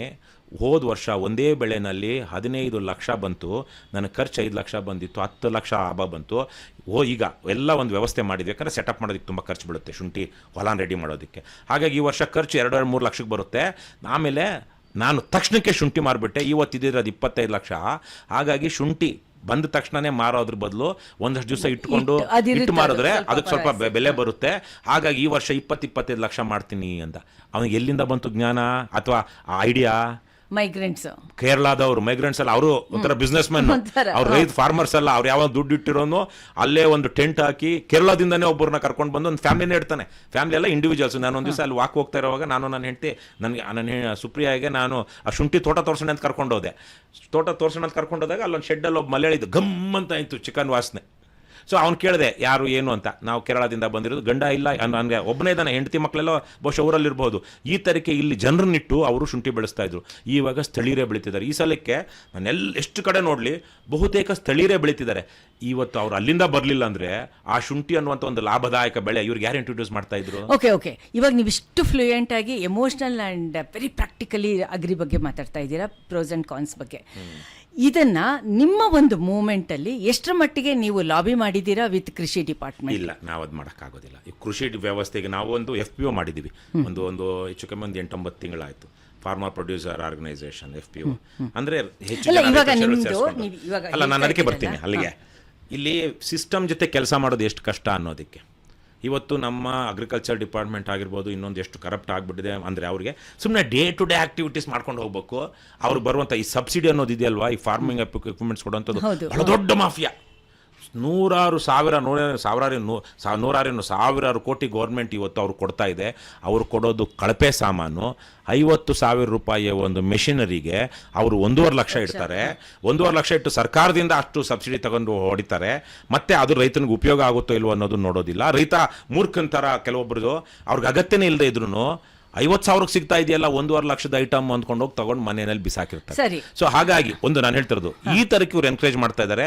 ಕರಪ್ಷನ್ ಇರುವಂತ ಕಾರಣಕ್ಕಾಗಿ ಅದು ಸರಿಯಾಗಿ ರೈತರಿಗೆ ಸಿಗ್ತಾ ಇಲ್ಲ. ಓಕೆ, ಇವಾಗ ಹಾಗಿದ್ರೆ ನಮ್ದು ರೈತ ಸಂಘಟನೆಗಳು ತುಂಬಾ ಸ್ಟ್ರಾಂಗ್ ಆಗಿ ಹಸು ಶಾಲೆಲ್ಲ ಹಾಕೊಂಡು ಕೆಲಸ ಮಾಡ್ತಾ ಇರ್ತಾರೆ, ಪೀರಿಯಾಡಿಕಲಿ ಪ್ರೊಟೆಸ್ಟ್ ಮಾಡ್ತಾನೆ ಇರ್ತಾರೆ. ಅವ್ರಗಳಿಗೆ ಈ ವಿಷಯ ಗೊತ್ತಿಲ್ವಾ? 1-2-3 ಜನ ಸ್ವಲ್ಪ ಮೊದಲಿಂದನೂ ನಂಜುಂಡಸ್ವಾಮಿಯವರ ಸಂದರ್ಭದಿಂದ ಬಂದಂತಹ ಕೆಲವು ಜನ ಇವತ್ತಿಗೂ ಕಮಿಟೆಡ್ ಆಗಿದ್ದಾರೆ, ಕೆಲವೊಂದು ಬಿಟ್ಟರೆ. ಆದರೆ ಅವ್ರಿಗಷ್ಟು ಆರ್ಗನೈಸೇಷನಲ್ ಪವರ್ ಇಲ್ಲ. ಇವತ್ತು ಹಳ್ಳಿಗೆ ತಾಲೂಕಿಗೆ ಒಂದೊಂದು ರೈತ ಸಂಘ, ಅದು ಏನೋ ಯಾವುದೋ ಒಂದು ರೈತ ಸಂಘ, ಅದು ರಾಜ್ಯಾಧ್ಯಕ್ಷ, ಅವನ ವ್ಯಾಪ್ತಿ ತಾಲೂಕಿಂದ ಆಚೆಗೆ ಇಲ್ಲ. ಇವ್ರನ್ನ ಕಂಟ್ರೋಲ್ ಮಾಡೋರೇ ಇಲ್ಲ. ಇವರು ಹಸಿರು ಶಾಲು ಹಾಕ್ಕೊಂಡು ಹೋಗ್ತಾರೆ. ಎಷ್ಟೋ ಕಡೆಗಳಲ್ಲಿ ಹೋಗಿ ಬೇರೆ ಬೇರೆ ಥರದ ಡೀಲ್ ಮಾಡ್ಕೊಳ್ತಾರೆ. ಅಥವಾ ಅವ್ರಿಗೇನೋ ಅವ್ರದ್ದು ಆಗ್ಬೇಕಾದ್ರೆ ಮಾಡಿಕೊಂಡು ಅವ್ರಿಗೆ ಆಗ್ಬೇಕಾದವ್ರದ್ದು ಮಾಡ್ಕೊಂಡು ಬಂದ್ಬಿಡ್ತಾರೆ ಹೊರತು ಒಟ್ಟಾರೆಯಾಗಿ ರಾಜ್ಯದ ರೈತರ ವಿಚಾರಗಳನ್ನ ಗಮನಿಸುವಂಥ ಸ್ಥಿತಿಲಿ ಇವರಿಲ್ಲ. 2-3 ಸಂಘಟನೆಗಳು ಬಿಟ್ಟರೆ. ಯಾಕೆಂದರೆ ಆ 2-3 ಸಂಘಟನೆಗಳವರು ಇವತ್ತು ಒಂದಷ್ಟು ಕಮಿಟೆಡ್ ಆಗಿದ್ದಾರೆ, ಒಂದಷ್ಟು ರೈತ ನಾಯಕರು. ಯಾಕೆ ಆಗಲೇ ಹೇಳ್ದಂಗೆ ನಂಜುಂಡಸ್ವಾಮಿಯವರ ಮೂಸೆಯಲ್ಲಿ ಬಂದಂಥವ್ರು. ಆದರೆ ಮಿಕ್ಕವ್ರು ಯಾರಿದ್ದಾರೆ ಬಹುತೇಕರು ಇವತ್ತು ಇಲ್ಲ ರೋಲ್ ಕಾಲ್ಗೆ, ಇಲ್ಲ ಬೇರೆ ಥರದ ಹೆದರಿಸೋದಕ್ಕೆ ಬೆದರಿಸೋದಕ್ಕೆ ತಾನು ಒಂದು ಸಂಘಟನೆ ರಾಜ್ಯಾಧ್ಯಕ್ಷ, ಇದಕ್ಕೆ ಸೀಮಿತವಾಗಿದ್ದಾರೆ. ಇವ್ರಿಗೆ ಗೊತ್ತಿಲ್ಲ ಅಂತಲ್ಲ, ಅವ್ರಿಗೆ ಗೊತ್ತಿಲ್ಲ ಅನ್ನೋದಕ್ಕಿಂತ ಅವರು ಅದಕ್ಕೆ ಸೊಲ್ಯೂಷನ್ ಹುಡುಕೋದಕ್ಕೆ ಯೋಗ್ಯರಲ್ಲ. ಅವರ ಇತಿಮಿತಿಗಳಿದೆ ಅಲ್ಲಿ ಅಂತ. ರವಿ, ಯಾತಕ್ಕೆ ಅಂತಂದರೆ ಇವಾಗ ನನಗೆ ಆ್ಯಕ್ಚುಲಿ ನನಗೆ ನಿಮ್ಮ ಹತ್ರ ಮಾತಾಡಬೇಕು ಅಂತ ಇದ್ದಿದ್ದು ಆಲ್ ದ 17 SDGs ಬಗ್ಗೆ. ಅದು ಪಾವರ್ಟಿ, ಹಂಗರ್ ಎರಾಡಿಕೇಷನಿಂದ ಹಿಡಿದು ಸೇಫ್ಟಿವರೆಗೂ 17th ಆ ಥರ ಅಂತ ಇದ್ದಿತ್ತು. ಈಗ ನೋಡ್ತು ಅಂತಂದರೆ ನಮಗೆ ಫುಡ್ ಸೆಕ್ಯೂರಿಟಿ ಬಗ್ಗೆನೇ ನಾವು ಮಾತಾಡ್ತಾ ಇದ್ದೀವಿ. It's a good thing. ಅದು ಸ್ಪಾಂಟೇನಿಯಸ್ಲಿ ಅಥವಾ ಆರ್ಗ್ಯಾನಿಕಲಿ ಬರ್ತಾ ಇದೆ. ಲೇಟೆಸ್ಟ್ ರಿಪೋರ್ಟು ನೇಪಾಳಲ್ಲಿ ಅಕ್ಯೂಟ್ ಫುಡ್ ಶಾರ್ಟೇಜ್ ಇದೆ ಅಂತ ಬರ್ತಾ ಇದೆ. ಮತ್ತು ಈಗ ನಾವು ಏನೂ ಸ್ಟ್ಯಾಟಿಸ್ಟಿಕ್ಸು ಬೇಡ, ಏನು ಬೇಡ, ರಿಸರ್ಚ್ ಮಾಡೋದು ಬೇಡ. ನಮ್ಮ ಇಂಡಿಯಾನಲ್ಲಿ ಕೂಡ ಫುಡ್ ಪ್ರೊಡಕ್ಷನ್ನು ಒಂದು ತರಹ ಸ್ಟೋರಲ್ಲಿ ಇದೆ, ಸ್ಟೋರೇಜಲ್ಲಿ ಮತ್ತು ಅಲ್ಲಿ ಇಲ್ಲಿ ಎಲ್ಲ ಕಡೆ ಇದೆ. ಬಟ್ ಸ್ಟಿಲ್ ಆ ಸ್ಕೇಸಿಟಿ ಅನ್ನೋದು ನಿಧಾನವಾಗಿ ಬರ್ತಾ ಇದೆ. ಅದಕ್ಕೆ ಫಾರ್ ಎಕ್ಸಾಂಪಲ್ ಇವಾಗ ನೀವು ತೆಗೆದುಕೊಂಡಿರುವಂತಹ ಬಿಡ್ದಿ ಪ್ರಾಜೆಕ್ಟ್, ಅದೊಂದು ಇಟ್ ಈಸ್ ಎ ಪ್ರಾಜೆಕ್ಟ್ ಅಲ್ವಾ? ಅದು ಒಂದು 9,000 8,000 ಏಕರ್ಸ್ದು ಹೋಯ್ತು ಅಂತಂದರೆ ಕ್ವಶನ್ ಮಾರ್ಕ್ ಬರುತ್ತದು. ಇಂಥ ಟೈಮ್ನಲ್ಲಿ ಎಷ್ಟರ ಮಟ್ಟಿಗೆ ನೀವು ಆಹಾರ ಭದ್ರತೆ ಅನ್ನೋದನ್ನೇ ಫೋಕಸ್ ಮಾಡಿ ನಿಮ್ಮ ಪಕ್ಷ ನೀವು ಫೋಕಸ್ ಮಾಡೋಕ್ಕೆ ಸಾಧ್ಯ ಆಗುತ್ತೆ? ಬಿಕಾಸ್ ನಿಮ್ಮಲ್ಲಿ ಆ ಒಂದು ನಾಲೆಜು ತುಂಬ ಇದೆ. ಈಗ ಸುಮಾರು 5 ತಿಂಗಳೇನೋ ಆಯಿತು ಇದು ಯಾವುದಾದ್ರು ಹಾರ್ಮೋಸ್ ಸ್ಟ್ರೈಟ್ ಕ್ಲೋಸ್ ಆಗಿ. ಹೌದು. ಆದರೆ ನಮ್ಗೆ ಹಾಗೆ ನೋಡಿದ್ರೆ ಪ್ರಪಂಚಾದ್ಯಂತ ಏನು ಅಂತಹ ದೊಡ್ಡ ಸಮಸ್ಯೆ ಆಗಿಲ್ಲ. ಯಾಕೆ ಹೇಳಿ, ರಿಸರ್ವ್ಸ್ ಇತ್ತು. ಅಮೆರಿಕದಲ್ಲಿ ಇವತ್ತಿಗೂ ಇನ್ನು ಎಷ್ಟೋ ದಿವಸ ಆಗಿದೆ. ಅದೇ ತರಕ್ಕೆ ನಮ್ಮ ದೇಶದಲ್ಲಿ 1965 70 ತನಕ ಗ್ರೀನ್ ರೆವಲ್ಯೂಷನ್ ಬರೋ ತನಕ ಲಾಲ್ ಬಹದ್ದೂರ್ ಶಾಸ್ತ್ರಿ ಅವರು ಜೈ ಜವಾನ್ ಜೈ ಕಿಸಾನ್ ಅಂತೇಳಿ ಜನರನ್ನ, ರೈತರನ್ನ 2 ಬೆಳೆ ಬೆಳೀರಿ, 3 ಬೆಳೆ ಬೆಳೀರಿ, ಅಲ್ಲಿ ತನಕ ನಾವು ಒಂದು ಉಪವಾಸ ಇರೋಣ ಅಂತ ಏನು ಬಹಳ ದೊಡ್ಡ ಘೋಷಣೆ ಮಾಡಿ ಜನಕ್ಕೆ ಹುರಿದುಂಬಿಸಿದ್ರು ರೈತರಿಗೆ. ಅಲ್ಲಿ ತನಕ ಆಹಾರ ಭದ್ರತೆ ನಮ್ಗೆ ಇರಲಿಲ್ಲ. We were dependent on America for wheat and other ಯಾರಿಗೆಲ್ಲ. ಸೊ ಹಾಗಾದ್ರೆ ಇವತ್ತು ಆವತ್ತಿದ್ದ ಪಾಪ್ಯುಲೇಷನ್ನ 3ರಷ್ಟು ಇದೀವಿ. ಅವತ್ತು 50-60 ಕೋಟಿ ಇದ್ರು, ಇವತ್ತು 150 ಕೋಟಿ ಇದ್ದೀವಿ. ಅವ್ರಿಗೆ 150 ಕೋಟಿ ತಿಂದು ತೇಗಿ ಬೇದಿ ವಾಂತಿ ಮಾಡಿದ್ರು ಇನ್ನೂ ತಿನ್ನುವಷ್ಟು ಆಹಾರ ಇವತ್ತು ನಮ್ಮ ಹತ್ರ ಇದೆ. ಇನ್ನೂ 2-3 ಈ ವರ್ಷ ಬರ ಬೀಳುತ್ತೆ. ಇಡೀ ಎಲ್ ನಿನೋ ಎಫೆಕ್ಟು ಈ ವರ್ಷ, ಮುಂದಿನ ವರ್ಷ, ಇನ್ನೊಂದು ಆವಾಗ ಇನ್ಮೇಲೆ ಎಲ್ಲ ಅತಿವೃಷ್ಟಿ, ಅನಾವೃಷ್ಟಿ, ಅಕಾಲ ವೃಷ್ಟಿ. ಸಮಯಕ್ಕೆ ಮಳೆ ಬರುತ್ತೆ, ಆದರೆ ಸಮಯಕ್ಕೆ ಸರಿಯಾಗಲ್ಲ. ಫಸಲು ನಾಶ ಮಾಡೋದಕ್ಕೆ ಬರುತ್ತೆ, ಇಲ್ಲ ಬಿತ್ತನೆ ಮಾಡೋದಕ್ಕೆ ಬರೋದಿಲ್ಲ. ಇವತ್ತು ನಾನು ಶಿಗ್ಗಾವಿಲ್ ನಾವು ಜಮೀನಲ್ಲಿ ಅಲ್ಲಿ ಭತ್ತ ಬಿತ್ತಿದ್ದೀವಿ. ಅಲ್ಲಿ ಯಾವಾಗ ಮಳೆ ಶುರುವಾಗಿ ವಾರ ಆಗಬೇಕಾಗಿತ್ತು, ಮುಂಗಾರು ಬಂದು ವಾರದಿಂದ ಇಲ್ಲ. ಸೊ ಹೀಗೆ ಹಲವಾರು ಕಾರಣಗಳು. ಆದ್ರೂ ಸಹ ಜನರಿಗೆ ಆಹಾರದ ಕೊರತೆ ಇಲ್ಲ. ಯಾಕಂದ್ರೆ ನಮ್ಮ ಗೋಡೌನ್ಗಳಲ್ಲಿ ಇನ್ನೂ ನಮ್ಮನ್ನ 1 ವರ್ಷ 2 ವರ್ಷ ಕಾಪಾಡುವಷ್ಟು ಆಹಾರ ಇದೆ. ಅಂದ್ರೆ ಯಾವುದೋ ಕೆಲವೊಂದು ಪದಾರ್ಥಗಳು ಸಿಗಲ್ಲ, ಆದ್ರೆ ಅಕ್ಕಿ, ಗೋಧಿ ಈ ತರದಕ್ಕೆ ಸಮಸ್ಯೆ ಬೇಸಿಕ್ ಇದಕ್ಕಿದೆ. ನಿಮಗೆ ಬೇಕಾಗಿರುವಂತಹ ಯಾವುದೋ ತುಂಬಾ ಎಕ್ಸಾಟಿಕ್ ಆದಂತಹ ಫ್ರೂಟೋ ಅಥವಾ ಬೇರೆ ಸಿಗದೆ ಇರಬಹುದು. ಹಾಗಾಗಿ ಜನ ಇವತ್ತಿಗೂ ಬದಲಾಗಲ್ಲ, ನಾವೆಷ್ಟೇ ಮಾತಾಡಿದ್ರು. ಅನಿವಾರ್ಯತೆ ಇವತ್ತು ಆ ಅನಿವಾರ್ಯತೆಗಳಿಲ್ಲ. ಅನಿವಾರ್ಯತೆ ಬಂದಾಗ ನಾವು ಹೇಳುವಂಥ ವಿಚಾರಗಳಿಗೆ ಮಾನ್ಯತೆ ಸಿಗುತ್ತೆ, ಜನ ಬದಲಾಗ್ತಾರೆ. ಹಾಗಾಗಿ ಆಹಾರ ಭದ್ರತೆ ಯಾವಾಗ ನಮಗೆ ಇಂಪಾರ್ಟೆಂಟ್ ಆಗುತ್ತೆ ಅಂದರೆ ಜನ ಅದನ್ನು ನಿಜಕ್ಕೂ ಫೀಲ್ ಮಾಡಿದಾಗ. ಆದರೆ ಇವತ್ತು ಪಾಲಿಸಿನಲ್ಲಿ ಇವರು ಸರಿಯಾಗಿ ಮಾಡ್ಕೊಳ್ಳಿಲ್ಲ ಅಂದರೆ ಈ ಮುಂದೆ 2 ವರ್ಷ ಆದಮೇಲೆ ಬರುತ್ತಲ್ಲ, ಬಹಳ ಘನಘೋರವಾಗಿ. ಸರಿ ಸರಿ, ನೀವು ಹೇಳ್ತಾ ಇರೋದು ಒಂದು ಕ್ಲಾರಿಫಿಕೇಶನ್ ಕೊಡಿ. ಈಗ ನೀವು ಹೇಳ್ತಾ ಇದ್ದೀರಾ ಆಹಾರ ಭದ್ರತೆ ಇದೆ, ಅಟ್ಲೀಸ್ಟ್ ಸದ್ಯಕ್ಕೆ 2-3 ವರ್ಷದವರೆಗೂ ತಲೆನೋವಿಲ್ಲ ಅಂತ ಹೇಳ್ತಾ ಇದ್ದೀರಾ. ಅದೇ ಲಾಜಿಕ್ಕಲ್ಲಿ ಈಗ 8,000 9,000 ಬಿಡದಿ ಆಗ್ಬೋದು, ಮತ್ತೊಂದಾಗಬಹುದು, ಯಾವುದೋ ಜಾಗದಲ್ಲಿ ತಗೋತಾ ಹೋಯ್ತು ಅಂತಂದ್ರೆ ಇದು ಮಲ್ಟಿಪಲ್ ಇಶ್ಯೂಸ್ನ ಬರುತ್ತೆ. ಆಹಾರ ಭದ್ರತೆ ಅಕ್ಕಿ ಬೆಳೆ ಸಿಗಬಹುದು, ಗೋಧಿ ರಾಗಿ ಸಿಗಬಹುದು, ಬಟ್ ತರಕಾರಿಗಳು ಅಲ್ವಾ, ನಾವೇನೇನ್ ಮಾತಾಡ್ತೀವೋ ಪೌಷ್ಟಿಕಾಂಶ ಅಂತವೆಲ್ಲನೂ ಹೋಗ್ತಾ ಹೋಗುತ್ತದು ಅಲ್ವಾ. ಸೊ ಇವಾಗ ನಿಮ್ಮ ಒಂದು ಲಾಜಿಕಲ್ಲೇ, ನಿಮ್ಮ ಒಂದು ಆರ್ಗ್ಯುಮೆಂಟ್ ಅಲ್ಲೇ ಕಾಂಟ್ರಡಿಕ್ಷನ್ ಇದೆ. ಇದು ಕೂಡ ನಮ್ಗೆ ಇಂಪಾರ್ಟೆಂಟ್ ಆಗುತ್ತಲ್ವಾ, ನಾಟ್ ಓನ್ಲಿ ಬೇಸಿಕ್. ಇದು ನಾನು ಬಿಡದಿನ ಬೇರೆ ರೀತಿಯಲ್ಲಿ ನೋಡ್ತೀನಿ. ಇಲ್ಲ ಬಿಡದಿ ಅಂತಲ್ಲ, ನಾನು ಜಸ್ಟ್ ಬಿಡದಿನ ಒಂದು ತಗೊಂಡೆ. ಯಾಕೆ ಅಂತಂದ್ರೆ ಇವತ್ತು ಅದೊಂಥರ ಬರ್ನಿಂಗ್ ಇಶ್ಯೂ ಆಗಿದೆ. ಈಗ ನೋಡಿ, ಈಗ ಆಗ್ಲೇ ಹೇಳಿದಾಗೆ ಇವತ್ತು ವಾಟರ್ ಇಂಟೆನ್ಸಿವ್ ಕ್ರಾಪ್ಸ್ ನ ಜಾಸ್ತಿ ನೀರು ಸಿಗ್ತಿರೋ ಕಡೆಗೆ ಬೆಳೀತಾ ಇದಾರೆ, ಕಬ್ಬು, ಭತ್ತನೆಲ್ಲ. ಆದ್ರೆ ನಮ್ಗೆ ಕಬ್ಬು ಅಗತ್ಯ ಇಲ್ವೇ ಇಲ್ಲ, ತೀರಾ ಮನುಷ್ಯನ್ ಬದುಕೋದಿಕ್ಕೆ ಅಗತ್ಯ ಅಂತ ಇಲ್ವೇ ಇಲ್ಲ. ಭತ್ತ ಹೌದು, ಆದ್ರೆ ಬೆಳೆಯೋದು ಮಧ್ಯದಲ್ಲಿ ಒಂದು ಬೆಳೆ ಭತ್ತ ಬೆಳೆದು ಇನ್ನೊಂದು ಬೆಳೆನ ನೀವು ಬೇರೆ ಬೆಳಿಬಹುದಲ್ವಾ, ಎಲ್ಲಿ ನೀರಾವರಿ ಇರುವಂತ ಕಡೆ. ಅದನ್ನ ನಾವು ಮಾಡ್ತಾ ಹೋಗ್ಬೇಕು. ಅದಕ್ಕೆ ಎಜುಕೇಟ್ ಮಾಡ್ಬೇಕಾಗುತ್ತೆ ಅಥವಾ ಅವರಿಗೆ ಕಾಮನ್ ಸೆನ್ಸ್ ಅಲ್ಲಿ. ಈಗ ನೋಡಿ, ಭತ್ತದ ಒಂದು ಸಮಸ್ಯೆ ಏನಿದೆ ಅಂದ್ರೆ ರೈತರದು, ಈ 10 ಗದ್ದೆಗಳು 10 ಜನರಿಗೆ ಸೇರಿದೆ ಅಂದ್ಕೊಳ್ಳೋಣ. ಮಧ್ಯದಲ್ಲಿರೋನು ಭತ್ತ ಬೆಳೆದ್ರೆ ಸುತ್ತಮುತ್ತ ಇರೋನು ಭತ್ತ ಬೆಳೆದೇ ವಿಧಿನೇ ಇಲ್ಲ. ಯಾಕೆಂದ್ರೆ ಅವನು ಭತ್ತಕ್ಕೆ ನೀರು ಹಾಯಿಸೋದಕ್ಕೆ ಮೇಲಿಂದ ತರ್ತಾನೆ, ಅದ್ರ ಕೆಸರು ಗದ್ದೆ ಮಾಡ್ತಾನೆ. ಆ ಇದರಲ್ಲಿ ಪಕ್ಕದ ಅದು ಜವಳ ಆಗುತ್ತೆ, ಅಂದ್ರೆ ಅದನ್ನು ಸಹ ನೀರು ನಿಲ್ಲುತ್ತೆ. ನೀರು ನಿಂತಾಗ ಅವನು ಏನ್ ಮಾಡ್ಬೇಕು, ನೀರು ನಿಲ್ಲುವಂತ ಬೆಳೆನೇ ಬೆಳಿಬೇಕು, ಬೇರೆ ಏನ್ ಬೆಳೆ ಬೆಳೆಯೋದಕ್ಕೆ ಆಗೋದಿಲ್ಲ. ಅವನು ಈ 500 ಎಕರೆಗಳಲ್ಲಿ ಬೇರೆ ಬೆಳೆ ಬೆಳೆಯೋದಕ್ಕೆ ಹೇಳ್ತಾ ಇದೀವಿ, ಇಲ್ಲಿ ಕಂಟ್ರೋಲ್ಡ್ ನೀರು ಬಿಡ್ತೀವಿ ಅನ್ಬೇಕು. ಯಾರು ಅನ್ಬೇಕು ಅದನ್ನ? ಸರ್ಕಾರನೇ ಅನ್ಬೇಕು, ಬೇರೆ ಸರ್ಕಾರ ಅಥವಾ ಅದ್ರ ಇನ್ಚಾರ್ಜ್ ಇರ್ತಾರೆ, ಡಿಪಾರ್ಟ್ಮೆಂಟ್ ಅವ್ರು ಅನ್ಬೇಕು. ಬೇರೆಯವ್ರು ಅಂದ್ರೆ ಜನ ಕೇಳೋದಿಲ್ಲ. ನನಗಿಲ್ಲಪ್ಪ, ನಂದು 10 ಎಕರೆ ಇದೆ, ನಾನು ಭತ್ತನೇ ಬೆಳಿತೀನೋ, ನಂಗೆ ನೀರು ಬರಬೇಕು, ಮೊದಲಿಂದ ಬರ್ತಾ ಇತ್ತಲ್ಲ, ಇವತ್ತು ಯಾಕೆ ಬರ್ತಿಲ್ಲ ಅಂತಾರೆ. ಪಕ್ಕದಲ್ಲಿರೋರು ಇಲ್ಲಪ್ಪ, ಇವತ್ತು ಎಲ್ಲ ಬೆಳೆಯೋಣ, ಇವತ್ತು ಬೇಳೆಕಾಳು ಬೆಳೆಯೋಣ, ತೊಗರಿ ಬೆಳೆಯೋಣ, ಅಥವಾ ನಾಟಿ ರಾಗಿ ಮಾಡೋಣ. ಮಳೆ ಕಡಿಮೆ ಆದ್ರೂ ನಮ್ಗೆ ಬೆಳುತ್ತೆ, ನಮ್ಗೆ ಆ ನೀರು ಅಷ್ಟು ನೀರು ಬೇಕಾಗೋದಿಲ್ಲ. ನಾಟಿ ಇವತ್ತು ಭತ್ತಕ್ಕಿಂತ ರಾಗಿ ಲಾಭದಾಯಕ ಆಗಿದೆ. ಹಾಗಾಗಿ ನಾಟಿ ರಾಗಿ ನಿಜಕ್ಕೂ ಜಾಸ್ತಿ ಹುಲ್ಲು ಬರುತ್ತೆ ಮತ್ತು ಜಾಸ್ತಿ ಇಳುವರಿ ಬರುತ್ತೆ. ಹಾಗಾಗಿ ಭತ್ತದ ಗದ್ದೆನಲ್ಲಿ ನೀವು ಮಳೆಗಾಲದಲ್ಲಿ ನಾಟಿ ರಾಗಿ ಮಾಡಿದ್ರೆ ಭಾಳ ಒಳ್ಳೆ ಬೆಳೆ ಬರುತ್ತೆ. ಆಮೇಲೆ ನೀವು ಬೇರೆ ಟೈಮಲ್ಲಿ ಸಮ್ಮರಲ್ಲಿ ಬೆಳೆದ್ರು, ಅಂದರೆ ನಾನು ಹೇಳ್ತಿರೋದು, ಒಂದು ಬೆಳೆ ಅದು ಬೆಳೆದು ಇನ್ನೊಂದು ಬೆಳೆ ಇದು ಬೆಳೀರಿ ಅಂತ ಹೇಳೋದಕ್ಕೆ ಯಾರು ಬರಬೇಕು? ಸರ್ಕಾರ ಬಂದು ಇಂಪೋಸ್ ಮಾಡಬೇಕು. ನೋಡಿ, ನಾನು ವ್ಯಕ್ತಿ ಸ್ವಾತಂತ್ರ್ಯಕ್ಕೆ, ಬೇರೆ ಬೇರೆ ಸ್ವಾತಂತ್ರ್ಯಕ್ಕೆ ನಾನು ಸಪೋರ್ಟಿವ್ ಇದ್ದೀನಿ. ಆದರೆ ಕುತ್ತಿಗೆಗೆ ಬಂದಾಗ ಏನು ಮಾಡ್ತೀರಾ ನೀವು? ನೀವು ಬೇಕಾದೆಲ್ಲ ಬೆಳೆ ಅಂತ ಹೇಳಿಬಿಟ್ರೆ ಕೊನೆಗೆ ಸರ್ಕಾರ ಬರೀ ಯಾವುದು ಅದೇನು ಜೀವನಕ್ಕೆ ತುಂಬಾ ಅತ್ಯಗತ್ಯ ಅಲ್ಲ, ಈರುಳ್ಳಿ ಅಲ್ವಾ? ನಾವೆಲ್ಲ ಅರ್ಧ ಕೆಜಿ ತಂದು ನಮ್ಮಮ್ಮ ಒಂದ್ ಸಣ್ಣದೊಂದು ಹಾಕ್ಬಿಟ್ಟು ಒಗ್ಗರಣೆಗೆ ಹಾಕ್ತಾ ಇದ್ದಿದ್ದು ಈರುಳ್ಳಿ. ಇವತ್ತು ನಾವು ಆವಾಗ ಒಂದು ತಿಂಗಳು ತಿಂತಾ ಇದ್ದದ್ದು ಈರುಳ್ಳಿನ ಇವಾಗ 2-3 ದಿವಸದಲ್ಲಿ ತಿಂತೀವಿ. ಆ ಒಂದು ತಿಂಗಳಲ್ಲ, 2 ತಿಂಗಳು ಬಳಸ್ತಾ ಇದ್ದಷ್ಟು ಎಣ್ಣೆಯನ್ನ ಇವತ್ತೊಂದು ವಾರದಲ್ಲಿ ಬಳಸ್ತಾ ಇದೀವಿ. ಸೊ ಹಾಗಾಗಿ ನಮ್ಮ ಲೈಫ್ ಸ್ಟೈಲ್ ಚೇಂಜ್ ಆಗಿದೆ. ಹಾಗಾಗಿ ಅದಕ್ಕೇನು ಹೇಳ್ತಾ ಇರೋದು ರವಿ, ಇವಾಗ ನಿಮ್ ತರದವರು ಉಪದೇಶ ಅಲ್ಲ. ಈಗ ಫಾರ್ ಎಕ್ಸಾಂಪಲ್ ರೈತ ಸಂಘದವರು ಅವ್ರು ತಗೋಬೇಕಾಗುತ್ತೆ ಇಂಥ ವಿಷಯಗಳನ್ನ. ಅವ್ರು ತಗೋತಾ ಇಲ್ಲ, ಪಾಲಿಸಿಲ್ ಬರ್ದಿರಾ ಆಗೋದಿಲ್ಲ. ಜನ ರೈತರು ಕೇಳೋದಿಲ್ಲ, ಜನ ಕೇಳೋದಿಲ್ಲ. ಅಂತದಕ್ಕೆ ಯಾತಕ್ಕೆ ನೀವು ಇಲ್ಲ? ಈಗ ನಾವು ರಾಜಕಾರಣ ಮಾಡ್ತಿರೋದಲ್ವಾ, ಯಾರಿಗಾಗಿ ರಾಜಕಾರಣ ಮಾಡ್ತಾ ಇದೀವಿ? ಜನರಿಗಾಗಿ ಮಾಡ್ತಾ ಇದೀವಲ್ವಾ? ಜನರಿಗಾಗಿ ಮಾಡ್ತಾ ಇದೀವಿ. ಜನರನ್ನ ಒಪ್ಪಿಸ್ ಮಾಡ್ಬೇಕು ತಾನೆ. ಜನರಿಗೆ ಇಷ್ಟ ಇದೆ ಇವತ್ತದು. ಅಲ್ಲಲ್ಲ, ಇವಾಗ ನೀವು ಅವ್ರನ್ನ ಎಜುಕೇಟ್ ಮಾಡೋದು ಇಲ್ಲ. ನಾನು ಹೇಳ್ದಂಗೆ ಎಜುಕೇಶನ್ ಸಮಸ್ಯೆ ಇಲ್ಲ. ಜನರಿಗೆಲ್ಲ ಅರಿವಿದೆ, ನೀವೇ ಹೇಳಿದ್ರಲ್ಲ, ವಿಸ್ಡಮ್ ಮಾಹಿತಿ ಇಲ್ಲ. ಇದೆ, wisdom ಇಲ್ಲ. Wisdom ಅದಕ್ಕೆ ಕೊಡ್ಬೇಕಾಗಿರೋದು ವಿಸ್ಡಮ್ ನಿಮ್ದವ್ರು. ನಾವಲ್ಲ ಕೊಡೋದು. ಆ ವಿಸ್ಡಮ್ ನಾವು ವಿಸ್ಡಮ್ ಅವನಿಗೆ ಬರ್ಬೇಕು, ನಾಲೆಡ್ಜ್ ಅವನಿಗಿದೆ, ವಿಸ್ಡಮ್ ಅವನಿಗೆ ಬರ್ಬೇಕು, ಅದು ಸ್ವಂತವಾಗಿ ಅದೇ ಬರ್ಬೇಕು. ರವಿ ನಾ ಹೇಳ್ತಾ ಇರೋದು, ಲಾಟ್ ಆಫ್ ಡಿಫರೆನ್ಸ್ ಬಿಟ್ವೀನ್ ಅಕ್ಷರತೆ ಅಂಡ್ ಶಿಕ್ಷಣ, ಹೌದು, ಅಲ್ವಾ? ಹೌದು. ಅದೇ ತರ ಇಲ್ಲ ಆಗ್ತಾ ಇದೆ. ಮಾಹಿತಿ ಇದೆ ಆದ್ರೆ ಬುದ್ಧಿ ಗೊತ್ತಿಲ್ಲ. ಅದಕ್ಕೆ ಯಾವಾಗ ಅವ್ರು ಆಗ್ತಾರೆ ಅಂದ್ರೆ ಅನಿವಾರ್ಯತೆ ಬಂದಾಗ ಅಥವಾ ಸರ್ಕಾರ ಅದನ್ನ ಇಂಪೋಸ್ ಮಾಡಿದಾಗ ಅನಿವಾರ್ಯವಾಗಿ ಮಾಡ್ತಾರೆ. ಮಿಕ್ಕ ಟೈಮಲ್ಲಿ ಅವರು ಅವ್ರದೇ ಹಳೇ ಚಾಳಿ ಏನಿರುತ್ತೋ, ಎಲ್ಲರೂ ಅಷ್ಟೇ, ನಾನು ಅಷ್ಟೇ, ನೀವು ಅಷ್ಟೇ, ನಾವು ಅದೇ ರೀತಿಲಿ ಹೋಗ್ತಾ ಇರ್ತೀವಿ. ಯಾಕಂದ್ರೆ people are afraid of change. ಏನೋ ಮಾಡಿ ಇದಾಗದೆ ಹೋಗಬಹುದು. ಯಾಕಂದ್ರೆ ನೀವು ಈಗ ಅಮೇರಿಕದಲ್ಲಿ ಕಾಂಟ್ರಾಕ್ಟ್ ಫಾರ್ಮಿಂಗ್ ಇದೆ. ನೀನು ಬೆಳಿ, ಅದು ನಮಗೆ ಲಾಭ ಸಿಗುತ್ತೋ ನಷ್ಟ ಆಗುತ್ತೋ, ನಿನಗೆ ಮಾತ್ರ ಇಷ್ಟು ಕೊಡ್ತೀವಿ. ಕಾಂಟ್ರಾಕ್ಟ್ ಫಾರ್ಮಿಂಗು ಕೆಲವೊಂದು ಸಲಕ್ಕೆ ಅಲ್ಲಿ ಹೊಲಗಳಲ್ಲೇನೆ, ತೋಟಗಳಲ್ಲೇನೆ ಸೊಪ್ಪು ಇನ್ನೇನಿರುತ್ತೋ ಬಿಟ್ಬಿಡ್ತಾರೆ ಅಲ್ಲೇನೆ. ಯಾಕಂದ್ರೆ ಅವ್ರಿಗೆ ಅದು ತಗೊಂಡು ಮಾರ್ಕೆಟಲ್ಲಿ ಡಿಮ್ಯಾಂಡ್ ಬಿದ್ದೋಗಿದೆ. ಈಗ ಅಲ್ಲಿ ತಗೊಂಡೋದ್ರೆ ಅವ್ರಿಗೆ ನಷ್ಟ ಆಗುತ್ತೆ, ಹಾಗಾಗಿ ಹೊಲದಲ್ಲೇ ಬಿಟ್ಬಿಡ್ತಾರೆ. ಆದರೆ ರೈತರಿಗೆ ನಷ್ಟ ಇಲ್ಲ. ಯಾಕೆ ಹೇಳಿ? Is been paid already. ತಗೊಂಡೋಗದೆ ಇರಲಿ, ಪೇಯ್ಡ್. ಆದರೆ ಆ ಥರದೊಂದು ಸ್ವಾತಂತ್ರ್ಯ ಇರೋವಾಗ ಅವರು ನಾವು ಹೇಳಿದ್ದನ್ನು ಮಾಡಬಹುದು. ಈಗಿರೋವಾಗ ರೈತರು ಯಾಕೆ ಮಾಡ್ತಾರೆ? ಚೇಂಜು. ನೀನು ಇದನ್ನ ಬೆಳೆಯಪ್ಪ ಅಂದಾಗ ನೀವು ಗ್ಯಾರಂಟಿ ಕೊಡಲಿಲ್ಲ ಅಂದರೆ ಅದ್ರ ಬೆಳೆಗೆ ಅವ್ರು ಹೇಗೆ ಬೆಳೀತಾರೆ? ಅವ್ರು ಬೇಕಾಗಿರೋ ಒಳ್ಳೆ ಬಿತ್ತನೆ ಬೀಜ ಬೇಕು, ಒಳ್ಳೆ ರಸಗೊಬ್ಬರ ಬೇಕು, ಮತ್ತೆ ಮಾರ್ಕೆಟ್ಗೆ ಆಕ್ಸೆಸ್ ಇರಬೇಕು.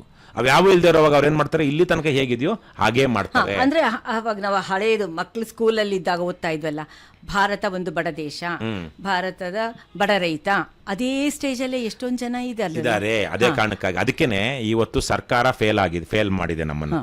ಸರ್ಕಾರ ವಿಶೇಷವಾಗಿ ಕೃಷಿ ಬಹಳ ಅದ್ಭುತವಾದ ಇಲಾಖೆ, ಅದು ಪುಣ್ಯಾತ್ಮರು, ಅದು ಎಂತ ಬಂದ್ಬಿಟ್ಟಿದ್ದಾರೆ ಇತ್ತೀಚೆಗೆ. ಏನೆಲ್ಲ ಮಾಡಬಹುದಿತ್ತು.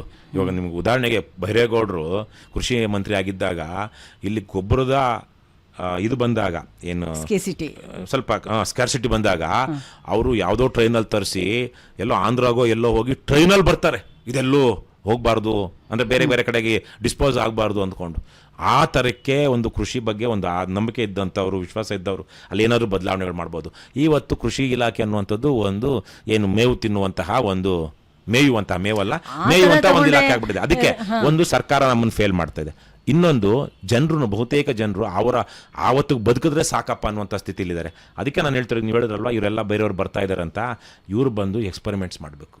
ಜನಕ್ಕೆ ಮಾರ್ಕೆಟ್ಗೆ ಆಕ್ಸೆಸ್ ಹೀಗಿರುತ್ತೆ, ಕ್ಯಾಪಿಟಲ್ಗೆ ಆಕ್ಸೆಸ್ ಹೀಗಿರುತ್ತೆ. ಯಾಕಂದ್ರೆ ನೀವೇನಾದ್ರು ಬೆಳಿಬೇಕು ಅಂದರೆ ಲೋನ್ ಬೇಕಲ್ವಾ?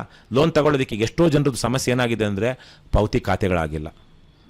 ಪೌತಿ ಖಾತೆ ಆಗದಿರೋದ್ರಿಂದ ಏನು? ನನಗೆ ಜಮೀನಿದೆ, ನಾನು 4 ಜನ ಅಣ್ಣ ತಮ್ಮಂದ್ರು, ನಮ್ಗೆ ಅಪ್ಪನಿಗೆ 20 ಎಕರೆ ಇತ್ತು, ನನಗೆ 5 ಎಕರೆ ಬಂದಿದೆ, ಆದರೆ ನಮ್ದು ಇನ್ನೊಂದು ಭಾಗ ಆಗಿಲ್ಲ. ಆದರೆ ನಾವು 5 ಜನನು ಬೇರೆ ಇದ್ದೀವಿ. ನಂಗೆ ಲೋನ್ ಬೇಕು ಅಂದರೆ ನಮ್ದು 5 ಜನರು ಜಂಟಿ ಖಾತೆಯಲ್ಲಿದೆ, ಲೋನ್ ಕೊಡೋದಿಲ್ಲ. ನಮ್ಮ ಅಪ್ಪ ಇನ್ನೂ ಭಾಗ ಮಾಡಿಕೊಟ್ಟಿಲ್ಲ. ಅಂದ್ರೆ ನೀವು ಪ್ಲೆಡ್ಜ್ ಮಾಡಬೇಕು ಅಂದ್ರೆ ಭೌತಿ ಖಾತೆ ಆಗಿಲ್ಲ, ಪೋಡಿ ಆಗಿಲ್ಲ, ಕಂದಾಯ ಇಲಾಖೆನೂ ಹೇಗೆ ಪ್ಲೇ ಮಾಡುತ್ತೆ ಅನ್ನೋದಕ್ಕೆ. ಮತ್ತೆ ಅವರಿಗೆ ಬ್ಯಾಂಕ್ಗೆ ಬೇರೆ ಏನೂ ಇಲ್ಲದೆ ಇದ್ರೂ ಬ್ಯಾಂಕ್ ಬೇರೆ ಬೇರೆ ಲೋನ್ ಕೊಡುತ್ತೆ, ರೈತರಿಗೆ ಮಾತ್ರ ಕೊಡೋದಿಲ್ಲ. ಯಾಕೆ? ರೈತ ಬಹುತೇಕ ಏನಾಗ್ಬಿಟ್ಟಿದೆ ಹಿಸ್ಟಾರಿಕಲಿ, ಮನ್ನಾ ಆಗುತ್ತೆ ಅಂತಲೋ ಅಥವಾ ಅವನಿಗೆ ಬೆಳೆದಿದ್ದಕ್ಕೆ ಬೆಲೆ ಸಿಗೋದಕ್ಕೋ ಕಾರಣಾಂತರಗಳಿಂದ. ಒಳ್ಳೆ ರೈತನೇ ಇರಬಹುದು, ಅವನೇನು ತಿನ್ಬೇಕು ಅಂತ ಇಲ್ಲದೆ ಇರಬಹುದು, ಅನ್ಪ್ರೆಡಿಕ್ಟಬಲ್ ಲೈಫ್ ಇದು ಅವ್ರದ್ದು, ಒಂದು ಪ್ರೊಡಕ್ಷನ್ನೇನೆ. ಹಾಗಾಗಿ ಅವನು ಸಾಲ ಕಟ್ಟಿರೋದಿಲ್ಲ. ಹಾಗಾಗಿ ರೈತರಿಗೆ ಸಾಲ ಕೊಡೋದಕ್ಕೆ ಬ್ಯಾಂಕ್ಗಳು ಹಿಂದೆ ಮುಂದೆ ನೋಡ್ತವೆ. ಹಾಗಾಗಿ ಅವರಿಗೆ ಸರಿಯಾಗಿ ಸಾಲದ ವ್ಯವಸ್ಥೆ ಸಿಕ್ಕಿ, ಆಕ್ಸೆಸ್ ಟು ಕ್ಯಾಪಿಟಲ್ ಬೇಸಿಕಲಿ ಸಿಕ್ಕಿ, ಮತ್ತೆ ಆಕ್ಸೆಸ್ ಟು ಯಾವುದಕ್ಕೆ ಮಾರ್ಕೆಟ್ ಇದ್ದಾಗ ರೈತರು ಪ್ರಯೋಗ ಮಾಡ್ತಾರೆ. ಹಾಗಾಗಿ ನಾನು ಹೇಳಿದ್ದು, ಯಾರು ಸ್ವಲ್ಪ 1-2 ಬೆಳೆ ಹೋದ್ರೂ ನಷ್ಟಕ್ಕೊಳಗಾಗದೆ ಜೀವನ ಕಳ್ಕೊಳ್ಳದೆ ಇರುವಂತಹ ಸ್ಥಿತಿವಂತ ರೈತರು ಏನು ಬೇಕಾದ್ರೂ ಎಕ್ಸ್ಪೆರಿಮೆಂಟ್ ಮಾಡ್ಬೋದು, ಮತ್ತು ಅವರು ಯಶಸ್ವಿ ರೈತರು, ಅವ್ರು ಲಾಭ ಮಾಡ್ಕೊಳ್ತಾರೆ. ಸಾಮಾನ್ಯ ಜನರಿಗೆ ಅದು ಆಗ್ತಾ ಇಲ್ಲ. ಹಾಗಾಗಿ ಇಂಥವ್ರು ಮಾಡಿ ತೋರಿಸಿದಾಗ ಖಂಡಿತ ಅಲ್ಲಿ ಬದಲಾವಣೆ. ಸರಿ. ಇವಾಗ ನಮ್ದು ರೈತ ಸಂಘ, ರೈತ ಮೂವ್ಮೆಂಟ್ ತುಂಬಾ ಸ್ಟ್ರಾಂಗ್ ಆಗಿದೆ. ಆದರೆ ಸೈಂಟಿಫಿಕ್ ಆಗಿ ಅವ್ರಗಳ ಕಡೆಯಿಂದ ಯಾವುದೇ ತರಹ ಅವರು ಸಣ್ಣ ಪುಟ್ಟ ಸಾಲ ಮನ್ನಾ ಮಾಡಿ ಅಂತಲೋ, ಅಥವಾ ಬಿತ್ತನೆ ಬೀಜ ಬಂದಿಲ್ಲ ಅಂತಲೋ, ಅಥವಾ ಗೊಬ್ಬರ ಸಿಗ್ತಾ ಇಲ್ಲ ಅಂತಲೋ ಈ ತರಕ್ಕೆ ಮಾಡ್ತಾ ಇದ್ದಾರೆ ಹೊರತು ಅವರು ಪ್ರಾಗ್ಮ್ಯಾಟಿಕ್ ಆಗಿ ಮತ್ತು ಹಾಲಿಸ್ಟಿಕ್ ಆಗಿ ಮ್ಯಾಕ್ರೋ ಲೆವೆಲ್ ಅಲ್ಲಿ ಮಾಡ್ತಾ ಇಲ್ಲ. ಮತ್ತೆ ಓಕೆ, ಇವಾಗ ಅವ್ರನ್ನು ಕೂಡ ಎಜುಕೇಟ್ ಮಾಡಬೇಕು ಅಂತಂದ್ರೆ ಮತ್ತೊಬ್ಬ ನಂಜುಂಡಸ್ವಾಮಿನೇ ಬರಬೇಕಾ? ಅಲ್ಲ, ಅವ್ರನ್ನ ಎಜುಕೇಟ್ ಮಾಡೋದಕ್ಕೆ ಆಗೋದಿಲ್ಲ. ಯಾಕಂದ್ರೆ ಅವ್ರು ಆಲ್ರೆಡಿ ಲೀಡರ್ಸ್ ಆಗ್ಬಿಟ್ಟಿದ್ದಾರೆ. ಅಂದ್ರೆ ಇವಾಗ ಅದೊಂಥರ ಪ್ರೊಫೆಷನ್ ಆಗೋಗಿದೆ ಬಹುತೇಕವಾಗಿ. ಹಿಂಗೆ ಹಳಬರೆಲ್ಲಾನು ಬಹುತೇಕವಾಗಿ ಅವರು ಆರ್ಗನೈಸೇಷನ್ ಮೇಲೆ ನಾನು ನೋಡೋದಾಗೆ ಕಂಟ್ರೋಲ್ ಕಳ್ಕೊಳ್ತಾ ಇದ್ದಾರೆ. ಮತ್ತೆ ಅವರು ಏನಾಗ್ಬಿಟ್ಟಿದೆ, ಪಾಲಿಟಿಕ್ಸ್ ಅಲ್ಲೂ ಸಿಕ್ಕಾಪಟ್ಟೆ ರಾಜಿ ಆಗ್ಬಿಟ್ಟಿದ್ದಾರೆ. ಅವರೇ ಒಂದು ಪಕ್ಷ ಮಾಡ್ಕೊಂಡಿದ್ರು, ಬೇರೆ ಬೇರೆ ಥರಕ್ಕಿತ್ತು. ಇವತ್ತೇನಾಗ್ತಾ ಇದೆ, ಎಲೆಕ್ಷನ್ ಹಿಂದಿನ ದಿವಸದ ತನಕ ಹಸಿರು ಶಾಲೆ ಹಾಕೊಂಡಿರ್ತಾರೆ ರೈತ ಹೋರಾಟಗಾರರು ಅನೇಕರು. ಎಲೆಕ್ಷನ್ ದಿವಸ ಶಾಲೆ ಬಿಚ್ಚಿಬಿಟ್ಟು ಹೋಗ್ತಾರೆ. ಯಾಕಂದ್ರೆ ಅವ್ರಿಗೆ ಆಪ್ಷನ್ನೇ ಇಲ್ಲ. ಯಾರಿಗೆ ಹಾಕ್ಬೇಕು? ಇಷ್ಟು ದಿವಸ ಯಾರನ್ನು ವಿರೋಧಿಸ್ಕೊ ಬಂದಿದ್ರು ಅವರಲ್ಲಿ ಯಾರಿಗೊಬ್ರಿಗೆ ಆಯ್ಕೆ ಮಾಡ್ಬೇಕಲ್ವಾ? ಸೊ ಹಾಗಾಗಿ ಅವ್ರ ಪೊಲಿಟಿಕಲಿ ಆಯ್ಕೆ ಅವ್ರದ್ದು ಚೆನ್ನಾಗಿಲ್ಲ, ಅವ್ರಿಗೆ ಅನಿವಾರ್ಯತೆ ಆಗ್ಬಿಟ್ಟಿದೆ. ಯಾಕಂದ್ರೆ ನೀವು ಇವತ್ತಿರುವಂಥ ಸ್ಟೇಟಸ್ ಕೋನ ಫೈಟ್ ಮಾಡುವಂಥ ಇನ್ನೊಂದು ಯಾವುದೋ ಒಂದು ಆಲ್ಟರ್ನೇಟಿವ್ ಸಪೋರ್ಟ್ ಮಾಡ್ತಾ ಬಂದಿದ್ರೆ ಇವತ್ತಿರೋರು ನಿಮ್ಮ ಸಮಸ್ಯೆಗಳಿಗೆ ಫಾರ್ ಎಕ್ಸಾಂಪಲ್ ಬಿಡದಿ ತರದ್ದು ಇಶ್ಯೂ ಕ್ರಾಪ್ ಅಪ್ ಆಗ್ತಾ ಇರಲಿಲ್ಲ. ಯಾಕಂದ್ರೆ ಅವರು ಇಲ್ಲಿ ನಮಗೆ ಈಗ ಅಲ್ಲೂ ಅಷ್ಟೇ ಇರೋದು 2,000 3,000 ಜನ, ಇದರಲ್ಲಿ ಎಷ್ಟೋ ಜನ ಎಲೆಕ್ಷನ್ ದಿವಸ ದುಡ್ಡು ಕೊಟ್ಟರೆ ಓಟ್ ಹಾಕ್ತಾರೆ. ನಾವೇನು ಇವ್ರ ಮಾತು ಕೇಳೋದು ಅನ್ನೋದು ಯಾಕೆ ಬಂದಿದೆ? ಇರೋದು ಕಡಿಮೆ ಜನ, ಮತ್ತೆ ಇವ್ರು ಬೇರೆಯವ್ರ ಹೊರಗಿಂದ ಬರೋದಿಲ್ಲ ಅಂತ ರಾಜಕಾರಣಿಗಳು ಅನ್ಸಿರೋದಿಲ್ಲ. ಆದರೆ ಇಂಥದ್ದೊಂದು ಸಮಸ್ಯೆ, ಈ ರೈತರ ಜೊತೆಗೆ ನಾವು ನಿಲ್ಬೇಕು ಅಂತ ರಾಜ್ಯಾದ್ಯಂತ ಒಂದು 5,000 10,000 ಜನ ರೈತ ಹೋರಾಟಗಾರರು ಬಂದ್ರೆ ಹೇಗಿರುತ್ತೆ? ಬಂದಿಲ್ಲ. ಅವ್ರು ಸ್ಥಳೀಯರು ಪಾಪ ರಾತ್ರಿಗಳು ಕೂತ್ಕೊಳ್ತಾ ಇದ್ದಾರೆ, ಲೀಡರ್ಗಳು ಬರ್ತಾ ಇದ್ದಾರೆ ಪಾಪ. ಅಲ್ಲಿ ನನಗೆ ಗೊತ್ತಿರೋ ರಾಮನಗರದ ರೈತ ಘಟಕದ ಒಂದಷ್ಟು ಜನ ಅವರ ಆಗಾಗ ಹೋಗಿ ಸಪೋರ್ಟ್ ಮಾಡ್ತಾ ಇದ್ದಾರೆ ಅನ್ನೋದು ಬಿಟ್ರೆ, ರಾಜ್ಯಾದ್ಯಂತ ಇರುವಂತವ್ರು ಈ ತರ 5,000 10,000 ಎಕರೆಗಳನ್ನ. ಆಮೇಲೆ ನೋಡಿ, ನಾವು ಜಮೀನು ಕಳ್ಕೊಂಡವ್ರು. ನಮ್ಮೂರು ಬೊಮ್ಮಸಂದ್ರ, ಬೆಂಗಳೂರು ಸುತ್ತಮುತ್ತಲ ಮೊದಲ ಹಂತದ 40 ವರ್ಷಗಳ ಹಿಂದೆಯೇ ಕೈಗಾರಿಕಾ ಪ್ರದೇಶಕ್ಕೆ ಸ್ವಾಧೀನ ಮಾಡ್ಕೊಂಡಂತ ಊರು ನಮ್ಮದು ಬೊಮ್ಮಸಂದ್ರ. ನಮ್ಮ ಜಮೀನುಗಳು, ನಮ್ಮ ತಾತನ ಜಮೀನುಗಳೆಲ್ಲನೂ ಅಲ್ಲಿತ್ತು. ಅವೆಲ್ಲ ವರ್ಷಕ್ಕೊಂದೇ ಬೆಳೆ ಬೆಳೆಯುವಂತಹ ಹೊಲಗಳು, ನೀರು ಮಳೆಯಾಶ್ರಿತ ತರಿ ಭೂಮಿನ ಖುಷ್ಕಿ ಭೂಮಿನ ಅಂತಾರಲ್ವ ಆ ಥರಕ್ಕೆ, ಡ್ರೈ ಲ್ಯಾಂಡ್. ಅದನ್ನು ನೀವು ಸ್ವಾಧೀನ ಪಡಿಸ್ಕೊಂಡು ಫ್ಯಾಕ್ಟ್ರಿಗಳು ಕಟ್ಟಿದ್ದಕ್ಕೆ ನಮಗೇನು ಬೇಸರ ಇಲ್ಲ. ಯಾಕಂದರೆ ನಾವು ರೈತರು ನಮ್ಮ ಗದ್ದೆಗಳನ್ನ ತಗೊಳ್ಳಿಲ್ಲ, ಸ್ವಲ್ಪ ಕೆರೆ ಇತ್ತು, ಬೇರೆ ಬೇರೆ ಕಡೆಗಳಲ್ಲಿ ಸ್ವಲ್ಪ ತಗ್ಗಲ್ಲಿದ್ದದ್ದನ್ನು ಮುಟ್ಲಿಲ್ಲ. ನಮ್ಮ ಕೆಲವೊಂದು ಜಮೀನು ತಗ್ಗಲ್ಲಿತ್ತು, ಮೇಲಿಂದ ನೀರು ಬರ್ತಾ ಇತ್ತು, ನೀರಾವರಿನೂ ಇತ್ತು. ಆದರೆ ದಿಣ್ಣೆ ಅಂತ ನಾವು ಅಂತಿದ್ದು, ಇವತ್ತೇನು ನಮ್ಮ ಬೊಮ್ಮಸಂದ್ರ ಇಂಡಸ್ಟ್ರಿಯಲ್ ಏರಿಯಾ ಇದೆ, ನಮ್ಮೂರಲ್ಲಿ ಅದನ್ನು ಕರಿತಿದ್ದು 40 ವರ್ಷಗಳಿಂದ ದಿಣ್ಣೆ. ಅಲ್ಲೆಲ್ಲೂ ನೀರು ಅಂದರೆ ಮಳೆಗಾಲದಲ್ಲಿ ಮಾತ್ರ ಬೆಳೆ ಆಗ್ತಿತ್ತು. ಆದರೆ ಅಲ್ಲಿ ಅದನ್ನು ಲಕ್ಷಾಂತರ ಜನಕ್ಕೆ ಜೀವನೋಪಾಯ ಕೊಡ್ತು ಕಳೆದ 40 ವರ್ಷಗಳಲ್ಲಿ. ಅಂಥ ಭೂಮಿನ ತಗೊಳ್ಳಿ, ಬೆಂಗಳೂರು ಸುತ್ತಮುತ್ತ ಇರುತ್ತೆ ಅಥವಾ ಬೇರೆ ಬೆಂಗಳೂರಿಂದ ಆಚೆಗೂ ಹೋಗಿ ತಗೊಳ್ಳಿ. ಇವಾಗೆಲ್ಲ ಟ್ರಾನ್ಸ್ಪೋರ್ಟೇಷನ್ ಚೆನ್ನಾಗಿದೆ, ಏನು ಬೆಂಗಳೂರಿಗೆ ಆಕ್ಸೆಸ್ ನಿಮ್ಗೆ ಏರ್ಪೋರ್ಟ್ಗೆ ಹತ್ರನೇ ಇರಬೇಕಾ? ಏನು ಎಕ್ಸ್ಪೋರ್ಟ್ ಏನು ಮಾಡ್ತಾ ಇಲ್ವಲ್ಲ. ಆದರೆ ಇಲ್ಲೇನಿದೆ ನಿಜಕ್ಕೂ ಇದು ವರ್ಷ ಪೂರ್ತಿ 5 ಬೆಳೆ 6 ಬೆಳೆ ಬೆಳೀತಾರೆ ವರ್ಷಕ್ಕೆ. ಯಾಕಂದ್ರೆ 2 ತಿಂಗಳು, ಈಗ 1.5 ತಿಂಗಳಿಗೆಲ್ಲ 1.5 ತಿಂಗಳಿಗೆಲ್ಲ ಮುಗಿದು ಹೋಗುತ್ತೆ. ಯಾವುದು ರೇಷ್ಮೆ ವರ್ಷ ಪೂರ್ತಿ ಬೆಳೆ ಬೆಳೀತಾರೆ. ಟೊಮೆಟೊ ಮೊದಲೆಲ್ಲ ನಾವು ಪಾತಿ ಮಾಡಿ ಬೀಜ ಹಾಕಿ ಸಸಿ ತಂದು ಆಮೇಲೆ ಸಸಿ ನೆಟ್ಟು ಬಹಳ ಕಷ್ಟ ಇತ್ತು. ಇವತ್ತು ನೇರವಾಗಿ 15-20 ದಿವಸ ಆಗಿರುವಂಥ ಸಸಿಯನ್ನು ನರ್ಸರಿಯಿಂದ ತಂದು ನೆಡ್ತಾ ಇದ್ದಾರೆ. ಹಾಗಾಗಿ ಈ ಪೀರಿಯಡ್ ಬೆಳೆ ಬೆಳೆಯುವಂತಹ ಅವಧಿ ಕಡಿಮೆ ಆಗ್ಬಿಡ್ತಾ ಇದೆ. ಹಾಗಾಗಿ ಮಲ್ಟಿಪಲ್ ಕ್ರಾಪ್ಸ್ ವರ್ಷ ಪೂರ್ತಿ ಬೆಳೀತಾ ಇದ್ದಾರೆ. ಅಂತಹ ಒಂದು ಫಲವತ್ತಾದ ಒಳ್ಳೆ ಜಲಸಮೃದ್ಧಿ ಇರುವ ಭೂಮಿಯನ್ನು ಇವರು ನೆಲಸಮ ಮಾಡಿ ಲಕ್ಷಾಂತರ ಮರಗಳನ್ನು, ಯಾಕಂದ್ರೆ ಲಕ್ಷಾಂತರ literally they are going to destroy cut lakhs together trees ಮಾಡ್ತಿದ್ದಾರೆ ಅಂದಾಗ ಎಷ್ಟು ಜನ ರೈತರು ಬಂದಿದ್ದಾರೆ? ಯಾರು ಬಂದಿಲ್ಲ. ಅದಕ್ಕೆ ನಾನು ಹೇಳಿದಲ್ವಾ, ಬಂಜರು ಭೂಮಿ ತಗೊಳ್ಳಿ, ಡೆವಲಪ್ಮೆಂಟ್ ಬೇಕಾ ಅಥವಾ ಇನ್ನೊಂದು ಬೇಕಾ? ಬಂಜರು ಭೂಮಿ ತಗೊಳ್ಳಿ, ಗಿಡ ಮರ ಇಲ್ಲದಿರುವಂಥ, ನೀರಾವರಿ ಇಲ್ದಿರುವಂಥ ತಗೊಳ್ಳಿ. ಇಲ್ಲಿ ನೀರಾವರಿ ಇದೆ, 2 ನದಿಗಳು ಬೆಂಗಳೂರು ಸುತ್ತ ಹರಿಯುವಂತಹ ಅರ್ಕಾವತಿ ಮತ್ತು ಸ್ವರ್ಣಾವತಿ ನದಿಗಳು ಹೋಗುವಂಥ ಕಣಿವೆ ಅದು. It's A valley. ಆ ವ್ಯಾಲಿನ ಏನು ಮಾಡ್ತಾರೆ? ದೊಡ್ಡ ದೊಡ್ಡ JCB ತಂದು ಮುಚ್ಚಿಬಿಡ್ತಾರೆ. ಈಕೊಲಾಜಿಕಲಿ ವೆರಿ ಡೇಂಜರಸ್. ನಾನು ಅದಕ್ಕೆ ಹೇಳಿದ್ದೀನಿ, ಸಾಮೂಹಿಕ ಅತ್ಯಾಚಾರ ಇದು ಪ್ರಕೃತಿ ಮೇಲೆ ಮಾಡ್ತಾ ಇರೋದು ಅಂತ ಕೆಲವು ವ್ಯಕ್ತಿಗಳು. ಸೊ ಹಾಗಾಗಿ ಆದರೆ ನೀವು ಹೇಳಿದಾಗೆ ಇವತ್ತು ರೈತ ಹೋರಾಟಗಾರರು ಅಥವಾ ರೈತ ಸಂಘದವರು ಅಥವಾ ಇನ್ನೊಂದಷ್ಟು ಜನ ಅವರು ಬೇರೆ ಬೇರೆ ಕಾರಣಗಳಿಂದಾಗಿ ಸೀಮಿತ ವಿಚಾರಗಳಿಗೆ ಸೀಮಿತವಾಗ್ಬಿಟ್ಟಿದ್ದಾರೆ. ಮತ್ತೆ ಆಲ್ಸೋ ಇದು ನಮ್ಮ ಕೃಷಿ ವಿಶ್ವವಿದ್ಯಾಲಯಗಳು, ಯೂನಿವರ್ಸಿಟೀಸ್, ಅವ್ರು ಯಾರು? ಅವ್ರ ಕೂಲಿಗಳು, ಸರ್ಕಾರದ ಕೂಲಿಗಳು ಅವರು. ಹಾಗಾಗಿ ಅವ್ರು ಯಾವುದೇ ಸರ್ಕಾರದ ವಿರುದ್ಧ ಮಾತಾಡೋದಿಲ್ಲ. ಅಲ್ಲ, ದೇ ಆಲ್ಸೋ ಶುಡ್ ಪ್ಲೇ ಅಲ್ವಾ ಮೇಜರ್ ರೋಲ್. ರಿಟೈರ್ಡ್ ಆದವರು ಪ್ಲೇ ಮಾಡ್ಬೇಕಲ್ವಾ? ಹೌದು. ಆದ್ರೆ ಏನ್ ಮಾಡ್ತಿದ್ದಾರೆ? ಯಾರು ಮಾಡ್ತಾ ಇಲ್ಲ. ಯಾಕಂದ್ರೆ ಅವರಿಗೆ ಒಳ್ಳೊಳ್ಳೆ ಸಂಬಳ ಬಂದು ಸೆಟ್ಲ್ ಆಗ್ಬಿಟ್ಟಿದ್ದಾರೆ. ಏನ್ ಹೇಳೋದು ಅದಕ್ಕೆ? ಕನ್ಸರ್ನ್ ಇರೋವಂಥವ್ರು ಎಷ್ಟು ಜನ ಇವತ್ತು ಸಿಸ್ಟಮ್ ವಿರುದ್ಧ ಇನ್ನೊಬ್ಬರ ವಿರುದ್ಧ ಫೈಟ್ ಮಾಡ್ತಾರೆ? ಬಹಳ ಜನ ಇವತ್ತು ರಾಜಿ ಆಗಿಬಿಟ್ಟಿದ್ದಾರೆ ವ್ಯವಸ್ಥೆ ಜೊತೆಗೆ. ಸೊ ಹೀಗಿರುವಾಗ ಅವ್ರಿಗೆ ಈ ಥರದ್ದು ಯಾವುದೋ ಒಂದು ವಿಚಾರವನ್ನು ನಾವು ಜನರಿಗೆ ತಿಳಿಸ್ಬೇಕು ಅಂತ ನೋಡ್ಕೊಳ್ಳೋಣ. ಇವಾಗ ರೈತ ಹೋರಾಟಗಾರ ಇರಬಹುದು ಅಥವಾ ಯೂನಿವರ್ಸಿಟಿ ಪ್ರೊಫೆಸರ್ಸ್ ಇರಬಹುದು, ಇಲ್ಲಿ ecologically it's a very dangerous project ಅಂತ ಹೇಳಬೇಕು. ಇವಾಗ ಕರೆಕ್ಟ್, ಈ ಮೂವ್ಮೆಂಟ್ ಇಲ್ವಲ್ಲ, ಪ್ರೆಸ್ನವರು ಇಲ್ಲ, ಮತ್ತೆ ಈ ಮೂವ್ಮೆಂಟ್ ಅಲ್ಲಿ ಪರಿಸರವಾದಿಗಳು ಕೂಡ ಇಲ್ಲ. ಅದಕ್ಕೆ ಅವ್ರು ಎಲ್ಲಿ ಹೋಗಿ ಹೇಳ್ಬೇಕು ಮಾತಾಡೋದಕ್ಕೆ? ಆಮೇಲೆ ಅವ್ರಿಗೆ ಫೋರಮ್ಗಳು ಸಿಗ್ತಾ ಇಲ್ಲ. ಯಾಕಂದ್ರೆ ಆ ಫೋರಮ್ಗೆ ಇವತ್ತು ಬೆಂಗಳೂರಲ್ಲಿ ನೋಡಿ, ಬೆಂಗಳೂರಲ್ಲಿ ನಾವೆಲ್ಲ ಪ್ರೆಸ್ ಮೀಟ್ ಮಾಡ್ತಾ ಇದ್ವಿ. ಇವಾಗ ನಾವು ಪ್ರೆಸ್ ಮೀಟ್ ಮಾಡೋದಕ್ಕೆ ಅವಕಾಶ ಇದೆಯಾ? ರೈತ ಹೋರಾಟಗಾರರಾಗಲಿ ಅಥವಾ ಸಾಮಾಜಿಕ ಹೋರಾಟಗಾರರಾಗಲಿ ಇನ್ಯಾವುದೇ ಒಂದು ಸಂಘಟನೆಯವರಾಗಲಿ ಹೋಗಿ ಇವತ್ತು ಪ್ರೆಸ್ ಮೀಟ್ ಮಾಡೋದಕ್ಕೆ ಬೆಂಗಳೂರಲ್ಲಿ ಅವಕಾಶವೇ ಇಲ್ಲ. 3,000 4,000 ಪ್ರೆಸ್ ಕ್ಲಬ್ಗೆ ಫೀಸು. ಒಂದು ಹಾಲ್ ಕೊಡ್ತಾರೆ, ಒಬ್ಬ ಜರ್ನಲಿಸ್ಟ್ ಬರೋದಿಲ್ಲ. ಅಲ್ಲಿ ಯಾರೋ ಸ್ವಲ್ಪ ರೋಲ್ ಕಾಲ್ ಜರ್ನಲಿಸ್ಟ್ಗಳು ದಿವಸ ಇರುವಂಥ ಅವ್ರಲ್ಲಿ ಓಡಾಡ್ತಿರ್ತಾರೆ, ಅವರೇ ಪ್ರೆಸ್ ಕ್ಲಬ್ನ ಮೆಂಬರ್ಸೇ ಹೇಳ್ತಾರೆ ಓಪನ್ ಆಗಿ ಹೇಳಿದಾರೆ. ಇತ್ತೀಚೆಗೆ ಫೇಸ್ಬುಕ್ ಅಲ್ಲಿ ಬರ್ಕೊಂಡಿದ್ದಾರೆ, ಸುಮ್ಮನೆ ಅಲ್ಲಿ ಯಾರು ಬರ್ತಾರೆ, ಯಾವ್ದು ಪೇಪರ್ ಇರೋದಿಲ್ಲ, ಆದ್ರೆ ಬಂದವ್ರ ಹತ್ರ 500,000 ಕಿತ್ಕೊಳ್ತಾರೆ ಇವರು ಅಂತ. ಯಾಕೆ ಗೊತ್ತಿಲ್ಲ ಅಲ್ಲ ಹಾ, ಅವ್ರಿಗೆ ಪ್ಲಾಟ್ಫಾರ್ಮ್ ಎಲ್ಲಿದೆ? ಈಗ ಮಾಧ್ಯಮದವ್ರನ್ನ ಕರೆದು ಈ ವಿಚಾರವಾಗಿ ನಮ್ಮ ಅಭಿಪ್ರಾಯ ಇದಪ್ಪ ಅಂತ ಹೇಳೋದಕ್ಕೆ ಬೆಂಗಳೂರು ಪ್ರೆಸ್ ಕ್ಲಬ್ ಅಲ್ಲಿ ಮಾಡಿದ್ರೆ ಯಾವ ಪತ್ರಿಕೆಯಲ್ಲಿ ಬರುತ್ತೆ, ಯಾವ ಟಿವಿಲಿ ಬರುತ್ತೆ, ಎಲ್ಲಿ ಬರ್ತಿದೆ? ಇತ್ತೀಚೆಗೆ KRS ಪಕ್ಷದಿಂದ ಯಾರು ಅವರು ಐ ಥಿಂಕ್ RS ಅವ್ರದನ್ನ ಅವ್ರ ಜೊತೆ ಸೇರಿಕೊಂಡು ನಾವು ಈ ಸ್ಟೇಡಿಯಂ ವಿಚಾರವಾಗಿ, ಇಂಡ್ಲವಾಡಿ ಆನೇಕಲ್ ಸ್ಟೇಡಿಯಂ ವಿಚಾರವಾಗಿ ಒಂದು ಪತ್ರಿಕಾಗೋಷ್ಠಿ ಮಾಡಿದ್ವಿ ನಮ್ಮವರು. ಯಾವ ಪೇಪರಲ್ಲಿ ಬಂತು? ಖರ್ಚು ಎಷ್ಟಾಯಿತು? ಖರ್ಚು ನಮ್ಗೆ 4-5 ಸಾವಿರ ಆಯಿತು. 3,500 4,000 ಪ್ರೆಸ್ ಕ್ಲಬ್ ಫೀ ಇದೆ, ಮತ್ತೆ ಅಲ್ಲಿ ಬಂದಿರೋರಿಗೆ ಕಾಫಿ ಟೀ ಅಂತೇಳಿ ಒಂದಷ್ಟು. ಆದರೆ ಯಾವ ಪೇಪರಲ್ಲಿ ಬಂತು? ಯಾರಿಗೂ ಇವತ್ತು ಬೆಂಗಳೂರಿನಲ್ಲಿರುವಂಥವ್ರಿಗೆ, ನೀವು ಮೈಸೂರಲ್ಲಿದೆ ಅವಕಾಶ, ತುಮಕೂರಲ್ಲೂ ಪ್ರೆಸ್ ಕ್ಲಬ್ ಇಲ್ಲ, ಆದರೆ ಎಲ್ಲೋ ಕರಿಬಹುದು. ರಾಮನಗರ ಮುಖ್ಯಮಂತ್ರಿಗಳನ್ನ ಕೊಟ್ಟಿರುವಂತಹ, ಇವತ್ತಿನ ಮುಖ್ಯಮಂತ್ರಿಯೂ ಇರುವಂತಹ ರಾಮನಗರ ಜಿಲ್ಲೆಯಲ್ಲಿ ಒಂದು ಪ್ರೆಸ್ ಕ್ಲಬ್ ಮಾಡೋದಕ್ಕೆ ಜಾಗ ಇಲ್ಲ. ಸಾರ್ವಜನಿಕ ಹಿತಾಸಕ್ತಿಯ ವಿಚಾರಗಳನ್ನು ಜನರಿಗೆ ತಿಳಿಸೋದಕ್ಕೆ ಇವತ್ತು ವೇದಿಕೆಗಳೇ ಇಲ್ಲ. ಏನು ಹೋರಾಟಗಾರರಿಗೆ, ಪರಿಸರವಾದಿಗಳಿಗೆ. ಇಟ್ಸ್ ಎ ವೆರಿ ಏನಂತಾರೆ, ಅನ್ಫಾರ್ಚುನೇಟ್ ಸಿಚುಯೇಷನ್.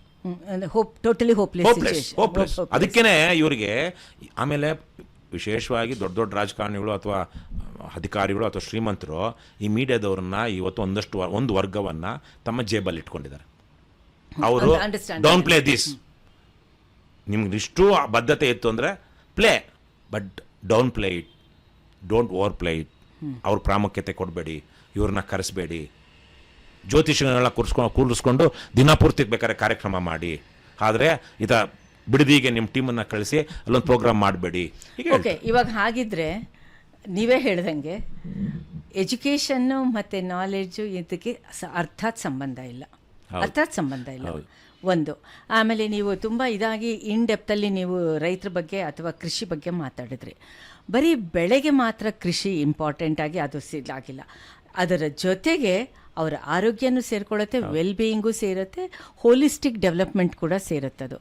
ಅಂಥದ್ದು ಎಷ್ಟು ಮಟ್ಟಿಗಾಗಿದೆ ಇವತ್ತು ರೈತರದ್ದು ಹೋಲಿಸ್ಟಿಕ್ ಡೆವಲಪ್ಮೆಂಟ್ ಎಷ್ಟಾಗಿದೆ? ಕೃಷಿಯನ್ನ ಕೃಷಿಯ ಜೊತೆಗೆ ಬೇರೆ ಬೇರೆ ರೀತಿಯ ಉಪ ಆದಾಯಗಳನ್ನು ಹುಡುಕೊಂಡಿರುವಂಥ ರೈತರು ಬಚಾವಾಗಿದ್ದಾರೆ. ಮತ್ತೆ ಅವರ ಮಕ್ಕಳು ಸ್ವಲ್ಪ ಎಜುಕೇಷನ್ಗೆ ಕೊಟ್ಟಿರುವಂಥವ್ರು ಆಗಿದ್ದಾರೆ ಆ ಕುಟುಂಬಗಳು. ಅದು ಬಿಟ್ಟರೆ ಕೃಷಿಯ ಮೇಲೆ ಅವಲಂಬಿತವಾಗಿರುವಂಥ ರೈತರು ಇವತ್ತಿಗೂ ಬಡತನದಲ್ಲಿದ್ದಾರೆ. ಅವ್ರ ಮಕ್ಕಳು ಏನೋ ಅವ್ರ ಊರಲ್ಲಿ ಅವರ ಅದೃಷ್ಟಕ್ಕೆ, ಈಗ ನನಗೆ 6ನೇ ಕ್ಲಾಸ್ ತನಕ 7ನೇ ಕ್ಲಾಸ್ ತನಕ ಒಳ್ಳೆ ಮೇಸ್ಟ್ರುಗಳು ಸಿಕ್ಕಿದ್ರು. ತದನಂತರ ನನಗೆ ಒಳ್ಳೆ ಮೇಸ್ಟ್ರು, ಒಳ್ಳೆ ಕಾಲೇಜು ನನಗೆ ಅನ್ನಿಸ್ದಂಗೆ ಸಿಗಲಿಲ್ಲ. ಆದರೆ ನನಗೊಂದು ಲಕ್, ಅದು ನಮ್ಮೂರಲ್ಲಿ ವಾತಾವರಣ, ನಮ್ಮ ಮನೆ ವಾತಾವರಣ, ನನಗೆ ಸಿಕ್ಕಂಥ ಮೇಸ್ಟ್ರಿಂದ ನಾನು ಇವತ್ತು ಇಷ್ಟ ಆಗಿದ್ದೀನಿ. ಆದರೆ ಇದು ಎಲ್ಲರಿಗೂ ಆಮೇಲೆ ನನಗೆ ಒಳ್ಳೆ ಮೇಸ್ಟ್ರುಗಳು SLCಲಿ PUCಲಿ ಸಿಕ್ಕಿದ್ರೆ ನಿಜಕ್ಕೂ ನಾನು ಇನ್ನೂ ಬೇರೆ ರೀತಿಯಲ್ಲಿ ಆಗಿರ್ತಿದ್ದೆ, ಇನ್ನೂ ಚೆನ್ನಾಗಿ ಆಗಿರ್ತಿದ್ದೆ ಅಂತ ನನಗನ್ಸುತ್ತೆ. ಆದರೆ ಅಂತಹ ಫ್ಲೂಕಲ್ಲಿ ಆಗುವಂಥದ್ದು ಇವೆಲ್ಲ, ಸಿಸ್ಟಮ್ ಇಸ್ ನಾಟ್ ಸಪೋರ್ಟಿಂಗ್ ಅನ್ನೋ ತರಕ್ಕೆ. ಈಗ ಎಲ್ಲರೂ ಹೇಳ್ತಾರೆ ಕನ್ನಡ ಮೀಡಿಯಮಲ್ಲಿ ಓದಿರೋರು ಆಗಿಲ್ವಾಗ, ನಾನು ಕನ್ನಡ ಮೀಡಿಯಮಲ್ಲಿ ಓದಿದ್ದೀನಿ. ಕನ್ನಡ ಮೀಡಿಯಮಲ್ಲಿ ಓದೋರು ಏನು ಇಂಟೆಲಿಜೆಂಟ್ ಆಗಿಲ್ವಾ, ಸೈಂಟಿಸ್ಟ್ ಆಗಿಲ್ವಾ, ಅಮೆರಿಕಕ್ಕೆ ಹೋಗಿಲ್ವ ಅಂತಾರೆ. ಅದೇ ಇಂಗ್ಲೀಷ್ ಮೀಡಿಯಮಲ್ಲಿ ಓದಿರುವಂಥ ಮಕ್ಕಳಿಗೆ ಕಂಪೇರ್ ಮಾಡಿ ನೋಡಿ, ಪರ್ಸೆಂಟೇಜ್ ವೈಸು ಯಾರು ಜಾಸ್ತಿ ಆಗಿದ್ದಾರೆ? ಹೌದು. ಇಲ್ಲಿ ಯಾವುದೋ ಎಕ್ಸೆಪ್ಷನಲ್ಲು ಇಂಟೆಲಿಜೆಂಟು, ಜೀನಿಯಸ್ಸು, ಹಾರ್ಡ್ ವರ್ಕಿಂಗ್ ಇರುವಂಥ ಸ್ಟೂಡೆಂಟ್ ಆಗಿದ್ದಾರೆ, ಇಲ್ಲಿ ಬಹುತೇಕ ಜನ ಆಗಿದ್ದಾರೆ. ಅದಕ್ಕೆ ನಾನು ಕೇಳ್ತಾ ಇರೋದು, ಕೃಷಿ ಜೊತೆಗೆ ಎಜುಕೇಶನ್ ಬೇರೆದು ಬೇಕಾಗುತ್ತೆ. ಬಿಕಾಸ್ ಇವಾಗ ನಾವು ಸ್ಕೂಲ್ ಎಜುಕೇಶನ್ ಅಂತ ಮಾಡಿದಾಗ ಸ್ಕೂಲ್ನ ಸಸ್ಟೈನ್ ಮಾಡೋದು ಬರೋದಲ್ಲ, ಆದರೆ ಆ ಮಕ್ಕಳಿಗೆ ಸ್ಟೆಮ್, ಸೈನ್ಸ್, ಟೆಕ್ನಾಲಜಿ, ಎಜುಕೇಶನ್, ಇದೇನಿದು ಮ್ಯಾಥಮೆಟಿಕ್ಸ್ ಇಂಥವೆಲ್ಲ ಹೇಳ್ಕೊಡುವಂಥ ಕೂಡ ಸೈನ್ಸ್ ಫ್ಯಾಕಲ್ಟಿ ಕೂಡ ತುಂಬ ಇಂಪಾರ್ಟೆಂಟ್ ಆಗುತ್ತೆ. ಆ ಥರ ಕಾಂಪೊನೆಂಟ್ಸು ಎಷ್ಟರ ಮಟ್ಟಿಗೆ ಯಾರು ತಗೋಬೇಕು ಅಂದ್ರೆ ಗೌರ್ಮೆಂಟ್ ತಗೊಳ್ಬೇಕು. ಗೌರ್ಮೆಂಟ್ ಅಂದ್ರೆ ಯಾರು? ನಮ್ಮ ಪಾಲಿಟಿಷಿಯನ್ಸ್. ನಮ್ಮ ಪಾಲಿಟಿಷಿಯನ್ಸ್ ಏನ್ ಮಾಡ್ತಾ ಇದಾರೆ ಇವತ್ತು? ಪ್ರೈವೇಟ್ ಸ್ಕೂಲ್ ನಡೆಸ್ತಾ ಇದಾರೆ, private hospitals. Why would they B bothered about government schools?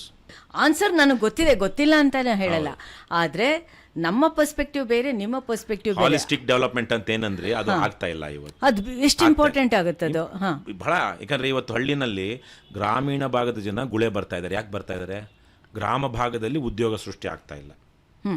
ಈಗ ಒಂದು ಹಳ್ಳಿಯ ಗ್ರಾಮ ಪಂಚಾಯತಿ ಸದಸ್ಯರೇನು ಇವತ್ತು ಕಡಿಮೆ ಜ್ಞಾನವಂತರಲ್ಲ, ಆದರೆ ಅವರು ನಮ್ಮ ಹಳ್ಳಿಯ ಜನ ಎಷ್ಟು ವಿದ್ಯಾವಂತರಿದ್ದಾರೆ, ಎಷ್ಟು ರೈತರಿದ್ದಾರೆ. ಗ್ರಾಮ ಪಂಚಾಯತಿ ಹೇಳ್ತಾ ಇದ್ದೀನಿ, ಗ್ರಾಮ ಪಂಚಾಯತಿ ಯೂನಿಟ್ ಅಂತ ಇರುತ್ತಲ್ಲ, ಅಧ್ಯಕ್ಷ, ಉಪಾಧ್ಯಕ್ಷ, ಸದಸ್ಯರಾಗಿರೋರು ಕೂತ್ಕೊಂಡು ಇಡೀ ಅವರ ಗ್ರಾಮ ಪಂಚಾಯತಿ ವ್ಯಾಪ್ತಿಯ ಮತದಾರರನ್ನ, ಜನರನ್ನ ಒಂದು ಸರ್ವೆ ಮಾಡಿ ಎಷ್ಟು ಜನ ವಿದ್ಯಾವಂತರಿದ್ದಾರೆ, ಎಷ್ಟು ಜನ ಅವಿದ್ಯಾವಂತರಿದ್ದಾರೆ, ಎಷ್ಟು ಜನ ರೈತರಿದ್ದಾರೆ, ಬೇರೆ ಬೇರೆ ಉದ್ದಿಮೆದಾರರಿದ್ದಾರೆ, ಇಲ್ಲಿ ನಮ್ಮಲ್ಲಿಯೇ ಇರುವಂತಹ ಜನ ಒಂದು ಘನತೆಯಿಂದ ಗೌರವದಿಂದ ಬದುಕಬೇಕು ಅಂದ್ರೆ ಯಾವ ಉದ್ಯೋಗಗಳನ್ನ ನಾವಿಲ್ಲಿ ತರಬೇಕು ಅನ್ನೋದು ಅಲ್ಲಿ ಲೋಕಲ್ ಲೀಡರ್ಸ್ ರೆಸ್ಪಾನ್ಸಿಬಿಲಿಟಿ ಆಗುತ್ತೆ. ಮಾಡ್ತಿದಾರ ಏನ್ ತರ್ತಿದಾರೆ ಇವರು? ಚರಂಡಿ ಮಾಡಿಸ್ತಾ ಇದಾರೆ, ಮತ್ತೆ ಕಿತ್ತೋಗಿರೋ ಪ್ರತಿ ವರ್ಷನೂ ಹಾಕುವಂತಹ ವೈಟ್ ಟಾಪಿಂಗ್ ಮಾಡ್ತಾ ಇದಾರೆ. ವೈಟ್ ಟಾಪಿಂಗ್ ಅಥವಾ ಸಿಮೆಂಟ್ ರೋಡ್. ಆಮೇಲೆ ಹೋದ ವರ್ಷ ಸಿಮೆಂಟ್ ರೋಡ್ ಮಾಡೋದಕ್ಕೆ 10 ಲಕ್ಷ ಬಂದಿತ್ತು, ಇಡೀ ಹಳ್ಳಿಲಿ ಪೂರ್ತಿ ಸಿಮೆಂಟ್ ಇಂದ ಮುಚ್ಚಿಬಿಟ್ಟಿದ್ದಾರೆ. ಈ ವರ್ಷನೂ 10-15 ಲಕ್ಷ ಬರುತ್ತೆ, ಮತ್ತೆ ಅದನ್ನೇ ಮಾಡ್ತಾರೆ. ಮತ್ತೆ ಹೇಗೇನದು ಪರಿಸರ ಆಗುತ್ತೆ, ನೀರ್ ಹೋಗೋದಿಲ್ಲ, ಗ್ರೌಂಡ್ ವಾಟರ್ ಇವರ ಯೋಚನೆ ಮತ್ತು ಚಿಂತನೆ ಅಲ್ಲಿಗೆ ನಿಂತೋಗಿದೆ. ಅದನ್ನ ಬಿಯಾಂಡ್ ಮಾಡಬೇಕಾಗಿರೋ ಜವಾಬ್ದಾರಿ ಏನು? ಎಲ್ಲಾ ಕಡೆಗೂ ಜನರನ್ನೇ ಪ್ರಶ್ನೆ. ಯಾರ್ದು? ಜನರೇ ಅಲ್ವಾ? ಅವ್ರು ಆಯ್ಕೆ ಮಾಡ್ಕೊಂಡಿರುವಂತ ಇದಾರಲ್ವಾ? ಈಗ ನನ್ನ ಹಳ್ಳಿಯ ಆರ್ಥಿಕತೆಯನ್ನ ಉದ್ಧಾರ ಮಾಡೋದಿಕ್ಕೆ ನಾನು ಯಾವ ಯೋಜನೆ ತರಬೇಕು ಅಂತ ಈಗ ಅಮೇರಿಕದಲ್ಲಿ ಕೂತಿರುವಂಥ ಒಬ್ಬ, ಅಲ್ಲಿ ವಿಲೇಜಸ್ ಇಲ್ಲ, ಆದರೆ ವಿಲೇಜಸ್ನೇ ನಮ್ಮ 1,000-2,000 ಇರುವಂಥ ಒಂದು ಜನ ಇದು ಊರುಗಳನ್ನೇ ಅಲ್ಲಿ ಮೇಯರ್ ಟೌನ್ ಅಂತಾರೆ. ಅಲ್ಲಿ 2,000, 5,000, 10,000 ಇರುವಂಥ ಟೌನ್ಗಳಿಗೆ ಮೇಯರ್ ಇರ್ತಾನಲ್ಲ, ಅವನು ಯೋಚನೆ ಮಾಡ್ತಾನೆ. ಎಲ್ಲೋ ಹೋಗ್ತಾನೆ, ಗೌರ್ಮೆಂಟ್ ಹತ್ರ ಮಾತಾಡ್ತಾನೆ, ಪ್ರಾಜೆಕ್ಟ್ ತರ್ತಾನೆ, ಆ ಊರಲ್ಲಿ ಒಂದು ಸ್ಥಳೀಯ ಉದ್ಯೋಗ ಸೃಷ್ಟಿ ಆಗೋದಕ್ಕೆ ಮಾಡ್ತಾನೆ. The same work should have been done by our village panchayat chairmans ಅಲ್ವಾ? Are they doing that? ಇಲ್ಲ. ಸೊ ಹಾಗಾಗಿ ನಾನು ಹೇಳ್ತಿರೋದು ಯಾಕೆ ಆಗ್ತಾ ಇಲ್ಲ ಅಂದ್ರಲ್ವಾ, ಈ ಒಳ್ಳೆ ನಮ್ಮೂರಲ್ಲಿ ಒಳ್ಳೆ ಶಾಲೆ ಇರಬೇಕು, ಇಲ್ಲಿ ಓದಂಥ ವಿದ್ಯಾರ್ಥಿಗಳಿಗೆ ಇಲ್ಲಿ ಕೆಲಸ ಸಾಧ್ಯ ನಾವು ಹುಡ್ಕೊಳ್ಬೇಕು. ಮತ್ತು ನಮ್ಮ ಕೆರೆಗಳ ಮೇಲೆ ನಮ್ಮ ಪಾರ್ಟಿನಲ್ಲಿ ನಾವು ಒಂದು ಮ್ಯಾನಿಫೆಸ್ಟೋದಲ್ಲಿ ಹಾಕಿದ್ದೀವಿ. ಏನು? ಪ್ರತಿ ಹಳ್ಳಿಯ ಏನು ಕೆರೆಗಳಿರುತ್ತೆ, ಪ್ರತಿ ಕೆರೆ ಮೇಲೇನು ನಾವು ಸೋಲಾರ್ ಪ್ಯಾನಲ್ಸ್ನ ಅಳವಡಿಸ್ಬೇಕು. ಅಂದರೆ ನಮ್ಮ ಲೋಕಲ್ ಪವರ್ ನೀಡ್ಸು ನಮ್ಮ ಹಳ್ಳಿಯ ಸರ್ಕಾರಿ ಜಮೀನಿನ ಮೇಲೆ ಇರುವಂಥ ಸೋಲಾರ್ ಪ್ಯಾನಲ್ಗಳಿಂದನೇ ಬರಬೇಕು. That will also give employment to 20-30 people. ನೀವೆಲ್ಲ ಹೋಗಿ ಇನ್ನೆಲ್ಲೋ ಹೋಗಿ ಟಾಯ್ಲೆಟ್ ತೊಳೆಯೋದು, ಇನ್ಯಾವುದೋ ಬೇರೆ ಊರಿಗೆ ಹೋಗಿ ಬೆಂಗಳೂರಿಗೆ ಹೋಗಿ ಸ್ಲಮ್ಮಲ್ಲಿ ಇರೋದ್ರ ಬದಲಿಗೆ ನಿಮ್ಮೂರಿನ ಜನ ಅಲ್ಲಿ ಪ್ಯಾನಲ್ಗಳನ್ನ ಕ್ಲೀನ್ ಮಾಡ್ತಾ, ಅದನ್ನು ಕರೆಂಟ್ ಇದನ್ನು ಮಾಡ್ತಾ, ಅದಕ್ಕೆ ಸ್ಟೋರೇಜದ್ದು ನೋಡ್ಕೊಳ್ತಾ, ಬ್ಯಾಟ್ರಿಗಳು ನೋಡ್ಕೊಳ್ತಾ ಇದ್ರೆ ಆಮೇಲೆ ನಿಮಗೆ ಶಿವನ ಸಮುದ್ರದಿಂದನೋ ಅಥವಾ ಕೈಗಾದಿಂದನೋ ಪವರ್ ಬೇಕಾ ಅಷ್ಟು ದೂರಕ್ಕೆ? ಜನರೇಟ್ ಆಗ್ತಾ ಇದೆ ಅಲ್ವಾ? So you mean to say ಹಾಗಾದ್ರೆ ಇಂಟರ್ ಡಿಪಾರ್ಟ್ಮೆಂಟ್ ಡಿಸಿಪ್ಲಿನರಿ ಇರಬೇಕು, ಅಂಡರ್ಸ್ಟ್ಯಾಂಡಿಂಗ್ ಇರಬೇಕು. ಅದೇ ಸ್ಥಳೀಯವಾಗಿನೇ ನಮ್ಮ ಊರಿನಲ್ಲಿ ನಾವು ಏನನ್ನ ಸದ್ಬಳಕೆ ಮಾಡ್ಕೊಳ್ಬಹುದು ಫಾರ್ ಏನಂತಾರೆ ಸೆಲ್ಫ್ ಸಸ್ಟೈನ್ಡ್ ಸೆಲ್ಫ್ ರಿಲಯಂಟ್ ಸಿಸ್ಟಮ್ಗೆ ಅಲ್ವಾ? ಹೌದು. ಅದನ್ನ ಯಾರು ಯೋಚನೆ ಮಾಡ್ತಾ ಇಲ್ಲ ನಮ್ಮ ಗ್ರಾಮ ಪಂಚಾಯತಿ. ಇವಾಗ ಯಾರು ಯೋಚನೆ ಮಾಡ್ತಾ ಇಲ್ಲ ಅಂತ ಅನ್ನೋದಕ್ಕೆ ಬಂದು, ಎಷ್ಟೇ ಪಾಲಿಟಿಷಿಯನ್ಸ್ ಇದ್ರು ಕೂಡ ಅವ್ರು ಒಂದು 5 ವರ್ಷ ಇರ್ತಾರೆ, ರಿಟೈರ್ ಆಗೋವರೆಗೂ ಇರೋದು ಬ್ಯೂರೋಕ್ರಾಟ್ಸ್ ಅಲ್ವಾ? Bureaucrats there is a lot of gap between technocrats and bureaucrats. So ಮಾಡ್ತಾ ಇಲ್ಲ. ಹೌದು. ನನ್ನ ಪ್ರಕಾರ ಅವರು ಸಿಸ್ಟಮ್ ಅಲ್ಲಿ ಕರಪ್ಟ್ ವೇಸ್ ಇಂದ ಬಂದಿದ್ದಾರೆ. ಇವತ್ತು ನಮ್ಮ ರಿಕ್ರೂಟ್ಮೆಂಟ್ಸ್ ಹೇಗಿದೆ? ಹಾಗಾದ್ರೆ ಇವಾಗ ನಮಗೆ UPSC ಬೇಕಾ ಬೇಡವಾ ಅನ್ನೋದು ಆಲ್ರೆಡಿ ಒಂದು ನ್ಯಾಷನಲ್ ಲೆವೆಲ್ ಅಲ್ಲಿ ಶುರು ಆಗಿದೆ. ಕರ್ನಾಟಕಕ್ಕೆ ಬೇಕಾಗಿಲ್ಲ, ಕರ್ನಾಟಕಕ್ಕೆ ಬೇಕಾಗಿತ್ತು, ಇವತ್ತು ಬೇಕಾಗಿಲ್ಲ. ನಮ್ಮಲ್ಲಿ ಎಂಟೈರ್ ಇಂಡಿಯಾಗೆ ಬೇಕಾಗಿಲ್ಲ, ಎಂಟೈರ್ ಇಂಡಿಯಾಗೆ ಬೇಕಾಗಿಲ್ಲ. ಇವಾಗ ನಾವು ಕರ್ನಾಟಕ ಗೌರ್ಮೆಂಟ್ ಮಾತ್ರ ಎಷ್ಟು ಬೇಕೋ ಅಷ್ಟು ಮಾಡ್ಕೊಳ್ಬೇಕು, ಮಿಕ್ಕಾಗೆ ಲೋಕಲ್ ಅಲ್ಲೇ ಮಾಡ್ಕೊಳ್ಬಹುದು. ಅವಾಗ ಒಂದು ದೊಡ್ಡ ಉದ್ದೇಶ ಇಟ್ಕೊಂಡು ಇಂಟಿಗ್ರೇಷನ್ ಪರ್ಪಸ್ಗೆ ಮಾಡಿದ್ರು. ಇವತ್ತು ಬಹುತೇಕವಾಗಿ ಮೂವ್ಮೆಂಟ್ ಇದೆ, ಇಂಟಿಗ್ರೇಷನ್ ಆಗಿದೆ. ಇವತ್ತು ಹೊರಗಿಂದ ಬಂದಿರೋರು ಎಷ್ಟು ಕರಪ್ಟ್ ಆಗಿದ್ದಾರೆ ಅಂದ್ರೆ they don't have any stakes in their local issues ಅಲ್ಲಿ. ಹಾಗಾಗಿ ಇವರೆಲ್ಲ ಬಹುತೇಕ ಜನ ಎಷ್ಟು ಕರಪ್ಟ್ ಆಗಿದ್ದಾರೆ ಅಂದ್ರೆ ಇಲ್ಲಿ ದುಡ್ಡು ಸಂಪಾದನೆ ಮಾಡಿ ಸಾವಿರಾರು ಕೋಟಿ ಕರ್ನಾಟಕದ ದುಡ್ಡು ಇವತ್ತು IAS-IPS ಆಫೀಸರ್ಗಳಿಂದ ಬೇರೆ ರಾಜ್ಯಗಳು ಹರಿದು ಹೋಗ್ಬಿಟ್ಟಿದೆ. ಹಾಗಾಗಿ ಅವ್ರನ್ನ ಬಿಟ್ಬಿಡೋಣ. ಅದೇ ಲೋಕಲ್ ಅಲ್ಲಿ ಇರೋ ನಮ್ಮ KS ಆಫೀಸರ್ಸ್ ನಮ್ಮವರೇ ಅಲ್ವಾ? ಇವನೆಲ್ಲೂ ಓಡೋಗಲ್ವಲ್ಲ. ಯಾವ IAS-IPS ಆಫೀಸರ್ ಇವನಂತೂ ಇವನ್ ಮಕ್ಳೇನಾದ್ರು ಚೆನ್ನಾಗಿ ಓದಿದ್ರೆ ಅಮೆರಿಕಕ್ಕೆ ಹೋದ್ರೆ ಇವಳ ಹೋಗಬಹುದು. ಮಿಕ್ಕಾಗೆ ಬಹುತೇಕರದ್ದು ಇಲ್ಲೇ ಅಲ್ವಾ? ಇಲ್ಲೇ ಸ್ವರ್ಗ, ಇಲ್ಲೇ ನರ್ಕ ಅಲ್ವಾ? ಇವರೆಷ್ಟು ತಗೊಂಡಿದ್ದಾರೆ? ಯಾಕೆ ತಗೊಂಡಿಲ್ಲ ಹೇಳಿ? ಇವರು ಆಯ್ಕೆ ಆಗಿರೋದೇ ಈ KPSC ನಲ್ಲಿ ಕಳೆದ 25 ವರ್ಷಗಳಿಂದ ಎಷ್ಟು ನೇಮಕಾತಿಗಳು ಪ್ರಾಮಾಣಿಕವಾಗಿ 2013ರಲ್ಲಿ CID ರಿಪೋರ್ಟ್ ಅಲ್ಲಿ ಹೇಳುತ್ತಾನೆ, ತಹಸೀಲ್ದಾರ್ಗೆ 60 ಲಕ್ಷ, DYSPಗೆ 70-80 ಲಕ್ಷ ಟ್ಯಾರಿಫ್. ಅದು AC ರೆವಿನ್ಯೂಗೆ 1.5 ಕೋಟಿ ಅಂತ. 1.5 ಕೋಟಿ. ಇವಾಗ ಇದು ನಿಮ್ ಫೇವ್ರೇಟ್ ಲಂಚ ಬಂತು, ಬೇಡ ಲಂಚ ಪಕ್ಕಕ್ಕಿಡೋಣ. ಕರಪ್ಷನ್ ಅದು ಓಕೆ. ಈಗ ನಮಗೆ ನಿಜವಾಗ್ಲೂ ಈ ತರ public service, union service, local service ಬೇಕಾ? ಆಫೀಸರ್ಸು ಬೇಕು, ಸರ್ವಿಸ್ ಬೇಕು ಅಂದ್ರೆ ಅಡ್ಮಿನಿಸ್ಟ್ರೇಷನ್ ಲೆವೆಲ್ ಅಲ್ಲಿ ಬೇಕಾಗುತ್ತೆ. ಆದ್ರೆ ಇಲ್ಲಿ ಮೈನಸ್ ಆಗ್ತಾ ಇರೋದು ಅಡ್ಮಿನಿಸ್ಟ್ರೇಟರ್ಸೇ ಟೆಕ್ನೋಕ್ರಾಟ್ಸ್ ಆಗ್ತಾ ಇರೋದ್ರಿಂದ. ಸೊ ಆದ್ರೆ ಮಲ್ಟಿಪಲ್ ಡಿಸಿಪ್ಲಿನರಿ ಇರುವಂತವ್ರು ಬೇಕು ಗೌರ್ಮೆಂಟ್ ಅಲ್ಲಿ. ಆದ್ರೆ ಅವರಿಗೆ ಒಳ್ಳೆಯವರಿಗೆ, ಈಗ ಉದಾಹರಣೆಗೆ ಹರ್ಷಗುಪ್ತಾ ಅಂತ ಒಬ್ಬ ಆಫೀಸರ್ ಇದ್ದಾರೆ. ಒಂದು ಹಳ್ಳಿ ಹೆಸರಿದೆ ಚಿಕ್ಕಮಗಳೂರಲ್ಲಿ, ಗುಪ್ತಾ ಶೆಟ್ಟಿ ಹಳ್ಳಿ ಅಂತ. ಚಿಕ್ಕಮಗಳೂರಿನ ಡಿ ಸಿ ಆಗಿದ್ದವರು ಹರ್ಷಗುಪ್ತಾ, ಆವತ್ತು ಚಿಕ್ಕಮಗಳೂರು ಡಿಸ್ಟ್ರಿಕ್ಟ್ನ SP ಆಗಿದ್ದವರು ಮಧುಕರ್ ಶೆಟ್ಟಿ. ಅವ್ರು ಯಾವುದೋ ಒಂದು ಕಾಡಿನ ಹಳ್ಳಿ ಜನರಿಗೆ ಅಲ್ಲಿ ಹೋಗಿ beyond of their Call of duty ಅವ್ರು ಹೋಗಿ ಸಹಾಯ ಮಾಡಿದ್ದಕ್ಕೆ ಆ ಹಳ್ಳಿ ಜನ ತಮ್ಮ ಊರಿನ ಹೆಸರನ್ನೇ ಬದಲಾವಣೆ ಮಾಡ್ಕೊಂಡ್ಬಿಟ್ರು, ಮಾಡ್ಕೊಂಡ್ರು. ಗುಪ್ತಾ ಶೆಟ್ಟಿ ಹಳ್ಳಿ ಅಂತ ಇವತ್ತು ಹೆಸರು. ಇಬ್ಬರ ಹೆಸರು ಸೇರಿ, ಒಂದು ಹರ್ಷಗುಪ್ತಾ ಅದು ಸರ್ನೇಮು, ಇನ್ನೊಂದು ಮಧುಕರ್ ಶೆಟ್ಟಿ ಸರ್ನೇಮ್, ಎರಡು ಸೇರಿ ಗುಪ್ತಾ ಶೆಟ್ಟಿ ಹಳ್ಳಿ ಅಂತ ಇವತ್ತು ನೀವು ಗೂಗಲಲ್ಲಿ ಸರ್ಚ್ ಮಾಡಿದ್ರೆ ಬರುತ್ತೆ. ಅಂದರೆ ಆ ಥರದ ಅಧಿಕಾರಿಗಳು ಇವತ್ತು ಎಲ್ಲಿದ್ದಾರೆ? Shetty was force to move away from Karnataka, ಇವೊಂದು ಈಸ್ ಫ್ರಮ್ ಕರ್ನಾಟಕ. ಮಧುಕರ್ ಶೆಟ್ಟಿ ಅವ್ರಿಗೆ ಎಷ್ಟು ಬೇಸರ ಆಗಿತ್ತು ಅಂದರೆ, ಪತ್ರ ಒಳ್ಳೆ ಯಾರು ವಡ್ಡರ್ ಸರ್ ರಘುರಾಮ್ ಶೆಟ್ಟರ್ ಮಗ, ಅವರು ದೊಡ್ಡ ಪತ್ರಕರ್ತರ ಮಗ, ನಮ್ಮ ಪ್ರಜಾವಾಣಿ. ಹೌದೌದು, ಅವ್ರ ಮಗ. ಅವರು ಇವೆಲ್ಲ ಬೇಡ ಸಹವಾಸ ಈ ದರಿದ್ರ ಅಂತೇಳಿ ಹೈದರಾಬಾದ್ಗೆ ಹೋದ್ರು. ಅವ್ರು ಹೈದರಾಬಾದ್ಗೆ ಹೋಗೋದಕ್ಕೊಂದು 5-6 ತಿಂಗಳ ಮುಂದೆ ಅವ್ರನ್ನ ಭೇಟಿ ಮಾಡಿದ್ದೆ ನಾನು. ತುಂಬ ಬೇಸರದಲ್ಲಿದ್ದರು. ಅದೇ ಇವ ಹರ್ಷಗುಪ್ತಾ ಅವ್ರಿಗೆ ಪೋಸ್ಟೇ ತೋರಿಸ್ದಿರ, ಜಾಗನೇ ತೋರಿಸ್ದಿರ ಮೊನ್ನೆ ಒಂದು 5-6 ತಿಂಗಳು ಇಟ್ಟಿದ್ರು. ಅಂದರೆ ಒಳ್ಳೆ ಯೋಜನೆಗಳು ತರುವಂಥ ಪ್ರಾಮಾಣಿಕವಾಗಿ ಇರುವಂಥ ಅಧಿಕಾರಿಗಳಿಗೆ ಇವತ್ತು ಶಿಕ್ಷೆ. ರಾಜಕಾರಣಿಗಳಿಗೆ ಬೇಕಾದಂಥ ಇಷ್ಟಾನಿಷ್ಟಗಳನ್ನು ಪೂರೈಸುವಂತಹ ತಲೆ ಹಿಡುಕ ಪಿಂಪ್ ಮೈಂಡ್ ಸೆಟ್ ನಾವು ಇದನ್ನ ಹೇಳ್ಬೇಕು ಇರುವಂತವ್ರಿಗೆ ಇವತ್ತು ದೊಡ್ಡ ರಕ್ಷಣೆ. ಅದಕ್ಕೆ ಕೇಳ್ತಾ ಇರೋದು, ಸಿಸ್ಟಮ್ಮೇ ಕೆಟ್ಟೋಗಿರೋದು. ಇವಾಗ ವಾಯ್ಸ್ ರೈಸ್ ಆಗ್ತಾ ಇದೆ. ಇದು IPS IAS ಲೆವೆಲ್ ಅಲ್ಲಿ ಆಗ್ತಾನೆ ಇದೆ, ಬಟ್ ಇನ್ KS ಲೆವೆಲ್ ಅಲ್ಲಿ ಇನ್ನೂ ಆಗಿಲ್ಲ. ಹಾಗಾಗಿ ಇವರು ಬದಲಾಗದೆ ಇವತ್ತು ಕೂಡ 47 67 ಇಟ್ಕೊಂಡು ಸಿಲೆಬಸ್ ಎಲ್ಲ ಕೆಲಸ ಮಾಡ್ತಾ ಇದ್ದಾರೆ. ಆ ದೃಷ್ಟಿನಲ್ಲಿ ನಾನು ಕೇಳ್ತಾ ಇರೋದು, ಈಗ ನಾನೇ ರಾಜ ಅನ್ನೋ ಕಾಂಪ್ಲೆಕ್ಸ್ ಇದೆಯಲ್ಲ, ಗಾಡ್ ಕಾಂಪ್ಲೆಕ್ಸ್ ಇದೆಯಲ್ಲ, ಅಂಥವ್ರ ಹತ್ರ ಪೊಲಿಟಿಷಿಯನ್ಸ್ ಹತ್ರ ನೀವು ಈಸಿಯಾಗಿ ಮಾತಾಡ್ಬಿಡಬಹುದು. ಇಂಥವ್ರ ಹತ್ರ ನೀವು ಹೇಗೆ ನೆಗೋಷಿಯೇಟ್ ಮಾಡ್ತೀರಾ? ಕಡೆಯಿಂದ ನಾವು ಲೈವ್ ಮಾಡ್ತೀವಿ, ಅವ್ರು ಮಾತಾಡಿಸ್ತೀವಿ.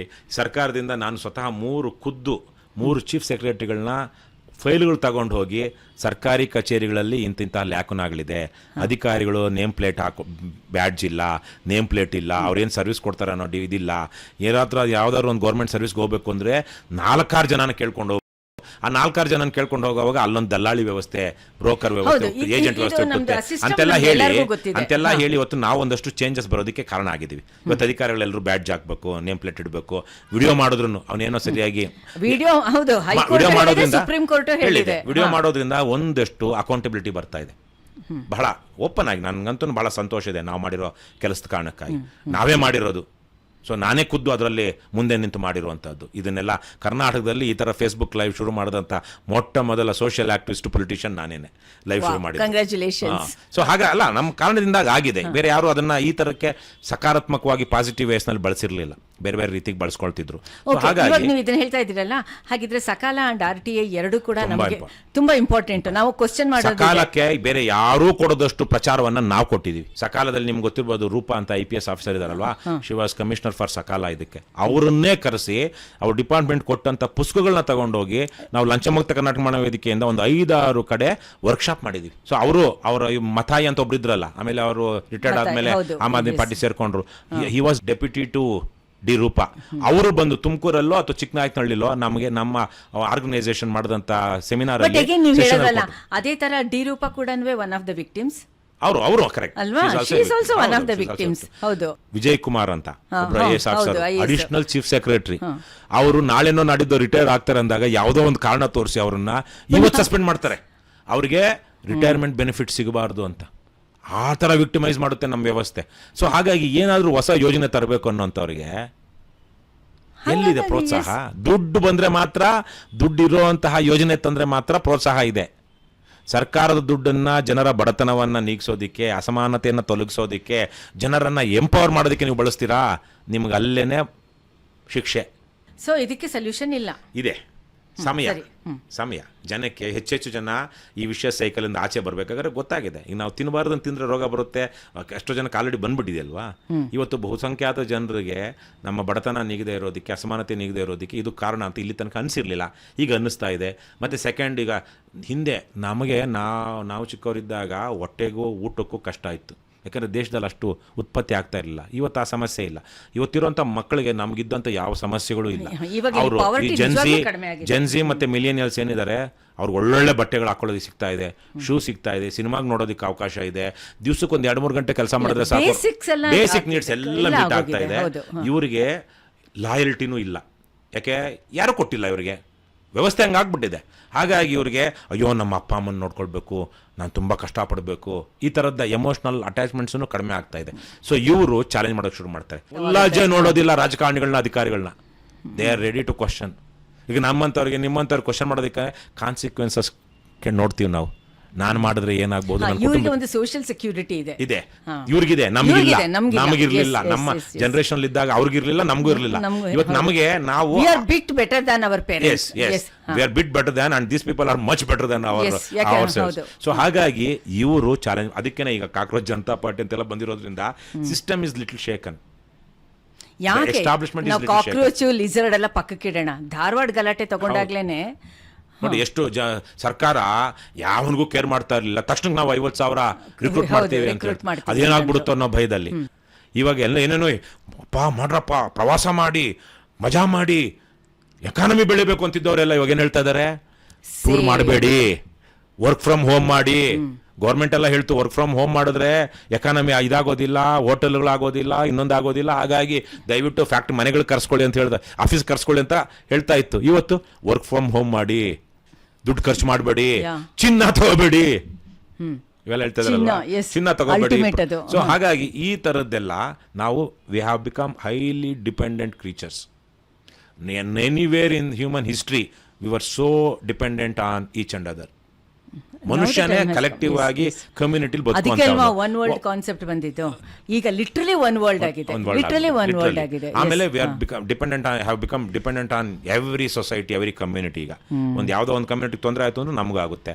ಈಗ ಒಂದು ಉದಾಹರಣೆ, ಎಲ್ಲೋ ಆಗಿದ್ದ ಗ್ಲೋಬಲ್ ವಾರ್ಮಿಂಗ್ ಎಫೆಕ್ಟ್ಸು ದೊಡ್ಡ ಪ್ರವಾಹ ತಂತು ಎಲ್ಲಿ ಪಾಕಿಸ್ತಾನದಲ್ಲಿ. ಸಹಾರಾ ಡೆಸರ್ಟ್ ಅಲ್ಲಿದ್ದಂತಹ ಮರಳನ್ನ ತಗೊಂಡು ಹೋಗಿ ಸ್ಯಾಂಡ್ ರೈನ್ ಆಯ್ತು ಎಲ್ಲಿ, ಲಂಡನ್ ನಲ್ಲಿ. ಇವತ್ತು ಅಮೆಜಾನ್ ಫಾರೆಸ್ಟ್ ಅಲ್ಲಿ ಏನಾದ್ರು ಒಂದು ಆಯ್ತು ಅಂದ್ರೆ ಅದ್ರದ್ದು ಎಲ್ ನಿನೋ ಎಫೆಕ್ಟ್ ಪೆಸಿಫಿಕ್ ಓಷನ್ ಅಲ್ಲಿ ನಮಗೆಲ್ಲಾನು ಪ್ರವಾಹಗಳು ಅಥವಾ ಬರಗಾಲಗಳು ಮಾಡಿದಾರಲ್ಲ ದಿಸ್ ಸೀಸನ್. ಈ ವರ್ಷ ಲಿಟ್ರಲಿ ಇನ್ನೊಂದು ಈ ಸಂದರ್ಭದಲ್ಲಿ ಹೇಳ್ತೀನಿ, ಬಯಲು ಸೀಮೆನಲ್ಲಿ ನಮ್ಮ ತುಮಕೂರು, ಚಿತ್ರದುರ್ಗ, ದಾವಣಗೆರೆ ಈ ಬಯಲು ಸೀಮೆನಲ್ಲಿ ಬೋರ್ವೆಲ್ಗಳ ಮೇಲೆ ದೊಡ್ಡ ಮಟ್ಟದಲ್ಲಿ ಸಾವಿರಾರು ಬಹುಶಃ ಲಕ್ಷ ಎಕರೆಗಳಲ್ಲಿ ಅಡಿಕೆ ಬೆಳೆದಿದ್ದಾರೆ. ಅಡಿಕೆಗೆ ನೀರು ಇರಲೇಬೇಕು, ಬೇಸಿಗೆನಲ್ಲಿ ನೀರು ಕೊಡಲೇಬೇಕು. ಮತ್ತು ಬೇಸಿಗೆನಲ್ಲಿ ಜಾಸ್ತಿ ಟೆಂಪ್ರೇಚರ್ ಆಗುತ್ತೆ ಅಂತ ಹೇಳೋದಕ್ಕೆ ಬಿಳಿ ಸುಣ್ಣ ಎಲ್ಲ ಬಳಿತಾರೆ, ಅದಕ್ಕೆ ಬಿಸಿಲಾಗಿ ಕೆಳಗಡೆ ಒಡೆದೋಗದೆ ಇರಲಿ ಅಂಥೇಳಿ. ನೋಡ್ಕೊಳ್ಳಿ, ಇನ್ನೊಂದು 2-3 ವರ್ಷದಲ್ಲಿ ಸಾವಿರಾರು, 10,000 ಅಲ್ಲ ಲಕ್ಷಾಂತರ ಅಡಿಕೆ ಮರಗಳು ಮತ್ತು 10,000 ತೆಂಗಿನ ಮರಗಳು ನಾಶ ಆಗ್ತದೆ. ಇವಾಗಲೇ ತೆಂಗಿಗೆ ಯಾಕಂದ್ರೆ ನೀರು ಬೋರ್ವೆಲ್ಗಳಲ್ಲಿ 2-3 ವರ್ಷದಿಂದ ಬಂದಿದ್ರೆ ಸ್ವಲ್ಪ ಬಂತು, ಈ ವರ್ಷ ತೆಗೆದುಬಿಟ್ಮೇಲೆ ಮುಂದಿನ ವರ್ಷಕ್ಕೆ ಅದು ಸ್ಪೆಷಲಿ ತುಮಕೂರು ಪಾವಗಡ ಬೆಲ್ಟ್ ಅಲ್ಲಿ ಡ್ರಾಟ್ ಅದು. ಸೊ ಹಾಗಾಗಿ ನೆಕ್ಸ್ಟ್ ಮರುಭೂಮಿ ಆಗ್ಬೇಕು ಅಂತಂದ್ರೆ ಪಾವಗಡ ಆಗುತ್ತೆ ಅಂತಾನೆ ಇದೆ ಬೇರೆ. ಸೊ ಹಾಗಾಗಿ ಇವೆಲ್ಲ ಡೇಂಜರ್ಸು. ಈ ಡೇಂಜರ್ಸ್ಗೆ ಏನ್ ಮಾಡಬೇಕು ಸರ್ಕಾರ, ಯಾವುದೋ ಒಂದು ರೀತಿಲಿ ಮಾಡ್ಬೇಕಿತ್ತಲ್ವಾ, ಅದಕ್ಕೆ ಕಂಟ್ರೋಲ್ ಮಾಡ್ಬೇಕಿತ್ತಲ್ವಾ, ಅಥವಾ ಬೇರೆ ಕಡೆಯಿಂದ ನೀರು ತಂದು ಏನಾದ್ರು ಒಂದು ವ್ಯವಸ್ಥೆ ಮಾಡ್ಬೇಕಲ್ವಾ. ಇದನ್ನ ಮುಂಕಾಣಿಕೆ ಅಂತಾರಲ್ವಾ, ಏನು ವಿಷನ್ ಅಂತಾರಲ್ವಾ, ವಿಷನ್ ಇಲ್ಲದ ಜನ ಇವತ್ತು ನಮ್ಮನ್ನ ಆಳ್ವಿಕೆ ಮಾಡ್ತಿರುವಂತವ್ರು. ಸೊ ಇದಕ್ಕೆ ಎಂಡ್ ಇಲ್ಲ ಇವತ್ತಿಗಿಲ್ಲ. ನೋಡಿ ಉದಾಹರಣೆಗೆ ನಾವು ಇವತ್ತೆಲ್ಲ 5 ವರ್ಷದಿಂದ ಸ್ವತಃ ನಾನೇ ಪ್ರಣಾಳಿಕೆ ಬರೆದಾಗ ನಮ್ಮ ಪಕ್ಷದ್ದು ನದಿ ಮೂಲದ ಕುಡಿಯುವ ನೀರಿನ ವ್ಯವಸ್ಥೆ, ಪ್ರತಿ ಹಳ್ಳಿಗೂ ನದಿ ಮೂಲದ ಕುಡಿಯುವ ನೀರಿನ ವ್ಯವಸ್ಥೆ ಅಂತ. ಸರಿಯಾಗಿ 6 ತಿಂಗಳ ವರ್ಷದಿಂದ ಕುಮಾರಸ್ವಾಮಿ ಇದೇ ಡೈಲಾಗ್ ಹೇಳಿದ್ರು. ನಾನು 6 ವರ್ಷದಿಂದ ಬರೆದು ಪ್ರಚಾರ ಮಾಡಿದ್ದನ್ನ ಕುಮಾರಸ್ವಾಮಿ ಅವರು ಹೇಳಿದ್ರು. ಪಾಸಿಟಿವ್ ಇಂಪ್ಯಾಕ್ಟ್ ಅದು. ಅವ್ರನ್ನ ನಾನು ಕಾಪಿ ಮಾಡ್ಕೊಂಡ್ಬಿಟ್ರು ಅಂತ ಹೇಳ್ತಾ ಇಲ್ಲ ನಾನು. ಗೊತ್ತಿದ್ದು ನಿಮ್ಮ ಮಾತು ಕೇಳಿದ್ಮೇಲೆ ಯಾವಾಗಲೂ ಅರ್ಥ ಆಗಿರುತ್ತೆ, ಯಾರೋ ಹೇಳಿರ್ತಾರೆ, ಎಲ್ಲ ಬಂದಿರುತ್ತೆ. ಹಾಗಾಗಿ ಇದನ್ನ ಈ ತರಕ್ಕೆ ಎಲ್ಲೋ ಒಂದ್ ಕಡೆ ಮೇಲ್ ಸ್ತರದಲ್ಲಿರೋರು ಹೇಳ್ತಾ ಹೋಗ್ತಿದ್ದಾಗೇನೆ ಇಟ್ ವಿಲ್ ಕ್ಯಾಚ್ ಅಪ್. ಹೌದಲ್ವಾ, ಅದು ಆಟೋ ಸಜೆಷನ್ ಅನ್ನೋದು ಅದೇ ತಾನೇ. ಕೇಳ್ತಾ ಹೋಗ್ತಾ ಇತ್ತು ಅಂತಂದ್ರೆ ಚೇಂಜ್ ಆಗೋದಕ್ಕೆ ಸಾಧ್ಯ ಆಗುತ್ತೆ. ಒಳ್ಳೆ ರಾಜಕಾರಣ ಬೇಕು ಅಂತ ನಾವ್ ಹೇಳ್ತಿರೋವಾಗ, ಎಲ್ಲ ಕೆಟ್ಟ ರಾಜಕಾರಣ ಇರೋವಾಗ ಜನ ಸುಮ್ಮನೆ ಇರ್ತಾರೆ. ಆದ್ರೆ 10 ಸಲ 20 ಸಲ ಹೇಳೋದಕ್ಕೆ ಶುರು ಮಾಡಿದ್ಮೇಲೆ ಅದು ಆಟೋ ಸಜೆಷನ್ ಡೆಫಿನೆಟ್ಲಿ ಕೆಲಸ. ಹಾಗಾಗಿ ಬದಲಾವಣೆ ಆಗ್ತಾ ಇದೆ. It's happening in front of our own ice. But ಹೇಗೆ ಗಿಡ ಬೆಳೆಯೋದು ಕಾಣಿಸಲ್ವೋ, ಆದ್ರೆ 4 ದಿವಸ ಆದ್ಮೇಲೆ ಹೋಗಿ ನೋಡಿದ್ರೆ ಸ್ವಲ್ಪ ದೊಡ್ಡದಾಗಿ ಬೆಳೆದಿರುತ್ತೆ. ಆ ತರಕ್ಕೆ ಇವೆಲ್ಲ ಆಗುತ್ತೆ. ನಾವು ಯಾವಾಗ್ಲೂ ಸಿನಿಸಿಸಮ್ ಬಿಟ್ಟು ಆಪ್ಟಿಮಿಸ್ಟಿಕ್ ಆಗಿ ಆಶಾವಾದಿಗಳಾಗಿ ಇರಬೇಕು ಅಂತ. ಆಕ್ಚುಲಿ ನಾನು ಪ್ರಿಪೇರ್ ಆಗಿದ್ದಿದ್ದೆ ಬೇರೆ. ಈಗ completely of course anyway agriculture is your passionate and very favourite subject. Other aspects of agriculture ನಿಮ್ಮಿಂದ ಕೇಳ್ದಂಗೆ ಆಯಿತು. ನಮಗೆ ಒಂದೆರಡು ಸಲ ಇದು ರೈತ ಮೂಮೆಂಟಿಂದ ಕಾಳಜಿ ಇರುವಂಥ ಆ್ಯಕ್ಟಿವಿಸ್ಟ್ಗಳ ಹತ್ರ ಮಾತಾಡಿದ್ವಿ. ನಾವು ಅವರಿಂದ ಎಕ್ಸ್ಪೆಕ್ಟ್ ಮಾಡಿದ್ದು ಬೇರೆ, ಅವತ್ತು ನಮಗೆ ಸಿಗದೆ ಡಿಸಪಾಯಿಂಟ್ ಆಗಿದ್ದು ನಿಮ್ಮಿಂದ ಸಿಕ್ತು. We are not exaggerating, but because ಅಗ್ರಿಕಲ್ಚರ್ನ ಕೃಷಿನ ನಾವು ಅರ್ಥ ಮಾಡ್ಕೋಬೇಕು ಅಂತಂದರೆ ಅದರ್ ಸೈಡ್ ಆಫ್ ಅಗ್ರಿಕಲ್ಚರ್ನ ನಾವು ಅರ್ಥ ಮಾಡ್ಕೋಬೇಕಾಗುತ್ತೆ. ಕೃಷಿಕ ಉಳಿಲಿಲ್ಲ ಅಂದರೆ ಅಗ್ರಿಕಲ್ಚರ್ ಉಳಿಯಲ್ಲ. ಅದಕ್ಕೆ ರೈತರು ಆತ್ಮಹತ್ಯೆ ಮಾಡ್ಕೊಂಡಾಗ ನಾವು ಒಂದು ಪಾದಯಾತ್ರೆ ಮಾಡಿದಾಗ ಅದಕ್ಕೊಂದು ಸ್ಲೋಗನ್ ಕೊಟ್ಟಿದ್ದೆ, ಯಾವ ರೈತ ಸ್ವಾಭಿಮಾನಿ ರೈತ ಆತ್ಮಹತ್ಯೆ ಮಾಡ್ಕೊಳ್ಳಲ್ಲ, ಯಾವ ರೈತ ಸ್ವಾಭಿಮಾನಿಯಾಗಿರ್ತಾನೆ? ಸ್ವಾವಲಂಬಿಯಾದ ರೈತ, ಸ್ವಾವಲಂಬಿ ರೈತ. ನಾವು ಇವತ್ತು ನಮ್ಮ journalist times of India P Sainath ಅವ್ರನ್ನು ನಾವು ಜ್ಞಾಪಿಸ್ಕೋಬೇಕಾಗುತ್ತೆ. ಹಿಂದೂ ಟೈಮ್ಸ್ ಗುಡ್ ರಾಟ್ ಇವರೆಲ್ಲ ಒಂದಷ್ಟು ವರದಿಗಳು ಮಾಡಿದ್ದಕ್ಕೆ ಗೌರ್ಮೆಂಟ್ ಅಲ್ಲಿ ಪಾಲಿಸಿ ಚೇಂಜ್ ಆಯ್ತು. ಮತ್ತೆ ನಮ್ಮ ಜರ್ನಲಿಸಮ್ ಅಲ್ಲಿ ಕೃಷಿಗೆ ಒಂದು ಸಪರೇಟ್ ಜಾಗ ಸಿಕ್ತು. ಮೊನ್ನೆ ಆಯ್ತಲ್ಲ, ಒಂದು ಫೆಬ್ರವರಿ ಮಂತ್ ಅಲ್ಲಿ ಇಂಡಿಯಾನಲ್ಲಿ ಆಯ್ತಲ್ಲ AI ಸಮಿಟ್ ಆಯ್ತಲ್ಲ. ಮತ್ತೆ ಇವಾಗ ನಮ್ಮ ತರದವ್ರು, ಇವಾಗ ಸೀರಿಯಸ್ ಸಬ್ಜೆಕ್ಟ್ಸ್ ಬಗ್ಗೆ ನಾನು ಅಂತಲ್ಲ, ನಮ್ಮ ತರದವ್ರು ಮಾತಾಡಕ್ ಶುರು ಮಾಡಿದಾಗ ನಮ್ಮ ಕಡೆಯಿಂದನೂ ಒಂದು ಪ್ರೆಷರ್ ಗ್ರೂಪ್ ಯೂಟ್ಯೂಬ್ಗೆ ಅಥವಾ ಸೋಷಿಯಲ್ ಮೀಡಿಯಾ ಹೋಗಿದೆ. ಎಂಟರ್ಟೈನ್ಮೆಂಟ್ಗೆ ಬೇರೆ ತರ ಟ್ಯಾರಿಫ್ ಇಡಿ, ಈ ತರದಕ್ಕೆ ಒಂದು ಬೇರೆ ತರ. Now the time has come, these people they have to revise their policies. ಬರೀ ಅಲ್ವಾ, ಇವೆಲ್ಲ ಮಾಡಲೇಬೇಕು ಅಲ್ವಾ, ಇವೆಲ್ಲ ಸೋಷಿಯಲ್ ಇನಿಷಿಯೇಟಿವ್ಸ್. ಕಾರ್ಪೊರೇಟ್ ಕಂಪನೀಸ್ ಅದಕ್ಕೆ ಗೌರ್ಮೆಂಟ್ ಏನೋ ಹೇಳಿದೆ ಅಂತ ಹೇಳಿ ಅದನ್ನ ಇಟ್ಬಿಟ್ಟು ಬೇರೆ ಬೇರೆ ತರ ಮಾಡೋದಕ್ಕಿಂತ ಈ ತರದ ಕನ್ಸ್ಟ್ರಕ್ಟಿವ್ ಪ್ರೋಗ್ರಾಮ್, ಹೌದು, ಇಂಥವಕ್ಕೆ CSR ಸಪೋರ್ಟ್ ಮಾಡಬೇಕಾಗುತ್ತೆ. ಉದಾಹರಣೆಗೆ ಒಂದು ಮಾತು ಹೇಳ್ತೀನಿ. ಈಗ ಅಮೆರಿಕದಲ್ಲಿ ಗೂಗಲ್ ಅವರು ಯಾವುದೋ ಒಂದು ಕ್ಯಾಲಿಫೋರ್ನಿಯಾದಲ್ಲಿ ಮತ್ತೆ ಟೆಕ್ಸಾಸ್ ಅಥವಾ ಫ್ಲೋರಿಡಾದಲ್ಲಿ ಗಂಡು ಸೊಳ್ಳೆಗಳನ್ನ ಆರ್ಟಿಫಿಷಿಯಲ್ ಆಗಿ ಇದು ಜರ್ಮಿನೇಟ್ ಮಾಡಿ ಗಂಡು ಸೊಳ್ಳೆಗಳನ್ನ ಬಿಡ್ತಾ ಇದ್ದಾರಂತೆ. ಯಾಕೆ ಈ ವೆಸ್ಟ್ ನೈಲ್ ವೈರಸ್ ಅಂತ ಬಹಳ ದೊಡ್ಡ ಕಾಯಿಲೆ ಅಲ್ಲಿ ಸೊಳ್ಳೆಗಳಿಂದ ಹರಡೋದು, ಅದು ಕೇವಲ ಹೆಣ್ಣು ಸೊಳ್ಳೆಗಳಿಂದ ಮಾತ್ರ ಬರುತ್ತಂತೆ. ಹೆಣ್ಣು ಸೊಳ್ಳೆಗಳು ಮಾತ್ರ ಕಡಿತಾವಂತೆ ಮನುಷ್ಯರನ್ನ, ಗಂಡು ಸೊಳ್ಳೆ ಮನುಷ್ಯನ ಕಡಿಯಲ್ವಂತೆ. ಸೊ ಹಾಗಾಗಿ ಇಲ್ಲಿ ಅವ್ರೇನೋ ಒಂದೇನೋ ಸ್ಟೆರೈಲ್ ಮಾಡಿ ಗಂಡು ಸೊಳ್ಳೆಗಳನ್ನ ಬಿಡೋದ್ರಿಂದ ಈ ಇವ್ರು ಮಾಡಿರುವಂತಹ ಗಂಡು ಸೊಳ್ಳೆ ಮತ್ತು ಹೆಣ್ಣು ಸೊಳ್ಳೆ ಇಂದ ಹುಟ್ಟುವಂಥದ್ದು ಅವು ಸ್ಟೆರಲ್ ಆಗಿರುತ್ತಂತೆ. ಆಮೇಲೆ ಹಾಗಾಗಿ ಏನೋ ಒಂದು ನಾನು ಹೇಳ್ತಿರೋದು ರೆಸ್ಪಾನ್ಸಿಬಿಲಿಟಿ, ಒಂದು ಬೇರೆ ಬೇರೆ ತರಕ್ಕೆ ಒಂದು ಯಾವ್ದಕ್ಕೊಂದು ಸೊಲ್ಯೂಷನ್ ಹುಡುಕ್ಬೇಕು ಅಂದಾಗ ಈ ತರ ರೆಸ್ಪಾನ್ಸಿಬಿಲಿಟಿ ತಗೊಳ್ಬೇಕಲ್ವಾ? ಯಾವಾಗ್ಲೂ ನಮ್ ದುಡ್ಡು ಮಾಡೋದೇ ಆಗ್ಬಿಟ್ಟಾಗ ನಿಮ್ ಕನ್ಸ್ಯೂಮರ್ಸ್ ಆಯ್ತಾ ಇದ್ರೆ where are you? Customers are dying and they are going to be disadvantage. ಬರೀ ಎಂಟರ್ಟೈನ್ಮೆಂಟ್ ಅಂತೆ, ಡಾನ್ಸ್ ಅಂತೆ, ಅದು ಇದನ್ನೇ ಮಾಡೋ ಬದಲು ಇವಾಗ ಕಾರ್ಪೊರೇಟ್ ವರ್ಲ್ಡ್ ನ ಹಿತಾಸಕ್ತಿ ಕೂಡ ಒಂದು ಪ್ರಬುದ್ಧ ಸಮಾಜದಲ್ಲಿದೆ, ಪ್ರಬುದ್ಧ ಸಮಾಜದ ನಿರ್ಮಾಣದಲ್ಲಿದೆ. ಇಲ್ಲ ಅಂದ್ರೆ ನಿಮ್ಮ ಜನಾನೇ ಸತ್ತಾಗ ಎಷ್ಟು ಕಂಪನಿಗಳಿದ್ದೇನಾಗುತ್ತೆ? Yes, CSR should change its priorities. ಬಹಳ ಕಡೆಗಳೆಲ್ಲ ಅವರು ಅದನ್ನ ಅವರ ಸೆಲ್ಫ್ ಪ್ರಮೋಷನ್ಗೂ ಇಟ್ಕೊಂಡಿದ್ದಾರೆ. ಹೌದು, ಸೆಲ್ಫ್ ಪ್ರಮೋಷನ್ ಬೇರೆ ಹೌದು ಹಾಗೆ ಅಂತ. ಬಟ್ ಎನಿವೇ ರವಿ, ನಾನು ಯಾವುದಕ್ಕೂ ಪ್ರಿಪೇರ್ ಆಗಿದ್ದೆ, ನೀವು ಎಲ್ಲದಕ್ಕೂ ಮಾತಾಡೋಣ. ಟ್ರ್ಯಾಕೇ ಚೇಂಜ್ ಆಗೋಗ್ಬಿಟ್ಟು ಅಫ್ಕೋರ್ಸ್ ಸದ್ಯ ನಾವು ಬಿಡದಿವನು ಮಾತಾಡಿಲ್ಲ, ವಿಧಾನಸೌಧನೂ ಮಾತಾಡಿಲ್ಲ. ಅದರ್ ಸೈಡ್ ನಮಗೆ ನಮ್ಮ ಟೀಮ್ಗೆ ನಾವೊಂದು ರಿಯಲಿ ಹ್ಯಾಪಿ, ಬಿಕಾಸ್ ನಾವು ಈ ಥರದನ್ನ ಎಕ್ಸ್ಪೆಕ್ಟ್ ಮಾಡಿದ್ದು ಒಂದು ರೈತ ಮೂಮೆಂಟಿಂದ. ಖಂಡಿತ ನಮಗೆ ಬೇಕಾಗಿತ್ತು, ಒಂದು ಎಕ್ಸ್ರೇ ಐ ಬೇಕಾಗಿತ್ತು. And you have given. ಮುಂದಕ್ಕೆ ಕೋಆಪರೇಟಿವ್ ಫಾರ್ಮಿಂಗ್, ಕಾಂಟ್ರಾಕ್ಟ್ ಫಾರ್ಮಿಂಗ್ ಎಲ್ಲ ಬರಬೇಕು. ಕಾಂಟ್ರಾಕ್ಟ್ ಫಾರ್ಮಿಂಗ್ ಅಲ್ಲಿ ನನಗೆ ಗೊತ್ತಿರೋಂಗೆ ಅದರದೇ ಆದಂಥ ಒಂದಷ್ಟು ಕಾರ್ಪೊರೇಟ್ ಹಿತಾಸಕ್ತಿಗಳಿರುತ್ತೆ. ಆದರೆ ಕೋಆಪರೇಟಿವ್ ಫಾರ್ಮಿಂಗ್ ಆದರೂ ಒಂದಷ್ಟು ಬರಬೇಕು. ತುಂಬ ಫ್ರಾಗ್ಮೆಂಟೆಡ್ ಆಗಿಬಿಟ್ಟಿದ್ದಾರೆ ಇವತ್ತು ರೈತರು, 1 ಎಕರೆ 2 ಎಕರೆ 3 ಎಕರೆ ಇಟ್ಕೊಂಡು. ಸೊ ಅವರಿಗೆ ಒಂದು ಕಡೆ ಬೈಯಿಂಗ್ ಪವರು ಇಲ್ಲ, ಸೆಲ್ಲಿಂಗ್ ಪವರು ಇಲ್ಲ.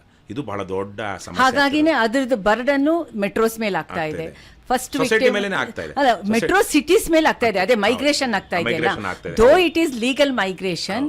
ಓವರ್ಲೋಡ್ ಅಂತ ಸಿಟೀಸ್ ಆಗ್ತಾ ಇದೆ, ಸಿಟೀಸ್ ಮೇಲೆ.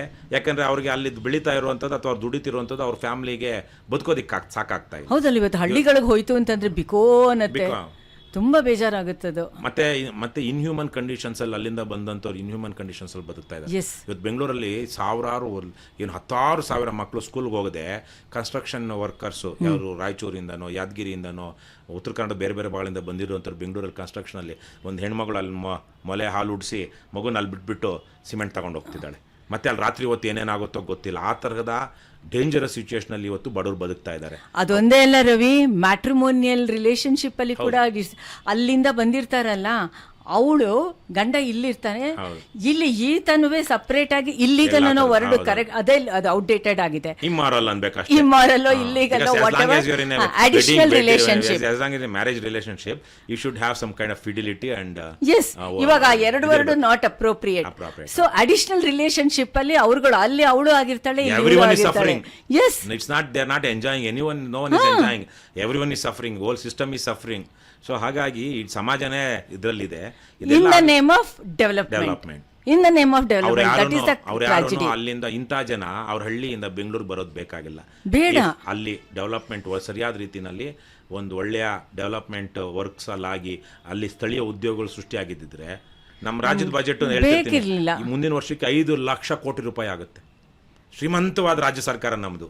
ಆದರೆ ಎಷ್ಟು ಕೋಟಿ ಜನ ಇವತ್ತು ಏನು ಮಿನಿಮಮ್ ಒಂದು 50 lakhs ಅವರು ಇವತ್ತು BPL ಅಲ್ಲಿದ್ದಾರೆ ನಮ್ಮ ರಾಜ್ಯದಲ್ಲಿ. ಹೌದಲ್ವಾ? ನಮಗೆ ಅಲ್ಲಿಂದ ನಾರ್ತ್ ಈಸ್ಟ್ ಇಂದ ವೆಸ್ಟ್ ಬೆಂಗಾಲ್ ಇಂದ ಬಂದು ನಮ್ಮ ಟಾಯ್ಲೆಟ್ಸ್ ಎಲ್ಲ ಕ್ಲೀನ್ ಮಾಡ್ತಾ ಇದ್ದಾರೆ. ಆಮೇಲೆ ಇಟ್ ಇಸ್ ವೆರಿ ಕಡಿಮೆ ದುಡ್ಡಿಗೆ ಬ್ಲೂ ಕಾಲರ್ ವರ್ಕರ್ಸ್ ಜಾಸ್ತಿ ತಗೊಂಡಿದ್ದಾರೆ. ಈಗ ಬೆಂಗಳೂರಲ್ಲಿರುವಂತ ಒಂದು ಸ್ಲಮ್, ಜಯನಗರದಲ್ಲಿ ಒಂದು ಸ್ಲಮ್ ಇದೆ ಅಂದ್ಕೊಳ್ಳೋಣ.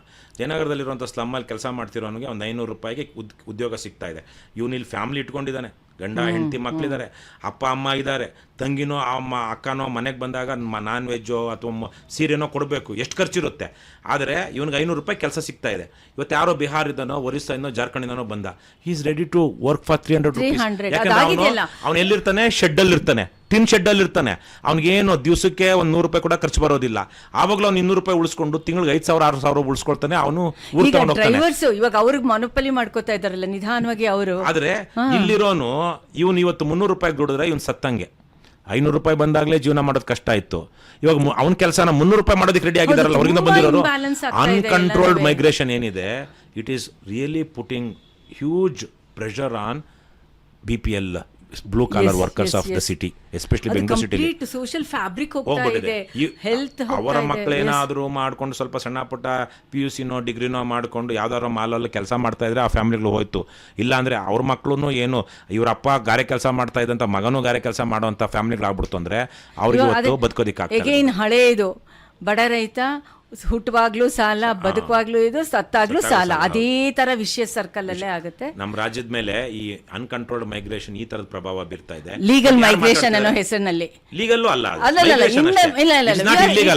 It is a democratic movement ಗೆ we are entitled. Movement of freedom of movement ಇದೆ, ಎಲ್ಲಿ ಬೇಕಾದ್ರೂ ಹೋಗಿ ದೇಶದಲ್ಲಿ. ಮತ್ತೆ ಇವಾಗ ಎಗೈನ್ ನಿಮ್ಮ ಫೇವರೇಟ್ ಈ AI ಸಿಟಿ ಯಾರಿಗೋಸ್ಕರ, ಅದಕ್ಕೆ ಬೆನಿಫಿಷರೀಸ್ ಯಾರು, ಟಾರ್ಗೆಟ್ ಗ್ರೂಪ್ ಯಾರು ಅನ್ನೋದು ಸಪ್ರೇಟ್ ಎಪಿಸೋಡ್ ಆಗುತ್ತೆ.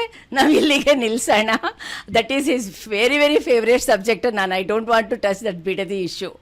ಇವಾಗ ನೀವು ಕೃಷಿಗೆ ಹೇಗಿದೆ, ಇವಾಗ ನಮ್ಮ ಪಾಡ್ಕಾಸ್ಟ್ ಕೃಷಿ ಆ್ಯಂಡ್ ರವಿ ಕೃಷ್ಣ ರೆಡ್ಡಿ ಅನ್ನೋ ಥರನೇ ಇಟ್ಕೋತೀವಿ. ಆ್ಯಂಡ್ ನಂಗೆ ಗೊತ್ತು, ನಮ್ಮ ಪ್ರಾಬಬಲಿ ಇದು ಫಸ್ಟ್ ಕೃಷಿನ ಅದರ್ ಸೈಡ್ ಮಾತಾಡಿರೋದು. ಯಾಕೆಂದ್ರೆ ನನಗೆ ಅನ್ಸಕ್ ಶುರು ಆಯ್ತು. ಮೋಸ್ಟ್ಲಿ ಬಹಳ ಸಂದರ್ಭದಲ್ಲಿ ರಾಜಕೀಯ ಭ್ರಷ್ಟಾಚಾರ ಇರುತ್ತೆ. ಈ ತರದ ಕೃಷಿ ವಿಚಾರಕ್ಕೆ ಸಾಮಾನ್ಯವಾಗಿ ಅದರ್ ಸೈಡ್ ಆಫ್ ಕೃಷಿ ಹೌದು ಮಾತಾಡೋದು ತುಂಬಾ ಕಡಿಮೆ. ನೀವು ತುಂಬಾ ಪ್ಯಾಷನೇಟ್ ಆಗಿ ಮಾತಾಡಕ್ ಶುರು ಮಾಡಿದ್ರೆ ಅಲ್ಲ, ದಟ್ ಈಸ್ ಡಿಫ್ರೆಂಟ್. ಬಿಕಾಸ್ ನೀವು ಪಾಲಿಟಿಕ್ಸ್ ಲಂಚ ಮಾತಾಡ್ಬೇಕಾದ್ರೆ ಅದೊಂಥರ ಟೇಪ್ ಆನ್ ಮಾಡಿಬಿಟ್ರೆ ರೆಕಾರ್ಡ್ ಆಗ್ತಾ ಹೋಗುತ್ತೆ, ಪ್ರೆಡಿಕ್ಟ್ ಮಾಡ್ಬೋದು ಸೆಕೆಂಡ್ ಕೂಡ. But anyway Ravi, all the very ಒಳ್ಳೇದಾಗ್ಲಿ, ಜನಕ್ಕೆ ಒಳ್ಳೇದಾಗ್ಲಿ ಅಷ್ಟೇ. ಡೂ ಗುಡ್ ಎನಿವೆ ಅಂತ ಒಂದು ಪುಸ್ತಕ ನಾನು ಕಂಡಕ್ಟ್ ಟ್ರಾನ್ಸ್ಲೇಟ್ ಮಾಡಿದ್ದೀನಿ. ಏನೇ ಆಗಲಿ ಒಳ್ಳೇದನ್ನೇ ಮಾಡುತ್ತಲೇ ಇರಿ ಅಂತ.